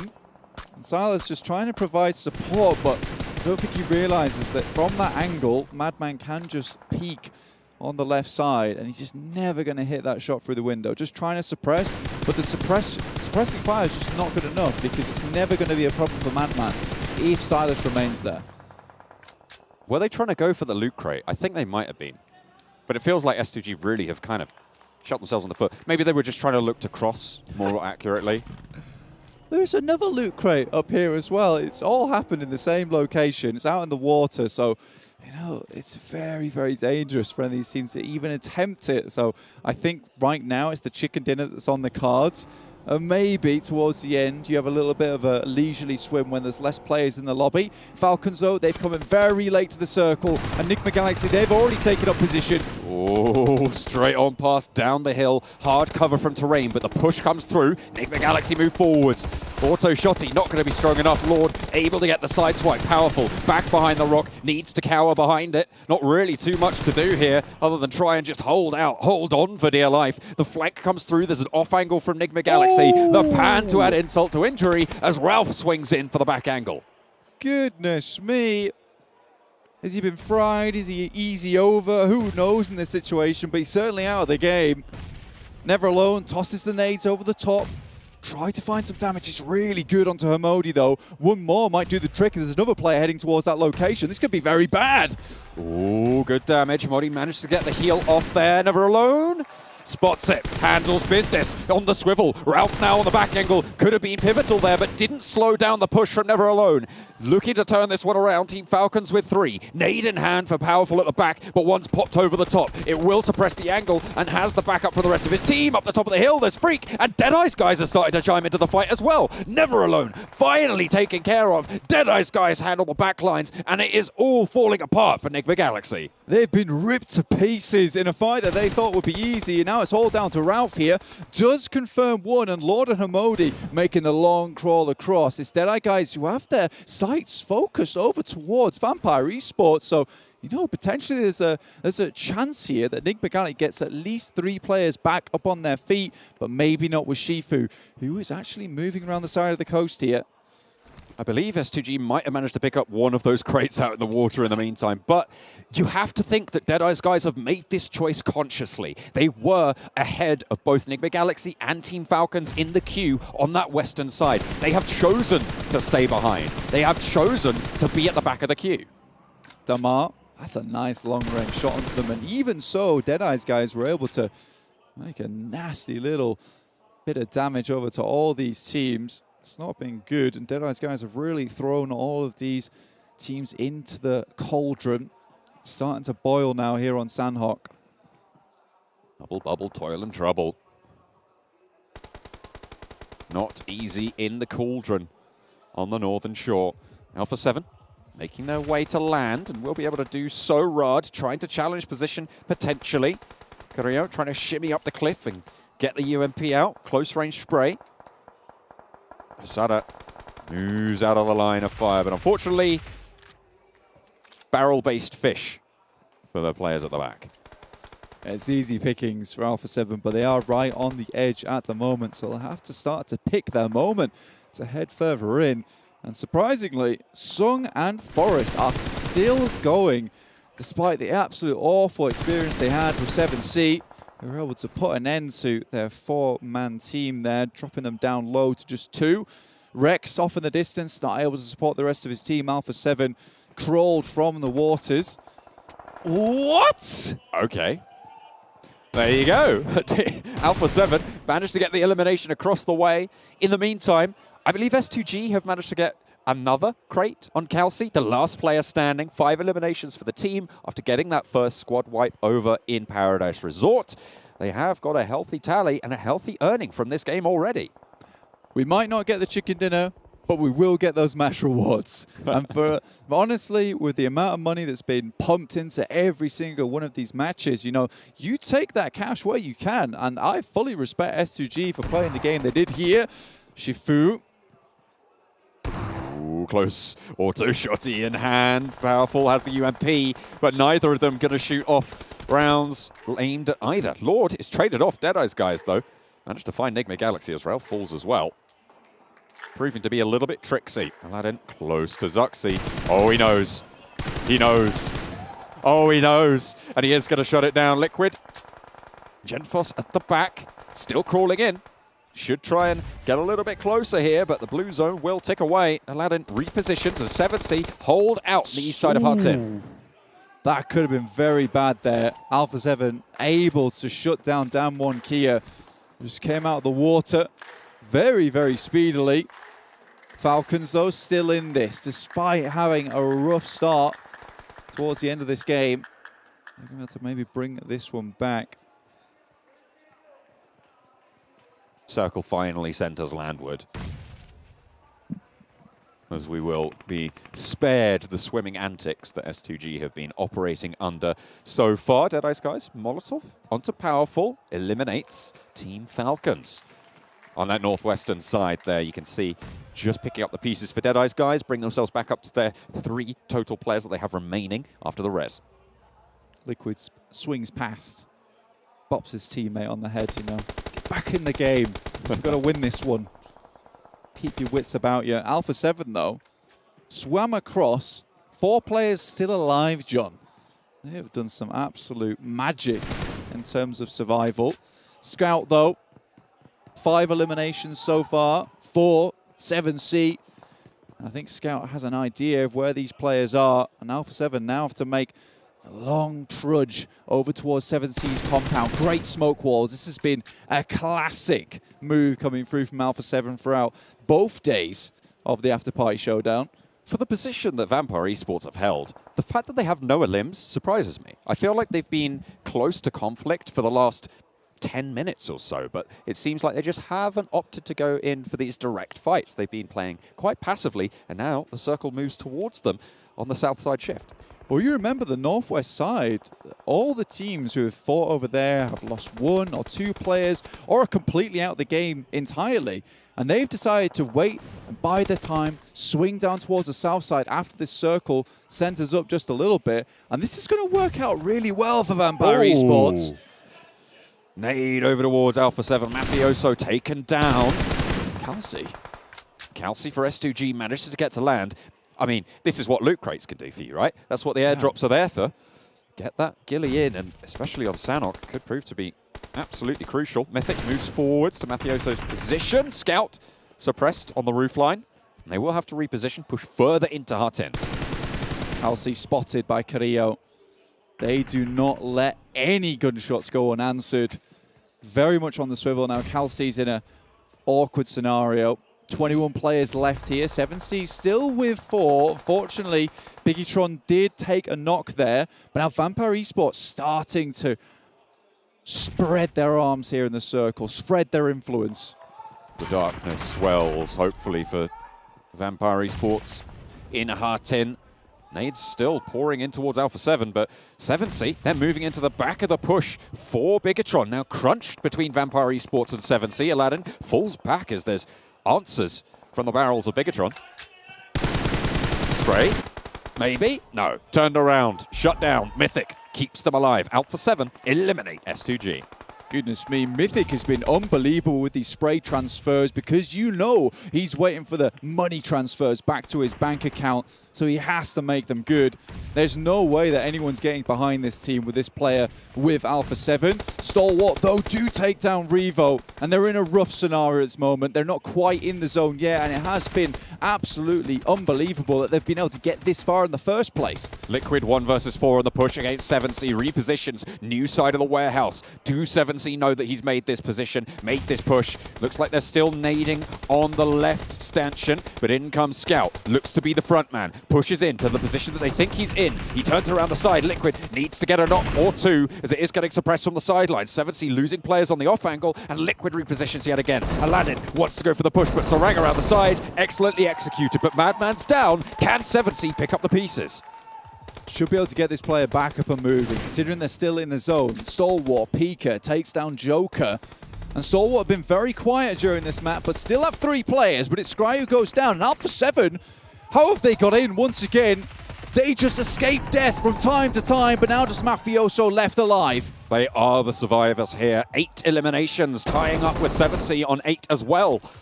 But you're right, it is only Mafioso with so much to do and a long way to run. 7C looking their way. Stalwart as well, putting that lead right down range.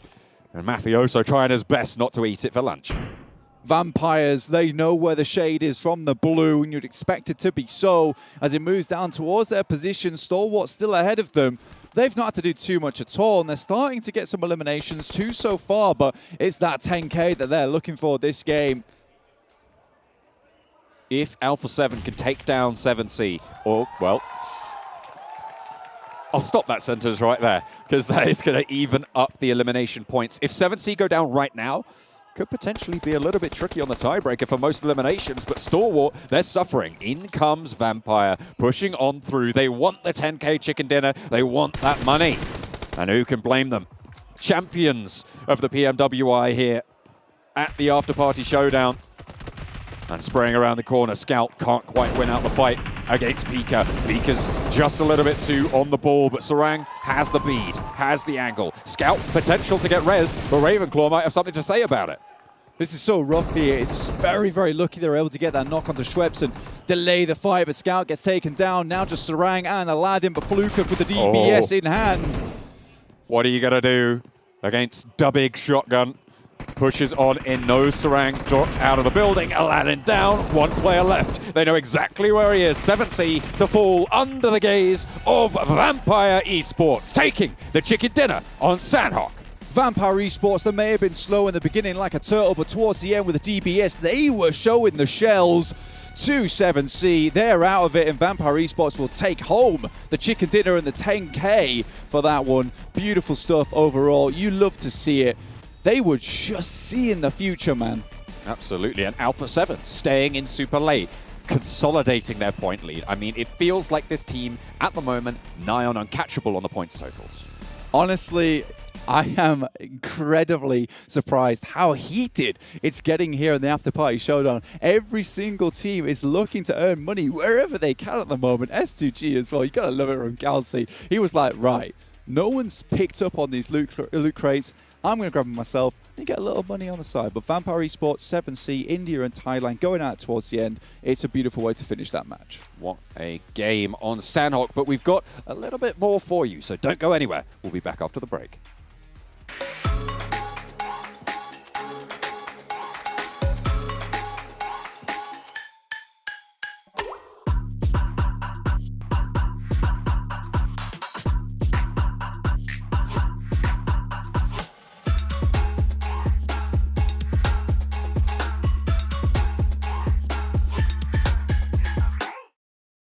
Progress is a race that has no end.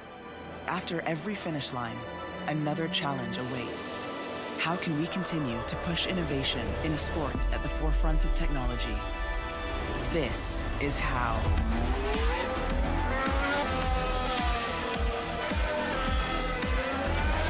Discover how Aramco and the Aston Martin Formula One team aim to meet Formula One's sustainable fuel targets. Aramco, powered by How.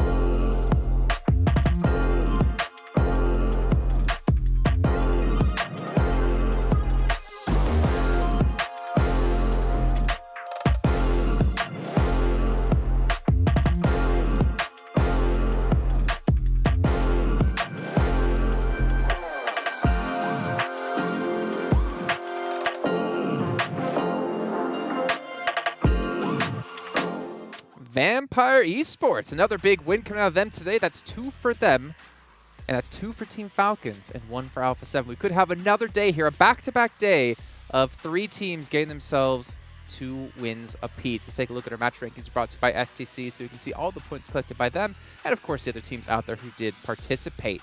And speaking about participating, 7C Esports getting 16 points as well, tying things up. It was always scary for them at some point. Like, you were talking about one compound in particular, north of Hatton, they had to take to try and stop Alpha 7 from getting involved. Oh, but yes. They just full sent in the middle and tried to get a really good spot. Sorry, I was still embodying the soul of John Allen there for a moment. Yeah, you're right. You're I mean, spot. Yeah. thank you. It's ultimately, yeah, there were moments where 7C could have really kind of held out positions, but yeah, it's crazy in those urban warfare moments where you're trying to move from wall to wall, trying to go from compound to compound, and then with all of But Vampires played it excellently to deal with 7C at the end. That compound movement was indeed brought to you by 7C. John. Sorry. Sorry, continue. But you were talking about, actually, while we were watching that 7C, making some missteps there, actually, with how they were dealing with Alpha 7, because Scout was on top of the roof before they transitioned in towards a different building, so he was keeping them zoned out, but then when they transitioned, they didn't go directly to the location that you were looking for, Kalaris. I suppose. I mean, ultimately, the blue was pushing them. It's difficult to stay where they were, and then they could have potentially been vulnerable had it been kind of a roof-to-roof situation. So not exactly the easiest situation to be in whatsoever. Yeah, and I do believe also that there's a situation where Alpha 7 do actually win that, right? I think that 7C got a little bit lucky, quote-unquote, because there was Kelsey from S2G that was like took down 2 players from that location. If they go in there as a 4-man, I think there's a clear chance they win that game. And the cool moment is because Kelsey is trying to salvage some money in this game because S2G gone down so early. Yeah. He's swimming around, getting crates. He comes up on the shoreline, has a ghillie as well as an MG3 during all of that. So, yeah, it was difficult for them to spot him, and then he becomes this proper spoiler for them to try and move up forward. I wonder what would have happened if he wasn't spoiling, because I think he got a knock and a flush onto at least one member of Alpha 7. Yeah. And then it was Mythic that was able to finally finish him off. But one team I did want to talk about here is the team in 4th place, Stalwart Esports. Where have they been today? To be honest, this entire Afterparty Showdown they've been pretty transparent, right? I think they've had a hard time adapting to this kind of lobby, to these type of matches in particular. So yeah, still not quite able to convert a win. I would like to expect at least one win coming out from Stalwart, but they just haven't been able to even get to the late game consistently. They're just very topsy-turvy right now. Yeah, they've bled out in some of these games. Then they've been kind of crunched down on in some of these games. They've not been able to catch too much of a break. Yeah. Yeah, well, hopefully in duos they'll be able to do so as they were leading at the start of the day. Let's take a look at some highlights, though, from this last match. Maybe we will see Kelsey channeling his inner mermaid, swimming from box to box, crate to crate to... Yeah? I wish we had that on camera. I do have a video of it, though, Max. Don't worry. Oh, no. We can post it up on Instagram. Don't blackmail Social me media. This blackmail is brought to you by John Allen. But still, I mean, a rough game nonetheless. He's molding on the sidelines right now. It's brilliant. One thing I did want to bring up, though, Claris, that I was mentioning before we actually went on air was, 7C, they've had a very rough day today. And I did ask you, do you think 7C got this far in the game because of the zone that was kind of gifted to them? Yeah. Yeah, I mean, Harting, once it's moving up there, they're kind of holding in a very spread split. And I think that's really good for the earlier versions of these circles. Obviously, you had one guy over in kind of the dumpster area on the bridge actually holding people out as well. So it's a heavy split. It works out for this. Yeah. They did get together when they needed to, which is obviously kind of rule 101 for PUBG Mobile when it comes to these later circles. But again, transitioning through the urban ending is very difficult. I think if it's any other compound, they could have held it. But Hatton is a relatively big compound. For one whole team, holding all of those angles is a very hard task at hand. It's not a compound. It's basically a city. It's a mini city, basically, right? Yeah. So and because of that, Vampire could actually enter from the western side. If they actually had a smaller compound, maybe they hold it. But that big of a city, quote unquote, is just too hard to hold on to. Yeah. Well, we can see here, though, S2G 1 slot away from getting the full casino, this full slot machine. The full package? Considering they had not much going on in the later stages of the game, that's extremely respectable. It shows how much potential there is in the early moments of the game. And they've been dominating Paradise today. They won it in the duo show match versus R8. They won it here with 4v4 versus R8 again.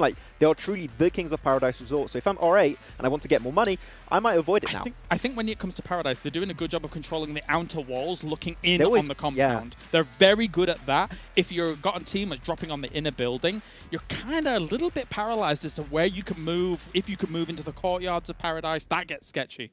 Yeah. Okay. Why don't we actually take a look at our overall rankings, because I'm curious to see who will be sitting number 1. It should still be Alpha 7 with Falcons getting close. And we'll see. Yeah, I mean, that's actually still pretty decent lead, to be fair. And even Vampire with the 2 wins today haven't closed that gap up against the Falcons. Yeah, I mean, right now is the time to see. We're going to be seeing other teams get chicken dinner right now because it's a high contest and no one wants to share their $10,000 at the top. I mean, at this rate, Alpha 7 is almost guaranteed to break $100,000 at the very end of all of this, once all the prize pool is tallied up, etc., and things like that. So the fact that they've been able to put 70k on the board for first place and still have a lead of, the 36 points that they do, that's nuts here from Alpha 7. Yeah, with all the extra rewards on top too, right? They might reach 200k total plus the first place if they can remain up there. So 200k in this format, unexpected, but it could happen. Well, you're talking about 100Ks, you're talking about 200Ks. What about Vampire Esports, who have won 500,000 from the main event and are now sitting on 36? Like, that's 536,000, not including what they get for just being here. And obviously the team intros and the duos. That's a lot of money that they're sitting on. And $500,000 now, you get that like pocket money. It's fine. I mean, if I'm not mistaken, I think it was you talking about this, Max, actually, that Vampire Esports, they went into this event, the second part of the event, right, thinking that if we just do okay here, we all could just buy houses flat out. Yeah, they said, like, if we win 3-4 games and we do really good in 3-4 matches, like, we get a house pretty much. Like, they got 2. That's crazy. Right now, so if they get 2 more, like, they got a house. So, good investment. What's better than 2 houses? 3 houses. Yeah. You can see down the list, though, on our rankings. I mean, S2G, $59,000, but in 5th place is insane as well. Yeah, I mean, I feel like we're still going to see another chicken dinner from these guys, right? Unfortunately, I feel like they are taking some early skirmishes, but if they make us a 3 or 4-man crew into the late game and they have a good position, we saw it yesterday on Livik in particular, they are a team that can close off games in really, really strong fashion. So I don't think we're going to see them end with 2 wins. I think we expect a few more. And I'm not going to shave my eyebrows. No. Oh, okay. Well, that's fine. Ultimately, though, still kind of impressed that Bigetron Red Aliens have been able to gather the amount of points that they have without, with almost dodging some of the money in essence for this. But, you know, there's still big money for placement overall moving forwards. It seems like that seems to be their focus currently. S2G in 5th place when it comes to points, but 2nd place when it comes to earnings. Really well done by them, and obviously whenever S2G do well, we have the Turkish crew next to us, the talent, they're screaming. They are popping off, brought to you by S2G. Yeah. Damwon Kia, though, they've been insanely quiet today, unfortunately. Yeah, a little bit quiet, unfortunately. I think that a few teams that we wanted to see actually pop off have been a little bit quiet. I want to see more from Stalwart in particular. Like, they really struggle. Yeah. Didn't Damwon Kia have 40K coming into today? Correct me if I'm wrong. But if that is the case, then they're still at 40K. So it's really I can tell you in a second when thank you. Actually take a look at a head-to-head matchup here between the Falcons and I believe, if I remember correctly, it You're is stalling for time. the team, of course, that has What's done it exceptionally gonna well be? today, Vampires. That's not I just much sometimes here at talk all. really slow. Okay, cool. Yes. So where's Here's Vampire and Team Falcons, 2 of the That's what I greatest said. teams. As Jason continues to stall for some more time, Max, what have you got to say about this? They're 2 amazing teams. They're great teams. Brought to you by John Allen, of course. This entire segment has been brought to you in part by the man himself. But yeah, I think Vampires, we've seen from them here, very, very well done in terms of even the movement into the Hartin area during all of this. Because again, coming in from where they did from kind of south-west with all of the teams congregated around that and it being very open to get into there as well. It was quite impressive. And seeing for Team Falcons here, they're playing like pretty much every Battlegrounds, the edge play. And it's been working great for them so far. They don't really try and play central. They just play the edge. They go to the eliminations. If they still have the numbers in the late game, we saw it early on Livik, they can close off games too. So Falcons, happy to see them actually stepping up on day 2. No healing attempt in Sanhok this time around.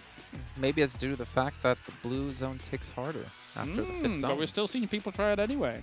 Yeah. I mean, the thing is, right, you talked about muscle memory. Teams kind of get into that mindset of, like, play it out like the way we normally do, and they're not really taking those changes into effect. You know, you've been talking about this graphic being brought to us by John Allen. Actually, it's brought to us by Aramco, one of the sponsors here of this event, making sure this event can be possible, as well as Saudi on top of that.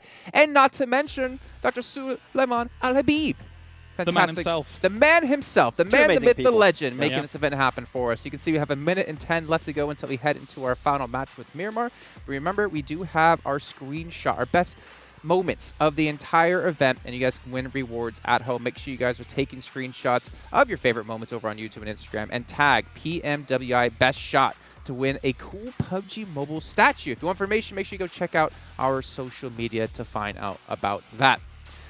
But we are heading to the final match of this part of the event. We obviously have the duo show match thereafter. But the question is, can Alpha 7 pick up a victory and yet again, in back-to-back days, have only 3 teams winning every match? So on over to our commentators, though, of John Allen and Blink.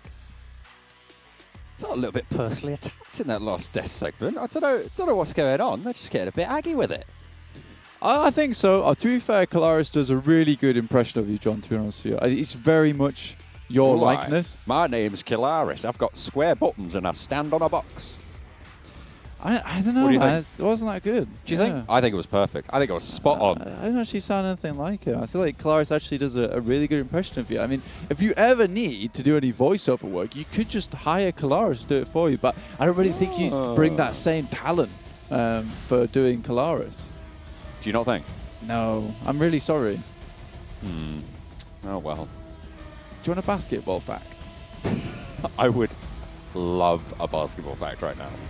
Okay, so there was an interviewer who went to a high school game in America, and on the first try of sending the basket in, first take by the way, got it in, and then all the people, all the staff at that high school event took him out for dinner, and he had a great time.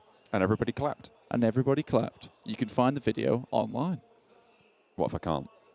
Well, then, you message me and I direct you in the location. Whoa, okay, Alpha 7.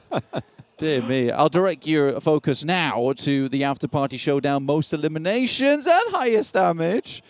Alpha 7, it's all them all day, every day. I mean, nothing really stopping them at this stage. What was it, 70K so far in earnings? Rubbish headshots, though. Oh, I thought you meant the pictures. I was like, what, you're being so mean for? No, they're just rubbish at headshots. That's No, all. no, I see what you mean there. I do see what you mean. Although, wasn't it an Alpha 7 player at the top? It was Mythic, but they didn't have all three up there, so I'm disappointed. Oh, okay, that's fair. And they need way more Nadalims than that. I mean, come on. Yeah, Alpha. two's like one sucks. less than the top guy. Yeah, rubbish. Appalling. Unfortunately, we still have the very charismatic Damar here, 343 meters, which we're all happy about. Unfortunately, A7 are not so happy, but you got to love the smile on Damar. What a cool guy. He was always smiling on stage, as well. He looks like a really sweet guy. I saw him down the player lounge, and he just looked extremely happy. And I think that's how everyone should approach PUBG Mobile. No, I think great sadness. What do you think? I think you're wrong. Yeah. I think I'm going to go hang with Damar now because you are bringing bad vibes to these games here on Miramar. Good vibes only on Miramar for this game. The last of the main 4-player squad games today, match number 6. Of course, we still have the duos game later, so make sure you stick around for that. But if you are sticking around for that, you might as well watch in-game. Watch PMWI together in the in-game esports center with your friends to win PMWI special sets. I'm Sean Connery now. Okay, then. Unbelievable stuff. I like that a lot, yeah. Anyway, if you want to also look good in-game, not quite like Sean Connery, more like Indy. Harrison Ford. That's Everybody knows that guy looks very dapper. You can also look dapper with a PMWI gun skin and outfit. So those packages for PMWI are on sale for only a limited time, so grab them whilst you can. And you can also win yourself some PMWI treasure chests if you play PUBG Mobile during the PMWI, which you should all be doing. Because right now, these games are getting me fired up, hyped up to play some matches over on Miramar, over on Erangel, even Sanhok, Karakin, Livik. We've got it all here today over on the Afterparty Showdown, as well as tomorrow. So make sure you remain tuning in. I've got a question for you, Blaine. Okay. If you had to do an impression of one of the other talent. Tell me what you really think about me. Can't be me. Okay. Who would it be? Who would I do an impression? I'll put you on the spot here. Well, Max, actually, because, Do you think? the producer, Addy, who is a beautiful, lovely guy, reminded me that at the start of the day for me, I did a great Max Extreme impression, so I probably would do Max. That's fair. Yeah. Common Tapple 2. Oh. Oh, no. Oh. Savla. I didn't think it could get worse. I didn't think it could get worse. Com7C Com Sar. That wasn't terrible. Yeah. That was uphill slightly, but to be fair, rock bottom only has upwards trajectories. Yeah. It's kind of my French is not great, unfortunately. Tu ne parles pas français? Je ne pas parler français. Je parle en français un peu. Oh. Habla espagnol? Non. That's still French. No, Addy, I cannot speak German either. Sprechen Sie Deutsch? Yeah, I've got all, I know this is a multi-language stream. Unfortunately, I'll have to keep it to English because it's the only one I can do justice. If I start doing other languages, I will have people shouting at me in Instagram or all over. You know, Do they'll they be very angry. Oh dear. Madman on the road, cut across by Kaito, but Sarang's there for the backup. It's a three-way engagement on the positions here for 7C versus Riyadh. Looks like no one's really going down just yet. No one quite landing those shots, but Rex cut off from the rest of the squad. Oh, and also shots taken from Madman. Not happy about this one. The MIDI 14 comes into effect with a big result. Here you go. Here's a fact. Another European language, albeit a dead one. Rex in Latin means king. Well, good for him. 7C though, Sarang continues to harangue Riyadh over here. Kaito comes in, there's a nade that comes through. I think both players had the same idea there. First aid kit. I don't think you need it right now, laddie. Maybe later though. Kaito losing the teammate. 7C managed to get that first elimination bounty as well. A swift 2K. Looking for a little bit more than that as well. They want the squad wipe. Kaito goes down. Madman able to find it flush from Sarang. 7C moving as a unit. 2 players left for Riyadh. Yeah, looking a lot more confident as we head into the latter half of the day here. You love to see it. There's the earnings on the screen. Alpha 7 firmly at the top with 70k. Ooh. You got the A7 and the 70k in the bank. I know that makes 7 Worlds Gaming happy to see. S2G underneath 159k. I mean, those guys, though, they've kind of been scrounging some money where they can, and I respect it, man. I respect it big time. You know, if you can't take the chicken dinner, take what you can elsewhere. I mean, S2G, yeah, right. That's what they do.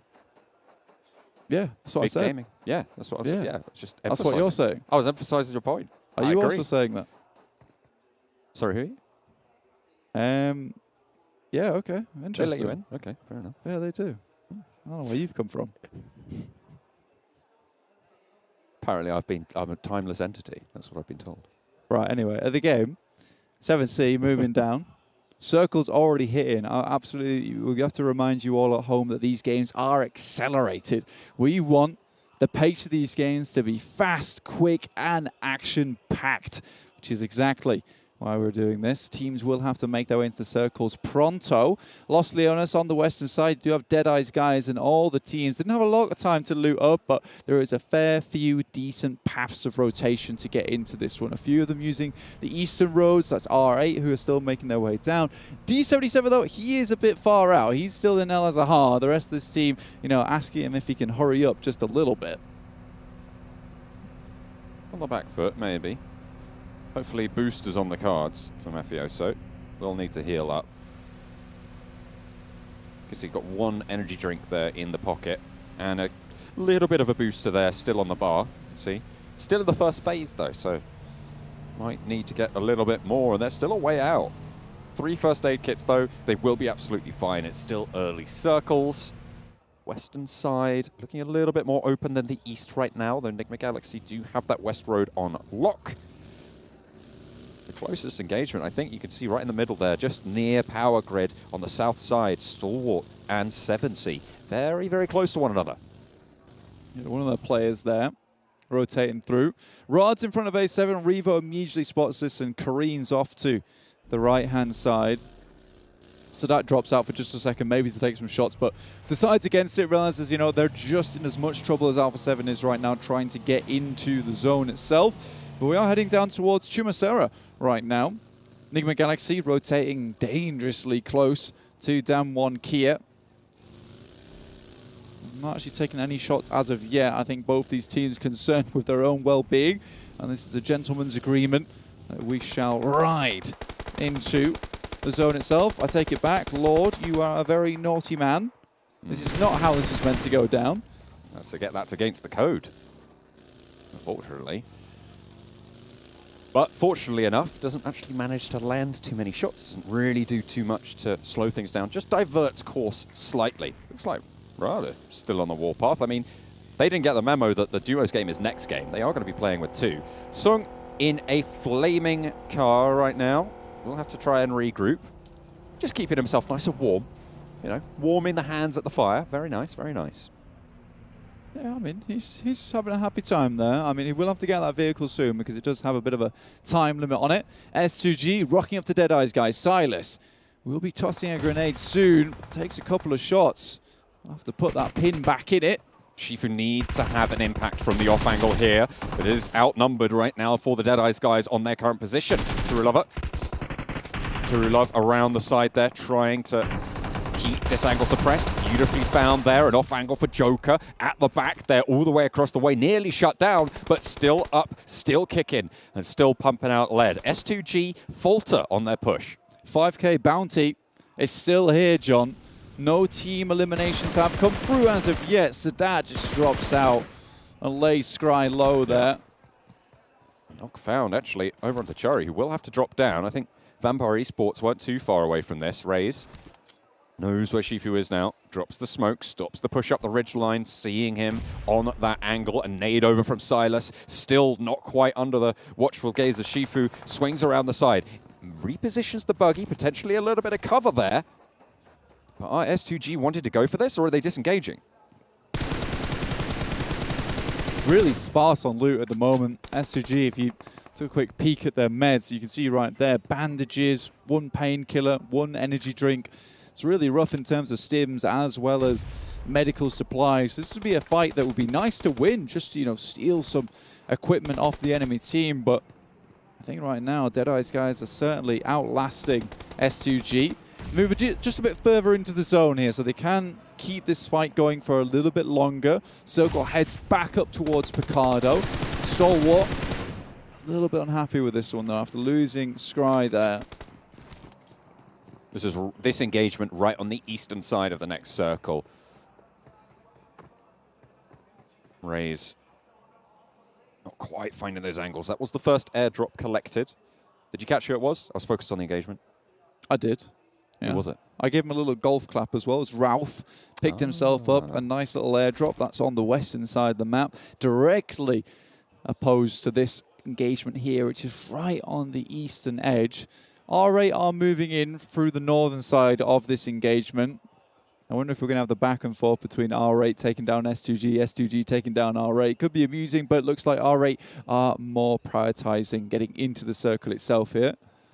Kelsey on the roof. Covered, actually. I think this is a pretty good spot for Kelsey. The way up to the roof is covered by his two teammates, meaning that if you push up, you need to deal with Silas, you need to deal with Raze first. Either that, or you just win out those trades hands down. Ooh, potentially able to bobble a little smoke there onto the stairs to push on up. They know Kelsey's up there, but they can't quite get there yet.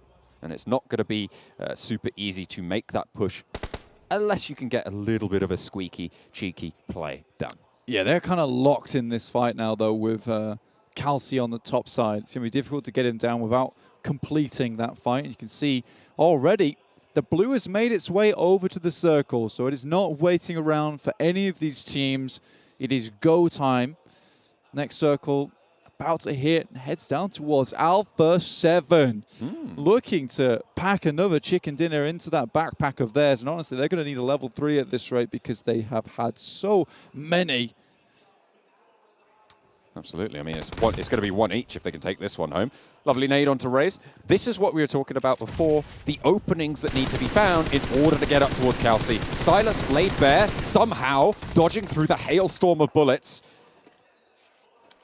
Staying alive for the time being. Hang on a minute. Who's this? Someone else coming into the engagement potentially? No. Shifu does get spotted. Kelsey shooting on down. That's where the bullets were coming from. Now they're looking to try and mount up this pressure. Nades potentially popping out through the windows. Kelsey trying to swerve around the side, and Silas still going out in the open.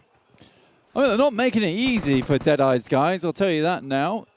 Kelsey, though, with the UMP, continues to send Deadeyes Guys further down. At some point, Deadeyes Guys will have to leave. Kelsey can almost sacrifice himself here for the greater good so that potentially Silas is able to leave. Maybe trying to look for another way, but seems like the only one that's going to work on out. Deadeyes Guys really getting slowed down here. Trying to evacuate their location. Kelsey takes a nade, and that is the end of the Castle King at the top of the building. Los Leones must be left now. Silas still alive, but on the northern side and alone for S2G. Yeah, there's your sacrifice made by Calci. Silas drops him the salute. He starts to run away here, but he has locked them down. Stalwart Pika, top, action. Still in this one. They're only lost Scry earlier on, so 3 players still up here, ready to go. You can see Alpha 7 off in the distance, but they're very central. They'll be waiting this game out. Damar, nice shots down towards Aladdin. Nicely found. Shots to the back of Scout.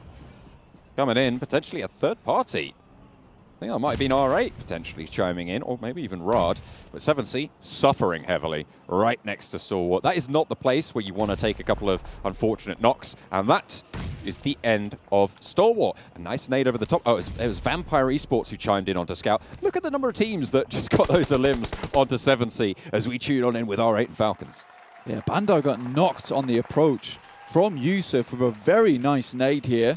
Falcons only have 2 players, but so far they are sending this 4-man unit back. Yusuf keeps popping down the stairs. They're very low HP, not really having opportunities to heal off. As of yet, you can see Prestige tries to pop the first aid, but it's just too little too late. And now Never Alone, the clutch maestro, hits one. You can't jump those gaps when Never Alone is on the case. Unfortunately, the blue zone is too much to handle. And R8, with 1 player left, are still going, but they lose that swiftly. Vampire Esports take them down, and now just Yusuf is there. I don't think you can res in this zone. Yusuf just needs to heal, if he can.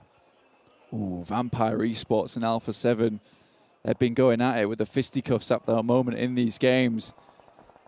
Coming off Vikendi, where it was one or the other there to get the chicken dinner.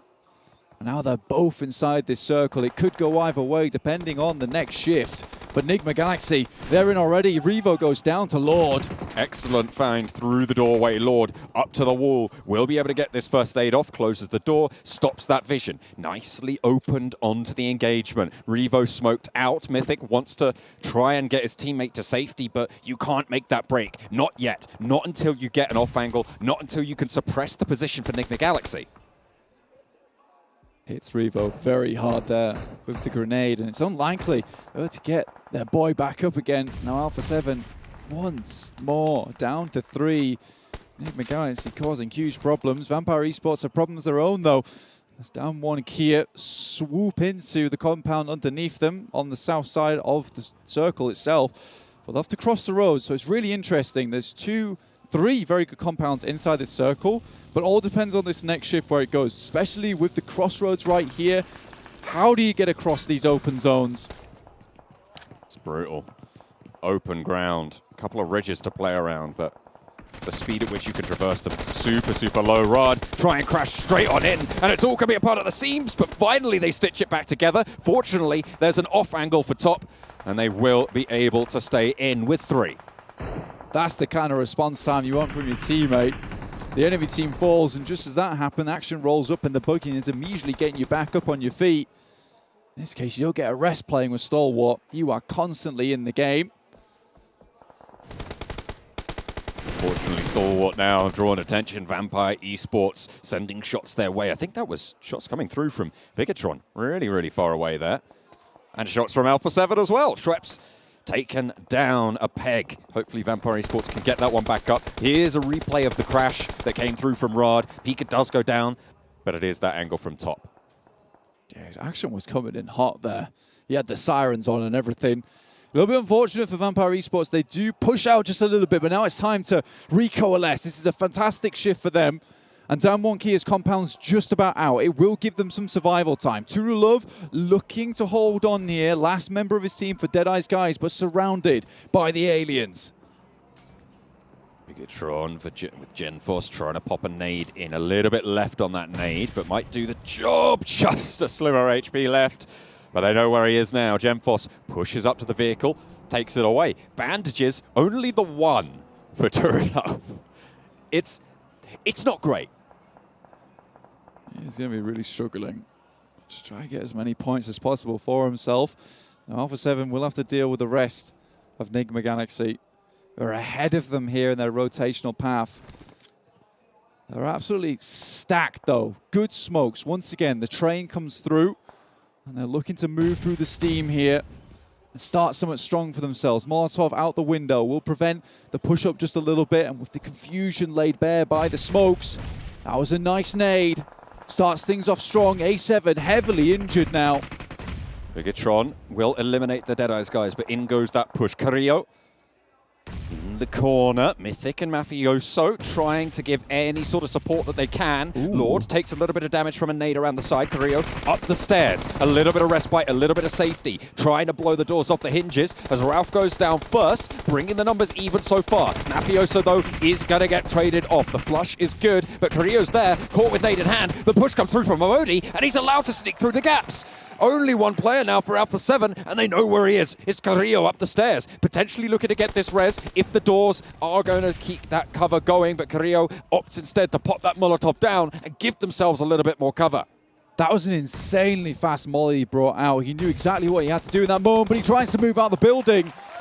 But it's BTR. Genforce comes out of nowhere. They've moved upon this position, and Nigma Galaxy are just completely trapped. But BTR have moved up to this position. They've given ground to Vampire Esports, who have now got the lion's share of this next circle.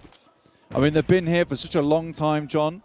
It's been very difficult for them not to take all this space, but they're starting to push out. Ooh. Once again, the cloak of the Vampire starts to envelop the rest of these teams. It's a question of whether they can continue to dominate in the circle. Lord still alive, though. They're controlling Damwon Kia on the south side of the road. They are moving into position to block out Bigetron. With Genforce down already, they're locked in this engagement. The ridge lines are so bare, so barren for them on this Miramar. And Vampire Esports control the circle. They control the quadrant. They're gonna have another chance to take home another 10K. This will be beautiful stuff for them. They'll be happy with the money that they've earned. They've got a fair few team eliminations as well, so there's potential for even more cash on the line for them. Beautiful nade from Song, though, from Damwon Kia. And another. 3 players still going. Oh, didn't quite find anything else there. The res should be possible over onto Ravenclaw. Song, you imagine, doesn't have too much more in the back pocket in terms of utility. And maybe even then wants to save it. Oh, dear. Bigetron regrouping. Zuxi spotted. They will not be able to move forward to more than 3. They take their chances there as well. I love that from BTR. They hear the third party, instantly wrap around and try and surround them from both teams' side, understanding that Damwon Kia is over towards the south. They'll take the north, and now Vampire Esports are going to have to play out their mind as a 4 to prevent these teams from just starting to crush them between 2 walls of players. They need to take one of these fights or certainly win it out as fast as possible. The nades continue to just bobble over the top of the roadside from Damwon Kia. Unfortunately for them, the blue zone is pushing. They will have to move. The smoke wall has been established. They will push through. Frontman Sung looking to try and draw some fire potentially, try and allow those teammates to refrag. Jumping in, trying to gather info. The smoke starts to clear. Vampire Esports have clear rain. Across with the car. Fabian careens across the side. Sung taken down on the first push. Fabian low as well. Should be handled. Now they need to turn their attention to the last player from Damwon Kia. Trying to get across. It's looking hairy. It's looking ropey. And I don't think they're going to be able to do too much more. Forrest finally dealt with. Schweppes did go down in the meantime. What can BTR do? Really good smokes coming out from Vampire Esports to isolate that fight between them and Damwon Kia. Big. Another nade, though, onto Ravenclaw, and now it's 2 versus BTR, but there's 2 down! How does this happen? Just Luxy alive! Last player going in. Fluketh 1 versus 1 against Luxy from BTR. One of the longest standing members on this roster. Made the name for Bigetron. They've been dodging the money all day, all tournament at this after-party showdown. Is now the time that they take that 10K. A nade pours in over the top. The reses are coming through, and they are denied yet again. Vampire Esports take the 10. Quick on the swivel, quick on the game, and quick on the decisions coming through from Vampire Esports in those final moments. It was very, very difficult. You know, it felt one of those stressful situations where you're in an escape room, you see both the walls start to close, and you have to figure out a solution in that moment. And you know, Stoned, the rest of the team, they had a solution in the back pocket. They've trained for this exact moment. Certainly did. I mean, it worked out incredibly well. We know what sort of strength they have in these engagements. We talked about it so much. We've praised them so many times. But we've got an American, a Frenchman, and a Yorkshireman to talk about the match standings. Brought to you by STC. I was wondering if I was the Frenchman there, and then I realized we have Max, and I also realized I have no ability to do accents whatsoever. But anyways, Vampire Esports, they take the third win, 30,000 bucks on the day just from chicken dinners alone, 23 points as well, helping close that gap right behind Alpha 7. But Bigetron, that was the first time we've seen them really show up so far yet today, Max. I'm a little bit offended you forgot about me for a second there, Jason, but hey, still here, not going anywhere, not especially my eyebrows. But yeah, Vampire able to get himself the win here, good to see on their side. And yeah, back-to-back coming into this one. I believe the first back-to-back we had, even though a lot of teams actually got 2 wins yesterday. So yeah, Vampire, they're here to play, they're here to take the wins and get themselves a big portion of that prize pool. Yeah, nobody wants to share these wins, which I think is kind of cool to see, to be honest, with the effective dominance of some of these big teams up at the top being able to consistently assert themselves well with the positions that they're taking here. And Vampire Esports, once again, does so well. And it also shows, at the very end of this game, the importance of keeping even just a little bit of utility here or there, because being able to get those nice arcs on those nades and being able to shut down a 1v1 almost instantaneously against a potentially deadly threat in Luxie is very important. You had very predictable lines of sight, right, that were going to come out from the other side. So if you do not have that nade, I think that he could have picked up the 1v2 pretty easily because you knew exactly where they're going to peek from. And I think he had the better equipment because Luxie had an AUG. True. Going up against that gun is a laser. So I don't really want to take a 1v1 against that, to be honest. Yeah, I've been learning quite well not to take 1v1s pretty much against anyone because I'm terrible at PUBG Mobile. But still, I mean, it was at least great to see Bigetron step up. The funny thing was we're watching the match in our room, and we have the Indonesian talent room next to us who are 5 minutes ahead of us because we're on a little bit of a delay. And we hear them scream, and they're like, oh, I guess Bigetron's doing well. I guess they're going to be at the end of the game. But yeah, in the end, like they still weren't able to close things out. And I don't remember where they actually stand when it comes to the match awards ranking. But I feel like they're one of the lower teams. They indeed are, yes. They were kind of very middle ground in terms of all their placements, but it was pushing them up enough to kind of negate where the overall rewards from money came along, but they still were very low. So this will give them a little bit of a boost, I guess, for all of this. And I like some of the transitions that they were doing. Although that being said, they're not on there. So maybe the next page, question mark. Stalwart still taking money every time. Even though they didn't get the wins, they still bring in some money every single game. So they still clearly have a game plan in mind, even though it's not like chicken dinner oriented. They still get some money, right? So you can't really argue with that one too much. Yeah. But I feel like that domination we saw in the first week out of Stalwart has just completely disappeared. Yeah, where have they gone? We were expecting like some pretty major changes, right? Because main tournament compared to the Afterparty Showdown, everything is different, right? So not too surprised. But one thing that has remained consistent, though, is the fact that Vampire dominate not only the rankings, but also these extra prizes, the game awards and eliminations. Teams eliminated too. I mean, yeah. I mean, 500k was not enough for them. Yeah, and you know what? They might come out winning this event as well. I mean, you think about PMGC down the line, Vampire Esports are definitely putting a bullseye on their back for all the teams to come for. Especially since we saw Alpha 7 put their head above the parapet so far here when it comes to the lead as a whole. But yeah, Vampire is really bringing the fight back to them with another 23 points on the board. I'm looking forward to the overalls. I mean, they were looking at buying a house potentially. I think you can buy way more than a house is how much they want here. Like, they're going to get a whole mansion. Okay? They could buy us a house. I'll accept it. Thank you. I'll take it. Thank you very much. Yeah. Well, James, you have a house. Yeah, true. But that's a big catch-up. I'm more of a Mustard fan myself, to be honest, but 27 points, Vampire Esports are behind Alpha 7. We're only down by 12,000 bucks. So we did have S2G up quite heavily when it came to money. They're actually in second place still when it comes to just the earnings alone.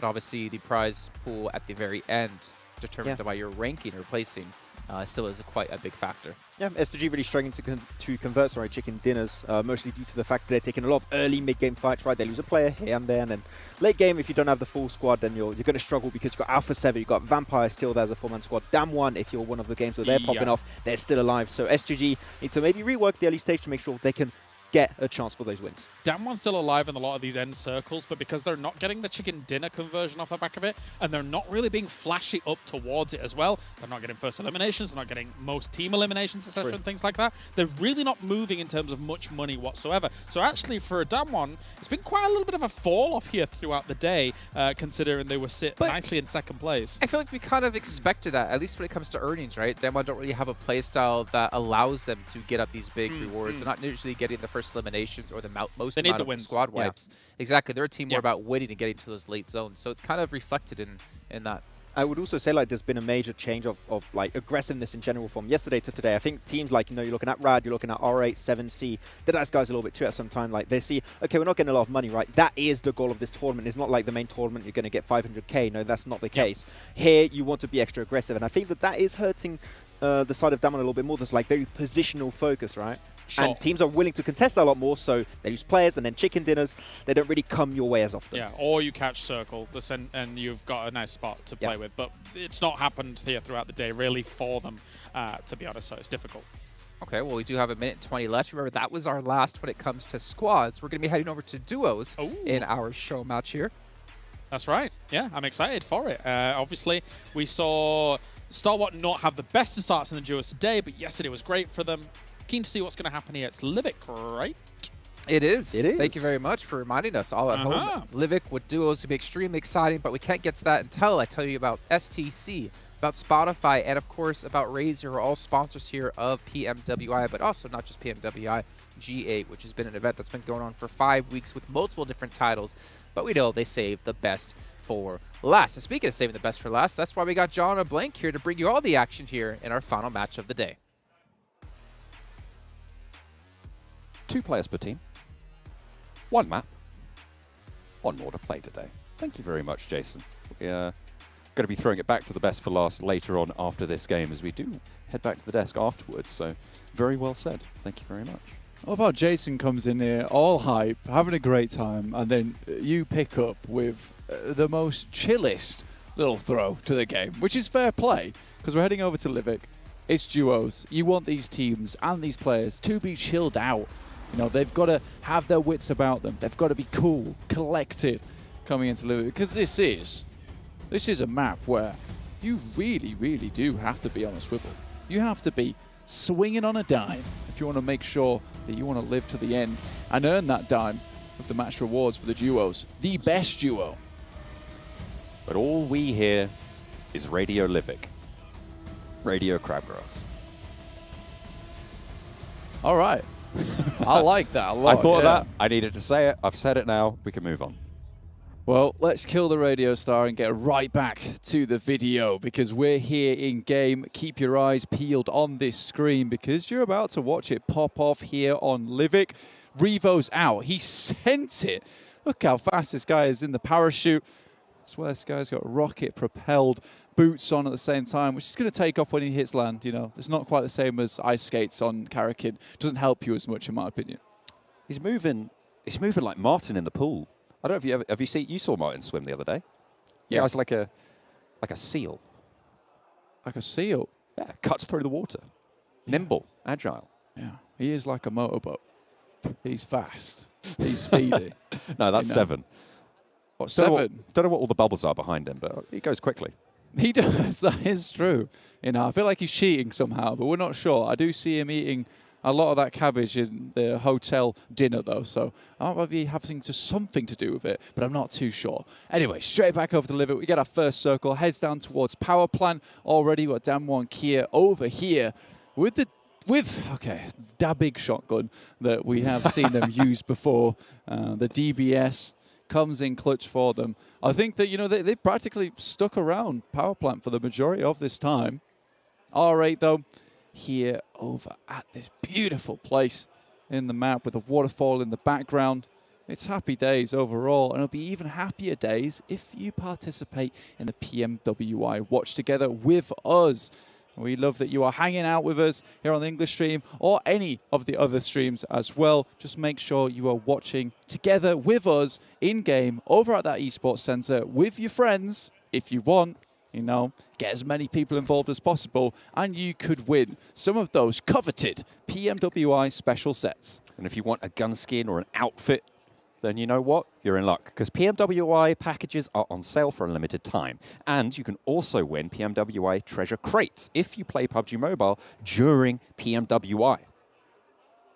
That's right, and only one more day to do that, so get cracking, get a move on, get in game, grab those chicken dinners, absolutely dominate the competition, or just play and get taken down early like this. It doesn't matter.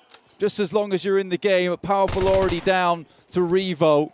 Alpha 7 not looking to lose their top spot in either of these things, either in the duos or over on the match reward and earnings in the main tournament of the Afterparty Showdown. Bad news bears for Team Falcons. Still one player to go though, Yusuf, trucking along. Will be solo from now on in. There's the M1014 on the back of Carrillo, the auto shotgun replacement. I mean, it's still the big shotgun, but it isn't quite the same. The long shotgun. That's the one. Sure. Flukuth with one of his own shotguns in hand, chasing R8 Escaton up the stairs, nade down the bottom of the staircase, drops down himself as well, tries to evade the damage and maybe giving Vampire the old slip, but the spray with the UMP will give the game away. Ravenclaw around the side, Scar in hand, player up the top as well, P90 as well there, around the door frame, good for one. Escaton needs to be aware that there's a player dropped out and he'll find the bullets hitting the back. Prestige in the meantime got dealt with, I don't know who by, but chased back up and he's given them the old ropey dope. Ooh. It's R8. Okay then, Escaton, the grenade sails over the top of his head, but R8 will anchor the run here for Vampire Esports in the show match right at the beginning of the game. We're down to 11 teams already, but Stalwart, they picked up the scent. They smell the action over off in the distance, not the action on their team. They don't spend much time sniffing him, but he's definitely doing the work for them.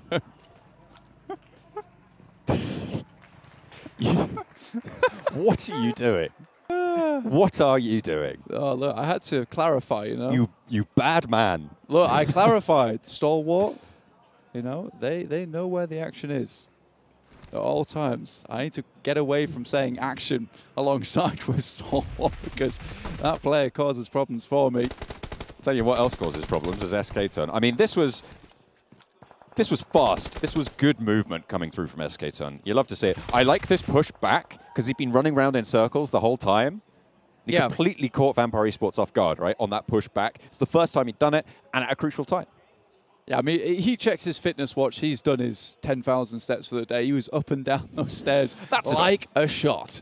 So, you know, I'd hope for him and Prestige, you know, they chill out for a little bit now. They are towards the center, so they don't have to do too much more walking in these final moments of day 2 for the Afterparty Showdown. We are again here in the show match. Just to remind you, we're playing duos at the moment to figure out just who is the deadliest duo of them all here in the Afterparty Showdown. There is money on the line as well for these teams for the points at the top. We'll figure all that out tomorrow in our final show match on day 3. We've got to get some of these thumb socks. We do. I keep feeling so jealous of all of these players when I see those thumb socks on. Yeah, man. I mean, I've got those slippy fingers. Sometimes I'll go for a spray and whoop, I'm over just looking 180 degrees behind me. It's very unfortunate. But that does sometimes cause massive surprise to the enemy team. They're unsure whether to take shots at me or not because they're like, is this guy AFK? Do I take shots? Is this allowed? Nobody Is knows. it ethical?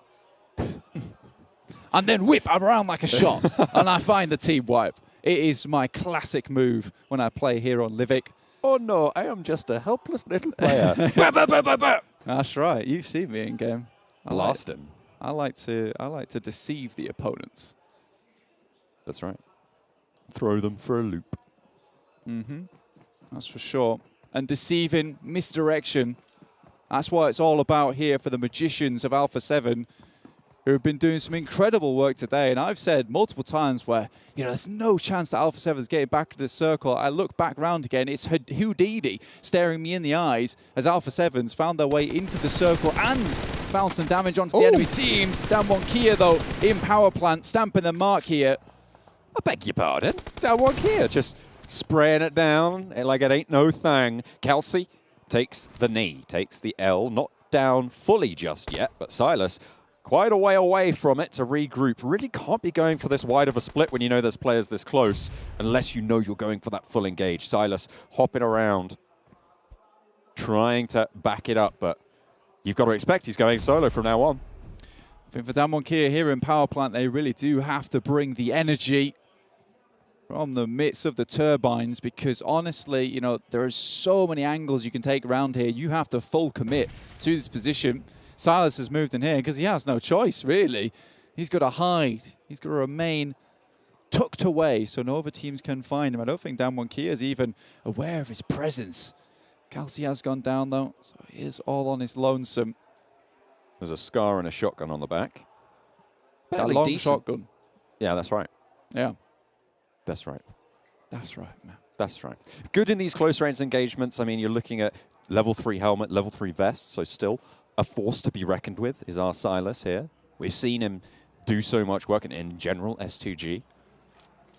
Still a long way to go, though. Still with 11 teams in it. Vampire Esports, the only team to take both the L's so far, going down to R8.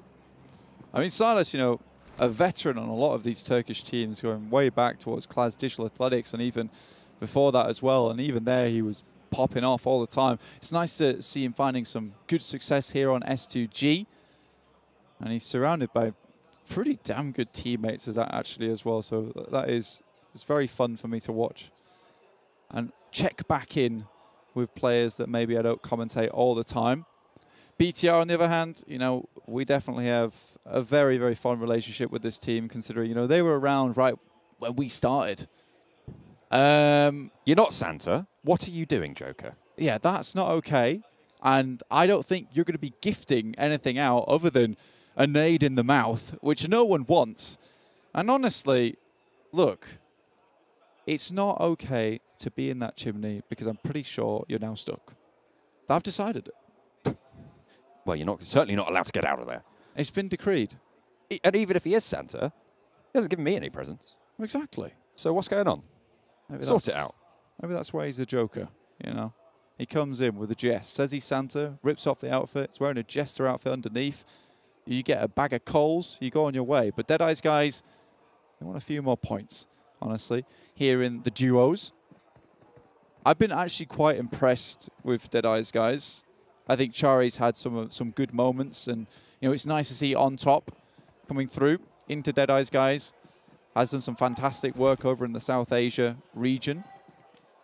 Seems like 7C and Riyadh having quite a few clashes, quite a few conflicts in these last couple of matches, and that will continue as Scout takes down a player for himself, bags the point, pops it into the bank.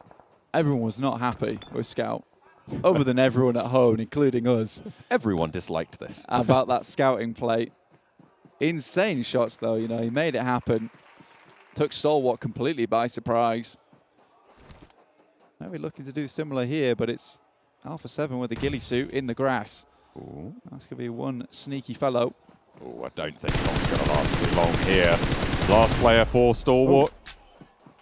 Bang, bang. He's out of there.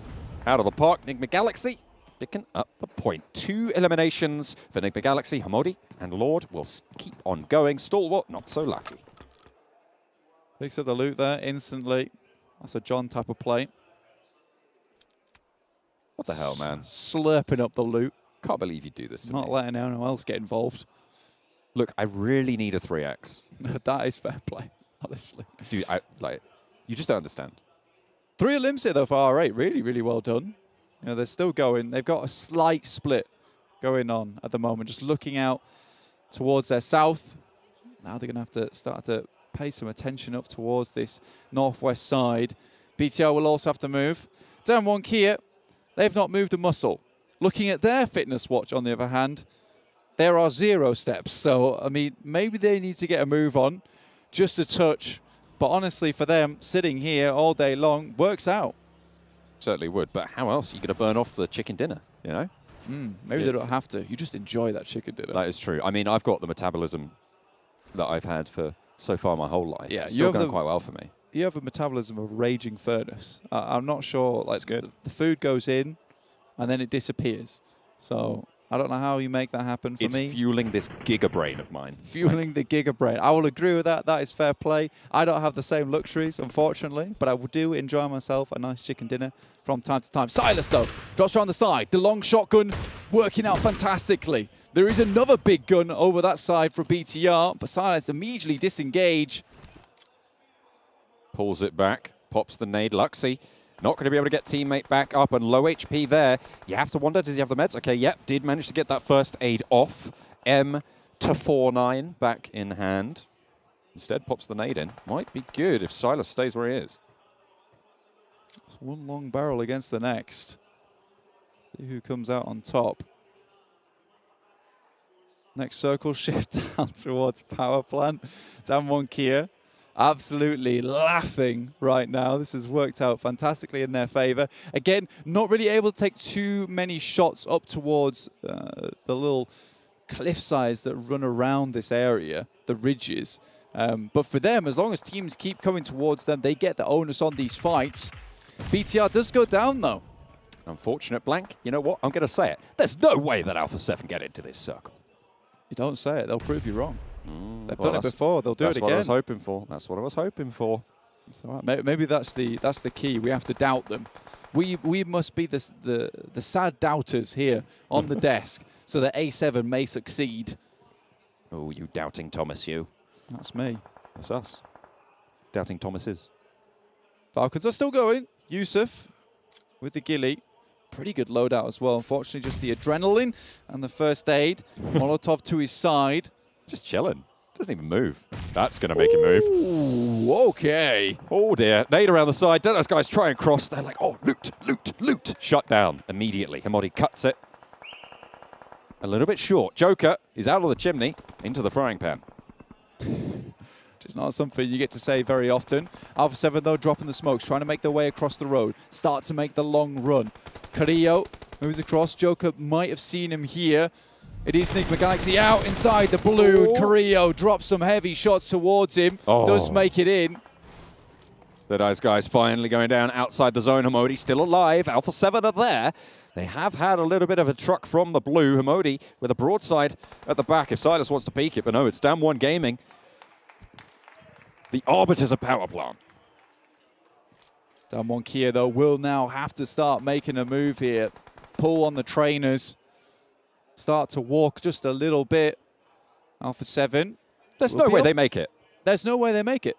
In fact, they're in a pretty good spot to make it. They will start to have to make the wrap, but it's SK Tom with a dinner plate, ready to serve up some fresh, hot eliminations over towards A7, if they can make their way round. Revo, the M4, though, very good for long-range sprays. SK Tom drops to the deck. Will go prone. Silas has been alive for a very long time. To be fair, the circles have allowed him to keep on going, but finally, Damwon Kia removed the thorn from side.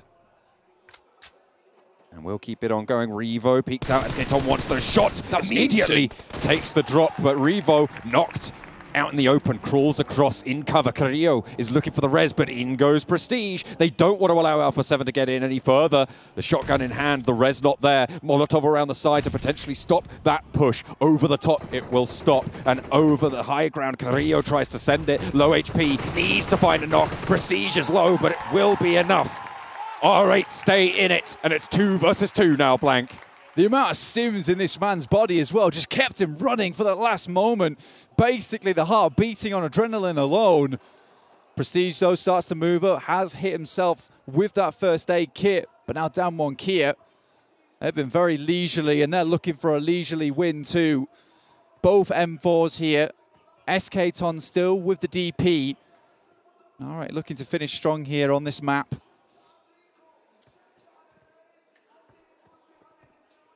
Slowing things down for the time being. Currently ground, I would say, mostly controlled by R8. That's a really solid Molotov to move SK Ton off position. Could allow Damwon Kian some openings, some positioning.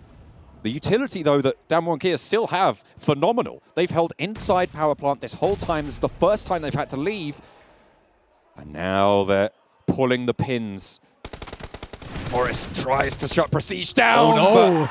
Chomps down on an aid, and R8, the Saudi Arabian team, trying to shut it out, and it's Damwon Kia to get cut out. R8 take the duo. And when we talked about that dinner plate there, and they did serve up some fresh, hot eliminations, but also, as a side dish, a chicken dinner as well. So very, very well done for R8 at the end of the day here in our final show match of day 2. And R8 finish out strong. SK Ton, Prestige, they're a deadly duo. Home turf, seemingly. Great for R8 in these duo matches. We'll see what that does to their standings as well. I mean, as you say, what a way to end the day for them. Hopefully carry that over to tomorrow. Earn a little bit more money, potentially, in the main after-party showdown. I mean, they've only got a little bit of time. One more show match to try and bump up those rankings. And we'll see who's at the top when we head to the desk very, very shortly here. Yeah, we are going pretty quickly over to the desk with the match rankings, sponsored by STC. Speaking of heading to the desk, look who's here. It is the desk. Jason Kaplan, Maxman, and Kalaris to break this one down. Vampire Esports, that's not right. This one's right. R8 Esports for the team that took the chicken dinner. 18 points for themselves to potentially climb up the leaderboard and get one step closer towards the, what was it, Stalwart. I actually was in first before earlier on. Demo Kia, though, again, hasn't really shown too much today. Unfortunately, Alpha 7 trying to get momentum from their matches today. Oh, no, not a bad game, and great to see R8 have a great start, or great finish. And very important for the duos, right, to be consistently on the top, because the $15,000 are spread only towards top 4, right, if I'm not mistaken. So you want to be in those top positions consistently, which R8 has not been able to do so far, but they gave themselves a win. So if they can replicate that tomorrow, they might be able to just barely push themselves in the top 4. Yeah, potentially. I felt like for today, where was R8, man? Like, Wishy-washy. We've really not seen too much of them, but this is a great little step up for them in the duos. Damwon Kia as well, getting themselves yet another top finish. They're just so adept at being able to wiggle their way on through and find themselves a good old spot. That was a very good spot, yeah. Yeah. I mean, it's so good that they just got naded in it, but yeah, it's pretty decent. I still do wonder, though, Damwon Kia, we haven't really seen them rise up to the ranks that we've seen in PMGC, that we saw in week 1. But again, there still is one day to go, still a lot of money to win for all these teams out there. And Team Falcons, unfortunately, 1 point coming through for them after getting 2 chicken dinners on the day. At the same time, the question is, Vampire, not even on the top 8. They won 3 chicken dinners. Maybe they're just tired. Maybe they're like, I'm tired of winning. We'll let someone else do it. It's fine. I think they're allowed to have like a little bit of a breathe on. It's the duos, right? I think that is definitely not their main focus. Their focus is getting the big bucks and the big games and the show in the after-party showdown. So yeah, I'll give it to them. It's allowed. Permitted. Yeah. And of all the games that we had, once again, I mean, we're seeing a lot of hardships throughout the past couple of days, but this one was, we're going east, we're going west, we're going east. It was really rough to try and accommodate to the moving around for this one, but, you know, R8 playing it nicely. I think one of the most important moments for them really was kind of holding out Alpha 7 from the north, because if they don't hold that position, hold them out for that period of time, then they potentially get sandwiched by Alpha 7 as well as Damwon, and that's a death sentence. And as a point made earlier, right, it's very important to hold on to that utility until the very end. Yeah. That utility made it so much easier for R8 to not having to take the conflict versus Damwon. If so, Damwon, we know how good they can be in those closing moments. It could have been going a little bit all over the place. So holding on to utility, it seems like teams are learning that a little bit as we go on. Maybe this is some pressure off of R8's shoulders, considering they haven't had the greatest performance so far in the Afterparty Showdown. They're playing in front of a home crowd. We got to hear the cheers as well. Yeah. Maybe this is what they need to unlock themselves and unleash themselves into tomorrow. I mean, this is the thing, right? When you saw them as they got the win there, didn't look super excited about the whole notion, right? I think that they realized that today's not been the easiest of days for them. Getting a win under your belt here is great. You will be able to bump up, but yeah, beyond that, difficult. Let's go here for our winners of the day. Sertani with Vampire Esports. Where we are joined by Sertani from Vampire Esports, the coach, no less. Now, Sertani, I have to say, 3 chicken dinners, 38 eliminations today. What an incredible performance by your team. I wanted to ask you, the talk of the town backstage has been match rewards. What match rewards have you been focusing on for these past 2 days? I think for second weeks, we just focus for playing for fun first. Also, we can make the good team around the world just like the first week. So I think this just like the biggest scream for us. And also, we just only focus on the chicken dinner because we can gain a lot more than the other one, you know. Yeah, just like that. مرة ثانية رجعنا لكم من جديد في المسرح أعزائي المشاهدين والحضور مع الكوتش حق فريق ستالوارت اي سبورتس أو فامباير اي سبورتس زي ما احنا عارفين بعد ما فازوا على الفريق الخصم في الأسبوع الماضي وقدروا ياخذون الكاس حق PMWI. السؤال الأول اللي كنا بنسألهم إياه بنقول لهم إيش رأيكم في اللي قاعد يصير من ناحية أدائكم في المباريات؟ إيش الشيء اللي تركزون عليه أكثر شيء من ناحية اللعب حقكم؟ الجواب حق الكوتش كان بيتكلم على نقطة إنه أكثر شيء احنا نركز عليه هو التشيكن دينر زي ما احنا عارفين إنه يقدرون يجيبون أكبر قدر ممكن من الجائزة فيه والبلاي ستايل هذا حقهم يمشي مع الطريقة اللي هم يلعبون فيها. Well, you won last week's main tournament, and you are now currently sitting in second place going into the final day of the Afterparty Showdown. So I just wanted to know, did you prepare a lot in all of the new maps between week 1 and week 2? Or is your confidence in your team just so good that they're playing this consistent? About the map plays, the just only Erangel and Miramar and the Sanhok that we played before. So okay, that's map really familiar for us. But also the Vikendi, Karakin, or just another map, they are not have a time to scrim or practice much. But I think it's about the experience of the player before they play on the ranked game. Just before they came here, they just like playing for fun, finding some bad position and just skill, just like that. السؤال الثاني كنا نتكلم مع اللاعب عن ايش الشيء اللي يخليهم دائما يكونون كونسيستنت ويخليهم دائما مستمرين في نفس الاداء في اثناء البطوله يعني من بدايتها الى نهايتها لانه زي ما احنا عارفين فازوا الاسبوع الماضي والان هم في التوب 2 معنا في البطوله فكان الجواب على انهم متركزين على انهم يقدرون انهم يسكرمون قد ما يقدرون والسكريمز اللي هم يلعبونها والتدريبات اللي يلعبونها يحرصون انها تكون على نفس البلاي ستايل حقهم لكن اذا جو يلعبون قبل البطوله يكون اللعب حقهم شوي ممتع وشوي فور فن ويختلف عن اللعب اللي ممكن يلعبونه في العاده. Satani, let's look to the future. Let's look to tomorrow, the final day, okay? What are you planning on changing to make sure that you get those chicken dinners and maybe even another PMWI trophy? For tomorrow, we just focus on playing on the same timing like this. Because for now, I think the player confidence and the momentum just came to us. You just see the circle just come to us today. So I think tomorrow we just focus on what we have to play, the confidential, aggressive style, just like that we do before. And also we want to win the second week again. Thank you. زي ما احنا عارفين غدا ان شاء الله بيكون هو اخر يوم معنا في بطوله الافتر بارتي شو داون حبينا نسال الكوتش انه ايش الشيء اللي انتم بتستمرون تسوونه عشان تقدرون تضمنون انكم تفوزون في البطوله الجواب كان بكل بساطه انه احنا الان عندنا مومنتوم مره عالي وبنفس الوقت الثقه اللي موجوده عندنا جدا عاليه فودنا اننا نستمر على نفس الطريقه عشان نقدر انه في نهايه الاسبوع هذا ايضا انه يكون هذا ثاني تروفي نقدر ناخذه من بطوله PMWI. Satani, congratulations to you and your team for a very successful day too. We wish you all the best of luck going into the final day of the PMWI, but also the after-party showdown. Please, everyone in the Gamers8 arena, give it up one more time for Vampire Esports. Thank you.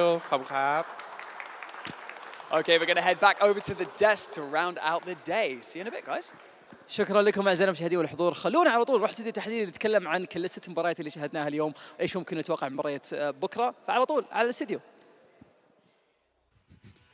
All right, well done. Great to hear from Mr. Tandy yet again. Maybe he has the desk blessing and they can take themselves a big win yet again tomorrow because they've been looking fantastic today. 3 chicken dinners. Unbelievable out of this team. You know what? It's great to see a team be able to compete against Alpha 7, though. Yeah, they're still a little bit behind in points, but it's great to see that it's not going to be Alpha 7 running away with it. Yeah, and it's even more insane when you think about it, that the fact that they might be able to win 2 international major events in a row, back-to-back, like that. True. And it like, because they were not a team that I had like on my list of potentially winning the main tournament. They won it, and it's clearly not just like a one-hit-and-run like kind of deal situation. Like, they actually have a plan, and they really stick to it to get the win. And it's even more impressive because it's not like Alpha 7 even slowed down today from yesterday either. They're still number 1. They still had a nice lead. They were still gaining a lot of points across these games. So very, very impressive by, I think, Alpha 7, but as you say, Vampires to be able to catch up, try and compete, and trying to push on tomorrow, which will be close. I think it's going to be close tomorrow. Yeah, and I hope it to be. I mean, we've been talking a lot about Vampire, we're talking a lot about Alpha 7, but Team Falcons as well. As Clarissa said, the best team here. The best. The best, hands down. There's a few bests, but yeah, there's a few really bests, but they're so close as well. Yeah, it's true. Okay, let's check out our end of the day winners, get a recap of what all has went on today if you guys missed out on any of the action. We know it's been 8 matches, but it's been 8 action-packed matches. And we're seeing here, that's still a lot of Vampire wins. A lot of teams don't want to share the chicken dinners, I think is fair to say. Even Alpha 7 tried to snatch one at the end, but no, it's so not wait, theirs. Give it back. Technically, Vampires got 4 chicken dinners on the day, right? Because they won the show match. 1 duos. In the beginning. Yep, they got 3 wins today out of the 6. 4. I mean, 3 of like the main tournament, I'm thinking, not like mainly focusing on this, but plus the duo on top. So they won 50% of the matches today. Wow. Yeah, that's a good. That's a lot of matches. That's a lot of wins. That's a lot of chicken. That's like 30k in like pure wins alone, without counting all the extra awards. Like, I'll have to calculate exactly how much that is, but they made so much money in a single day. That's as much as your day rate, Kalaris. Thank you. So divided. I like how you took took my joke that I always do to him and just took it as your own. Because I like it. You know what? This is like. We're all one. We are one cohort as a desk. The hive mind. Yeah. That's right. All right, let's take a look at a recap of today and the points overall within the Afterparty Showdown. So you know Alpha 7 should be first place at the end of this at 137 points, but Vampire Esports are getting close, and technically Team Falcons in striking distance as well. And it's going to be that barrier, right? When you look at these top three and how many points they've been able to put up, I think for Down 1 Kia, it might be quite the stretch, even though they got 72 wins under the belt for the first day. They actually, you know, we actually looked at it. Yes, they had 30K from yesterday. They got themselves 10K today. Yeah. But it's still not as much as they could have garnered, considering their performance from yesterday.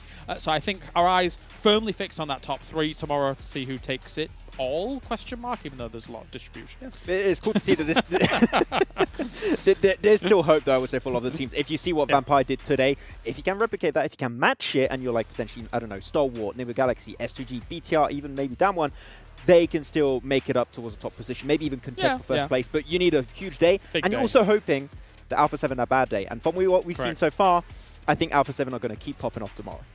And another story that's kind of standing out to me for Bigetron Red Aliens, the fact they're on 11K in earnings. You know, in the past, we have talked about they've been a team that have been slow to adapt, thinking back to a year or 2 years ago. It seems like they're almost slow to adapt in this tournament as well, because every team around them has over double the amount of money.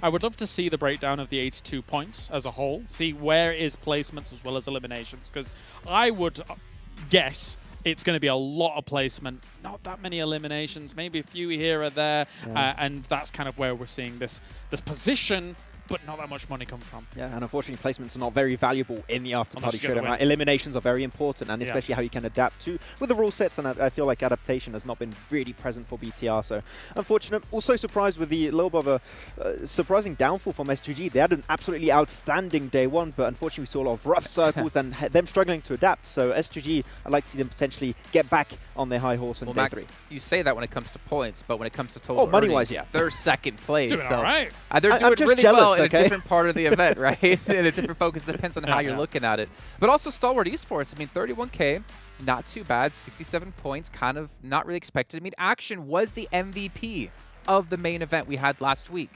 And yet, Stalwart have just kind of fallen off. I think if you ask them, they'd probably say that they feel slighted by the circles. I think that probably doesn't aid them. But yeah, there has been, as I mentioned, halfway through the day, there's been a bit of a bleed out. They lose members here and there. And then as it comes to rounding out the game, I don't know, it feels like there's a little hesitation there because we know them to be technically very powerful, but it's not working out. I think it's their team intro, man. It was just a lot of effort, you know, a lot of physical effort, and strain on their body. Now they like got cramps all of their arms and hands like that. Right. I think that might be actually the issue. But no, it's fine. There's still some time for them to get up there, and it's still 31K. That is still a significant amount of money in like a single 2 days of play. Yeah, I mean, you think about it, that's like $15,500 per day. That's really not that bad. That's actually a lot of money to be fair. As you said before, Max, this is the biggest event in terms of cash you can earn per match. That's wild. That's what he said. That is what you said. That's what I was going to remind you. I'm just surprised that I'm giving credit, you know, for something I actually said. I mean, if you think about it, I've actually been extremely nice to you this entire event, but that all can change tomorrow. Kalaris? There is 1 day left, Max. And that 1 day will be coming up tomorrow at the exact same time. But before we do go, I want to give a shout out here to MasterCard and Saudi Investment Bank for being sponsors of G8 and PMWI. Remember, this event has been going on for over 5 weeks across multiple different titles, but saving the best for last with PUBG Mobile. So, ladies and gentlemen, that's going to round out the day. We know exactly what's at stake going into the final day tomorrow, but we'll be back at the exact same time to see you more for some more PUBG Mobile action.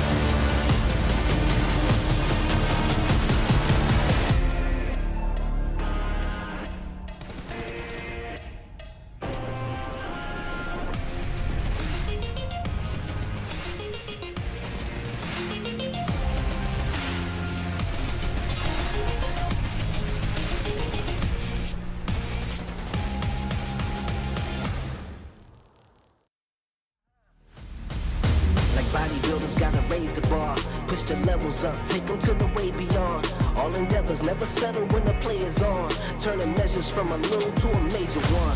Whoa, activated like lacking patience, decision made it, gymnasticated so innovative can't be debated. Flow aquatic, don't know a challenge, it been amazing. Fact of the matter, got the pattern to be the greatest.